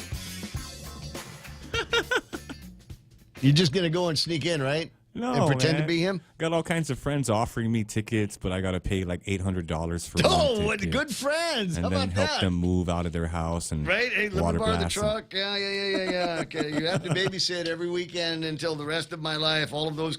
What great friends you have there, Real Joe. There's, what is that? This is going to be what, the 10th and 11th? Something like that? Probably. He's in Sacramento right now, man. They sold out there, and then they opened up another show for them. Still no word on whether or not they're going to be doing the same thing here, right? We just got the two shows that are that are confirmed that we know about. Yeah. And nothing about a third show. They wanted. There was was looking at. I think it was Moses, where they had a little ad thing, a tabletop in the front, talking about how you can, I forget what it is that you got to do. You got to like and follow and share and give them, your biography or something like that of Abraham Lincoln. And then they'll do a drawing based on all the people that did all of that. And then you could win like a ticket to go and watch Joe Coy. Oh, yeah. Yeah, you've Some seen. businesses are doing that. Some businesses are doing that. As opposed to, I don't know, we can get rid of this conversation about minimum wage if you bought your tickets and just handed as many as you could to your employees. Where did I see that? It was on the internet somewhere, and it was a business. I'm in my mind, I'm thinking, oh, I know this business person that in the States, not here, in States, where they bought, and maybe it's a Sacramento show, they bought extra tickets for their employees and their spouses. That's nice. So that was a benefit for working for that company. Forget insurance, forget increases in the minimum wage or new equipment or any of that. I feel like I need to buy everybody their Joe Coy tickets, and they did. They were quietly quitting until then. Right? Can you imagine how that would work here if somebody bought like their employees' tickets and then they didn't show up? Yeah, that happens. Oh, Ungrateful. yeah. I had something else to do, so never mind. I gave it to my friends. Oh, they had a good time with it. I didn't go because I'm not Filipino. What? We're all Filipino, right? Do you have to be Filipino to enjoy the Joe Coy? Do you have to be to watch the Joe Coy programs? I don't know, and it sounds like I'm in a unfamiliar, maybe soft ground here in this particular commentary. I remember watching Joe Coy videos actually in the Philippines with people. And for the most part, everybody kind of gets it because, the reference back to the home country and the way the culture travels from here to there. But what was lagging sometimes was references to growing up a half caste somewhere else. Yeah. Those kinds of things. So you're in the Philippines. You have no clue as to what that may or may not be like. But it was always interesting. So yeah, I got to say, as somebody that's mostly Chamorro, born and raised on Guam and raised just delighted that I get to share so much of my background with so many great Filipino families and Filipino friends. I'd like to be able to say I understand everything that there is going on in a Joe Coy show. At least that's the way it feels when I watch him on the videos. At least that's the way it feels. Now, what about anybody else? So just so, where are you from? Wisconsin. Where do you have Filipinos there? Yes, because we have nurses. But they're everywhere. Right. But is there enough of them so you could say that you've got a community of them that you're very, very familiar with? So you're just a plain old average vanilla white somebody from someplace. Is Joe Coy going to be that meaningful to you? And if you bought tickets and you want to get rid of them because now you're thinking, man, maybe Ray's right, maybe he's onto something, maybe I'm not going to enjoy that program as much as, I don't know, those two guys at the radio station. Maybe there's something can be done about that. I did bring up the topic of minimum wage. And there were a couple of interesting write-ups on it. Most interesting to me was actually the one in the PDN because it's got a picture of Bob Klitsky, who went down there and told them the Marines don't want a new minimum wage here on Guam. 1,000-yard stare at them? Yeah, just do all of that stuff. Just kind of this Klitsky tall tale scowl where he's there. And you can see in the picture, he's chewing on something. He's wondering which of the people at the end of the panel he's going to say things that only Bob Klitsky can say to you. And while it might not sound like it at first, you'll know you were wounded, cut to the core by some of that. Or maybe somebody will explain that Bob was not necessarily paying you a compliment when he said what he said. Maybe. I don't know. I don't know what the guy's doing now. I think now is heavy into Turay, right? Usually around this time. Oh, yeah. Maybe tomorrow. Poached eggs. Maybe tomorrow we'll reach out to him and say, what do you think there, Mr. Tall Tales? How'd all of that stuff work out for you? All of the arguments, anybody that's paid any attention to conversations about minimum wage on Guam already kind of gets it. You know, you either love the idea of minimum wage or you hate the idea of minimum wage. Some people just go, well, businesses are all about profit. That's it. That's all they want to do is make profits, making a living off another man's labor, off another man's back, services, goals, whatever. And then you have people that actually work for a living that understand this concept, right? This is what the job is worth.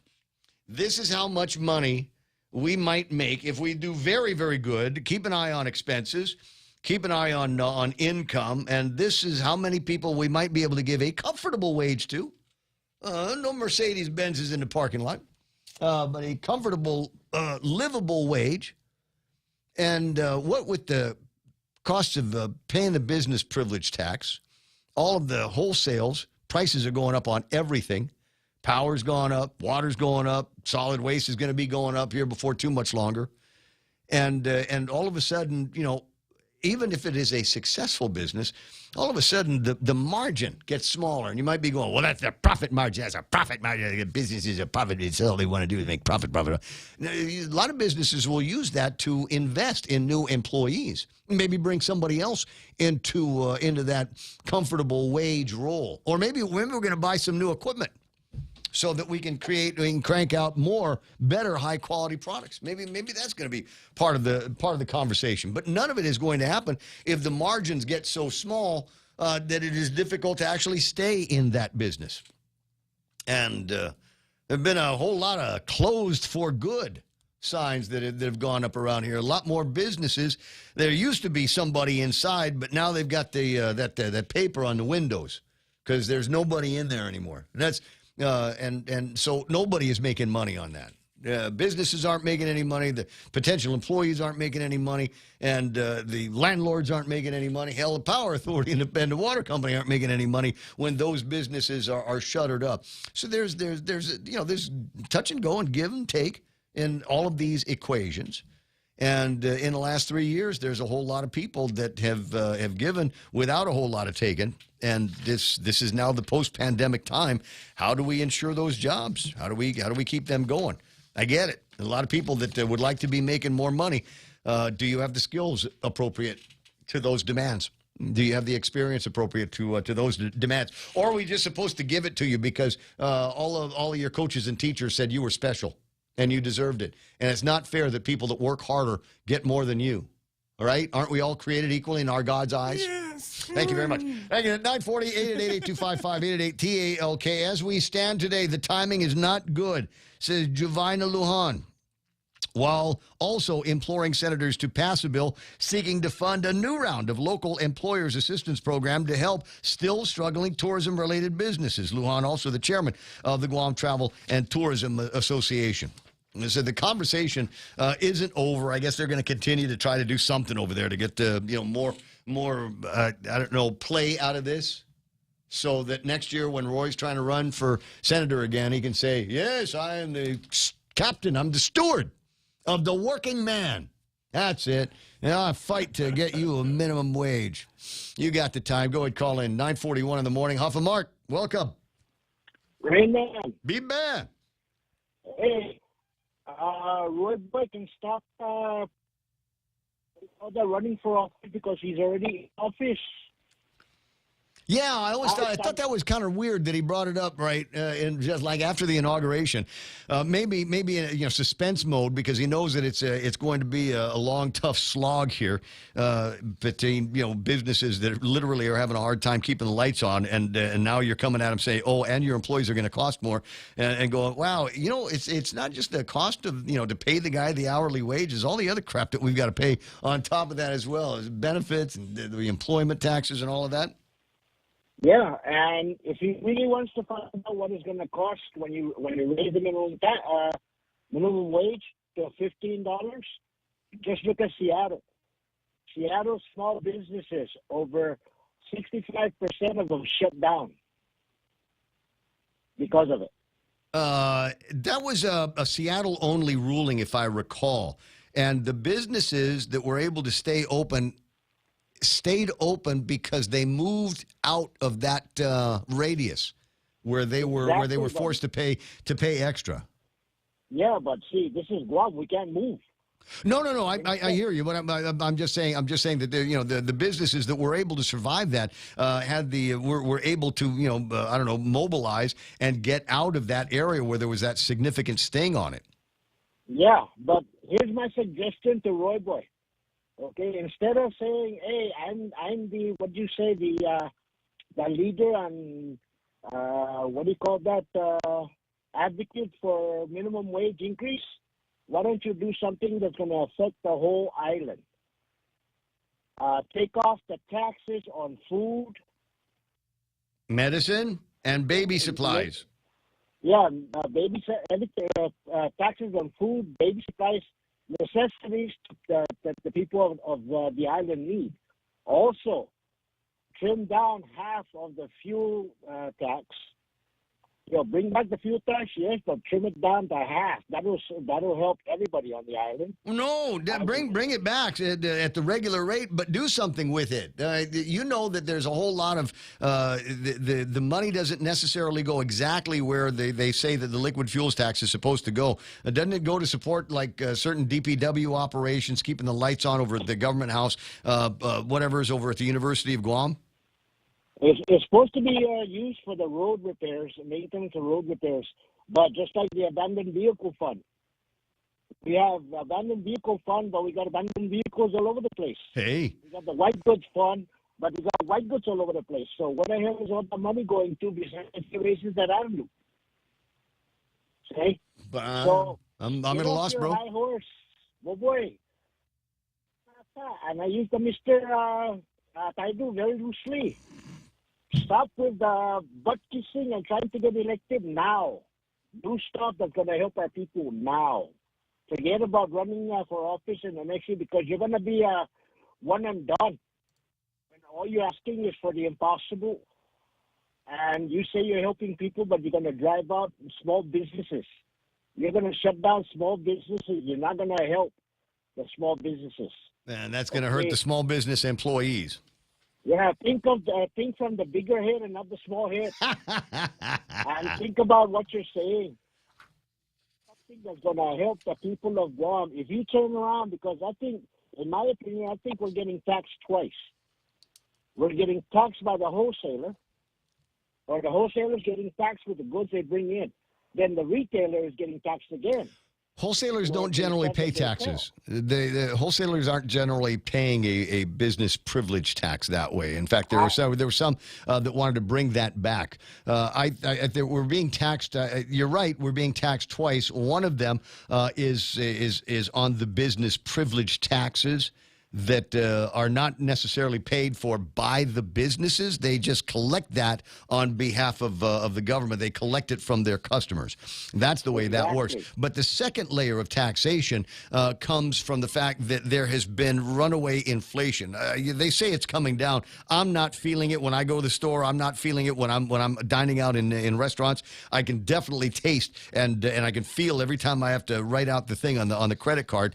I can definitely feel the cost of everything going up. I think that's the second tax. So while we had to pay that 5% business privilege tax, and again, follow the mathematics, the cost of goods have gone up because of inflation, and the government of Guam has gotten fatter on that difference, for which they provide us no added value. Exactly. Oh, everybody got pay increase because the government was making more money in the general fund because of the increase in the business privilege taxes. And they think that happened just because of magic. They just thought because Lou's got a nice smile or something like that. It happened because the cost of everything went up. And that impacted the cost of the business privilege tax. And here's one thing that's going to be scary. Okay? A lot of the politicians now are saying, we're for the people, all this. Okay, so far, the only one that I found that was for the people is Doug Moylan, because he's putting the people that belong back in jail. Let's do more of that. Other than that, every politician that's out there, I know, what's his name? malfunction. He's got a loud mouth. He's got a good base going. But still, where's the help? The people are still paying out the nose to survive. So I know it takes a couple, 2-3 months for things to get started. But dude, they came into office in January. This is May. What has gone on? The only thing that's gone on that people say helped, but is really you got to scratch your head, is that $100 rebate for the power. That was a welcome break. It was, and yet the Queen decided, NPR, Nancy Pelosi Jr. decided, we're going to stop that, even though I got 200 or something million in the bank that's supposed to help the COVID. Now the hospital's in a flush. Take that 200 million and use it for the people of Guam. Well, on NPR, we already know that you're not going to run for governor again. Wait, hold on. Let me. I want to share something with you because I wonder if it'll come up. I just got this from Crystal Paco San Augustin, Half a Day Media Partners. That's us. Please join us at 10 a.m. for a proclamation signing. It's National Hospital Week at GMH. Yeah, the hospital's going down the drain. What's the national? That's what I'm wondering. Will there be any members of our drive-through media here on Guam that will have the temerity to ask, hey, while it's National Hospital Week, what are we doing about the employees at Guam Memorial Hospital that we are told are only receiving their net pay? They're not getting the whole thing. All of the deductions, et cetera, on the paycheck stub side aren't being followed up with. What are you going to tell us here on National Hospital Week about the $30-40+ million worth of payables that you've got? Maybe they get to announce someone's going to get fired today, because I remember that happened with Benita Manglona, and she got fired. She got fired because she was a holdover. She was a competent holdover from the Calvo administration, and that's saying a lot. All right, buddy, I got to run. 10 away from the top of the hour. You have an outrageous day. All right. That's that. Hey, you take care, buddy. All right, man. 888-825-5888-TALK. And now I took pains to applaud earlier in the day one of the initial moves and one of the handful of smart moves that was made by the administration early on. Yeah, what the heck was that about? I'm sorry. Well, when I'll be critical when I think the situation bears criticism. I see. You got to call the balls and the strikes. This one here was a home run by the administration. I got to say it. There was money that comes out of your payments to the cell phone companies, E911 fee.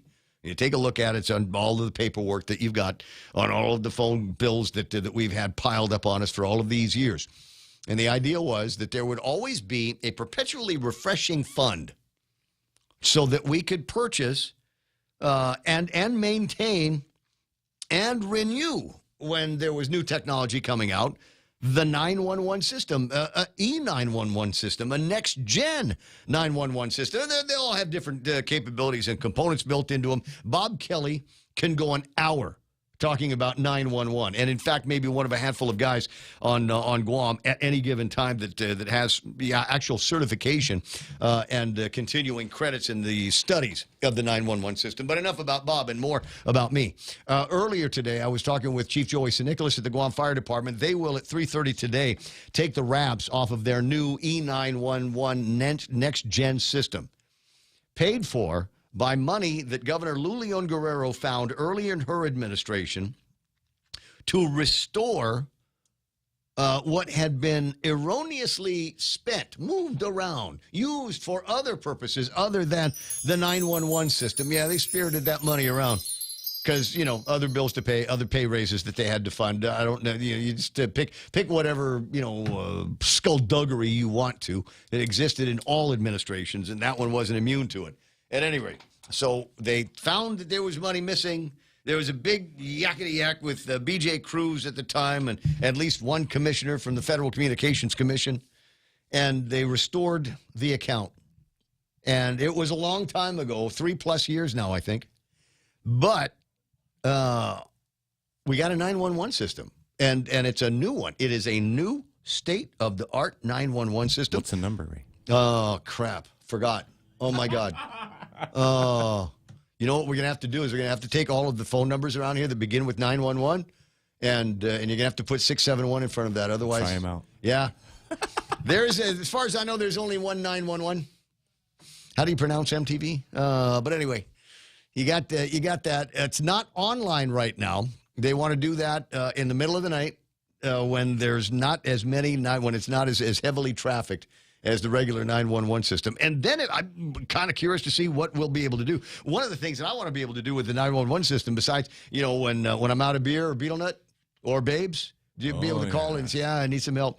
But linking up the 911 system with for people in the media, actually anybody should be able to do it. But the next time there's some big knockdown, drag-out story, I want to be able to hear the 911 tapes. Yeah, I hope that works, man. I hope it works as well. I hope it works. I hope there's a website that we can go to so we don't have to FOIA every damn little thing and just say, we'd like to hear the 911 tapes from officer-involved shooting somewhere. Some idiot almost said the A word. Some idiot out there with the slingshot making a nuisance of himself, and then the police come and they have to shoot the guy for being a nuisance. I want to hear the 911 call lately, man. for that. Where's it? Where are you watching? Oh, the slingshot guys? No, like on Facebook, man. They keep showing me these guys getting shot by cops, one after the other, and they get caught, and then get lost in it. They're always try to look for context. And the beauty of social media, in many cases, are you will find the context. There's video floating, the pictures floating around of this Marine, not active duty anymore, but this Marine in the subways that was holding down this other dude because he was acting violently. And he already had a record of assaults, had been arrested 40 times, was tried to provide him with the services that you would normally give to somebody like that. These are who to talk to take care of your obvious mental health issues. You're not eating? Okay, well, here's how to get yourself SNAP cards. You need someplace to stay? Well, we're going to see if we can help you out with that. There are programs that are available, blue and red cities all around the world. But, at some point, if these guys don't want to take it, they don't want to take it. But that doesn't necessarily mean that they get to thrive and take advantage of weaker society, polite society in the subways. So the guy messed around and found out, and he's dead. And now the lefties, AOC, et cetera, want to make him the new Lord and Savior. The shine is off the George Floyd statues. Now we need a new one here. We need a new one. And I'm going, this is not one of those things where it was just the one guy that decided he was going to try to prevent a crime. He was joined. There were 3 or 4 other people in that pile-on that are involved, including a couple of people, quote, of color. But no, though, they're going to single out the white guy for this. That's what's going to happen. Watch and see how that plays out, or don't. I don't know what the rest of the story is going to be, but like I said, for context, there will be others. There's somebody has provided video of this guy that was killed. He was a Michael Jackson impersonator, and he went after a gay guy. And the gay guy had the presence of mind to film it. There's another one where he's. And there was an assault on that, so-called assault. I mean, the guy was pushing and shoving. And then there's another one where the guy literally is being videotaped, at least they say it's him, being videotaped from a rail car in the subway, taking a dump, and then, and that takes his time pulling his shorts up. So we've got, exposing his beans and tackle out to everybody in the world. And you just go, wow, this is what this blue city has come down to. Yep. All the other ones are headed in that direction as well. 9:56. There's other things that we need to look out for, and that what's going to happen to Title 42 by the end of it all. But there's good news. Where was the good news that I had? Something about the WHO. COVID, there it is no longer a health emergency on a global scale. The WHO came out here. Adhanom Ghebreyesus. Have you seen him? He's dressed up. He's wearing more scandalous shorts than I am, and I want to say a glitter tank top. Oh, no. Oh, yes. Oh, yeah. Is this the transportation director? Don't say trans like that. Oh. Okay, anyway. Pardon me. No, he's the World Health Organization chief Tedros, who said today the pandemic had been on a downward trend for a year, allowing most countries to return to life as we knew it before. The U.S. is set to end its public health emergency Thursday by order of President Biden. The virus is here to stay, though. It is still killing. It's still changing. The risk remains of a new variants emerging that cause new surges in cases and deaths. Never let an emergency go to waste. The bottom line, COVID has changed the world, and it has changed us. And that's the way it should be, Tedros said. If we go back to how things were before COVID-19, we'll have failed to learn our lessons and failed our future generations. And by the way, Rochelle Walensky is stepping down as the director of the CDC, according to the White House folks that are out there today. So is all of the ugliness behind us? Are we all finished with it? Can we all just put away our masks? I still have one mask. I don't think it's the last one. I might have another one in a couple of rooms. But I have one where I keep the cat litter box. Because, because, man. It's particles, man. Whoa, yeah. Just like that. So I because you scoop in, and you got stuff that stays in the clumpy, and then there's other stuff that drifts down, and then there's clouds of kitty litter. No matter how hard you try to be gentle, huh? Exactly. It just gets everywhere. It's like asbestos. It's like kitty pee smelling asbestos. And you do all of that stuff, and there's still a little bit of dust that gets in your head. And I'm not allergic to or anything. I just don't want kitty pee smelling litter in my nostrils. Yeah, so I try to get all of that out there. If you're looking for a job, go check out the airlines. We know from it's going to be painful to find out how many people with actual skills, energy, and enthusiasm that no longer get work here because they work at the ramp now in Colorado. A bunch of my friends have taken off and done that. And the airlines are still hiring. If you're looking for something, United, etc., are all looking to fill a whole bunch of positions. Delta's looking. United is looking. They've already hired more than 7,000 workers since January. They plan to add 8,000 more before too much longer. And do you know how to fly an airplane? I'm Microsoft certified. I'm sure it would only take me a little while to learn how to actually fly a big 777 or something like that, 737. Get me into that Dreamliner, because that one looks like it's made for idiots. For guys that, the bottom of the pilot class. I'm just saying, if you've got any of those skills, they're going to be looking for that as well.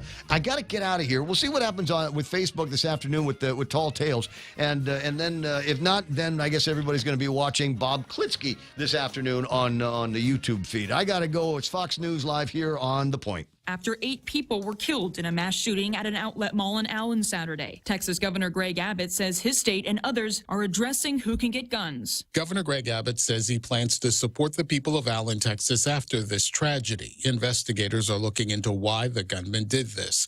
On Fox News Sunday, Governor Abbott said this is happening in states regardless of political leaning, adding one thing is certain. There has been a dramatic increase in the amount of anger and violence that's taking place in America. An example of that happened in Cleveland, Texas last week, where 5 people were shot and killed. A recent Fox News poll pointed to background checks, raising the legal age, and mental health services as ways people think will reduce gun violence. Gernal Scott, Fox News. Meanwhile, another police officer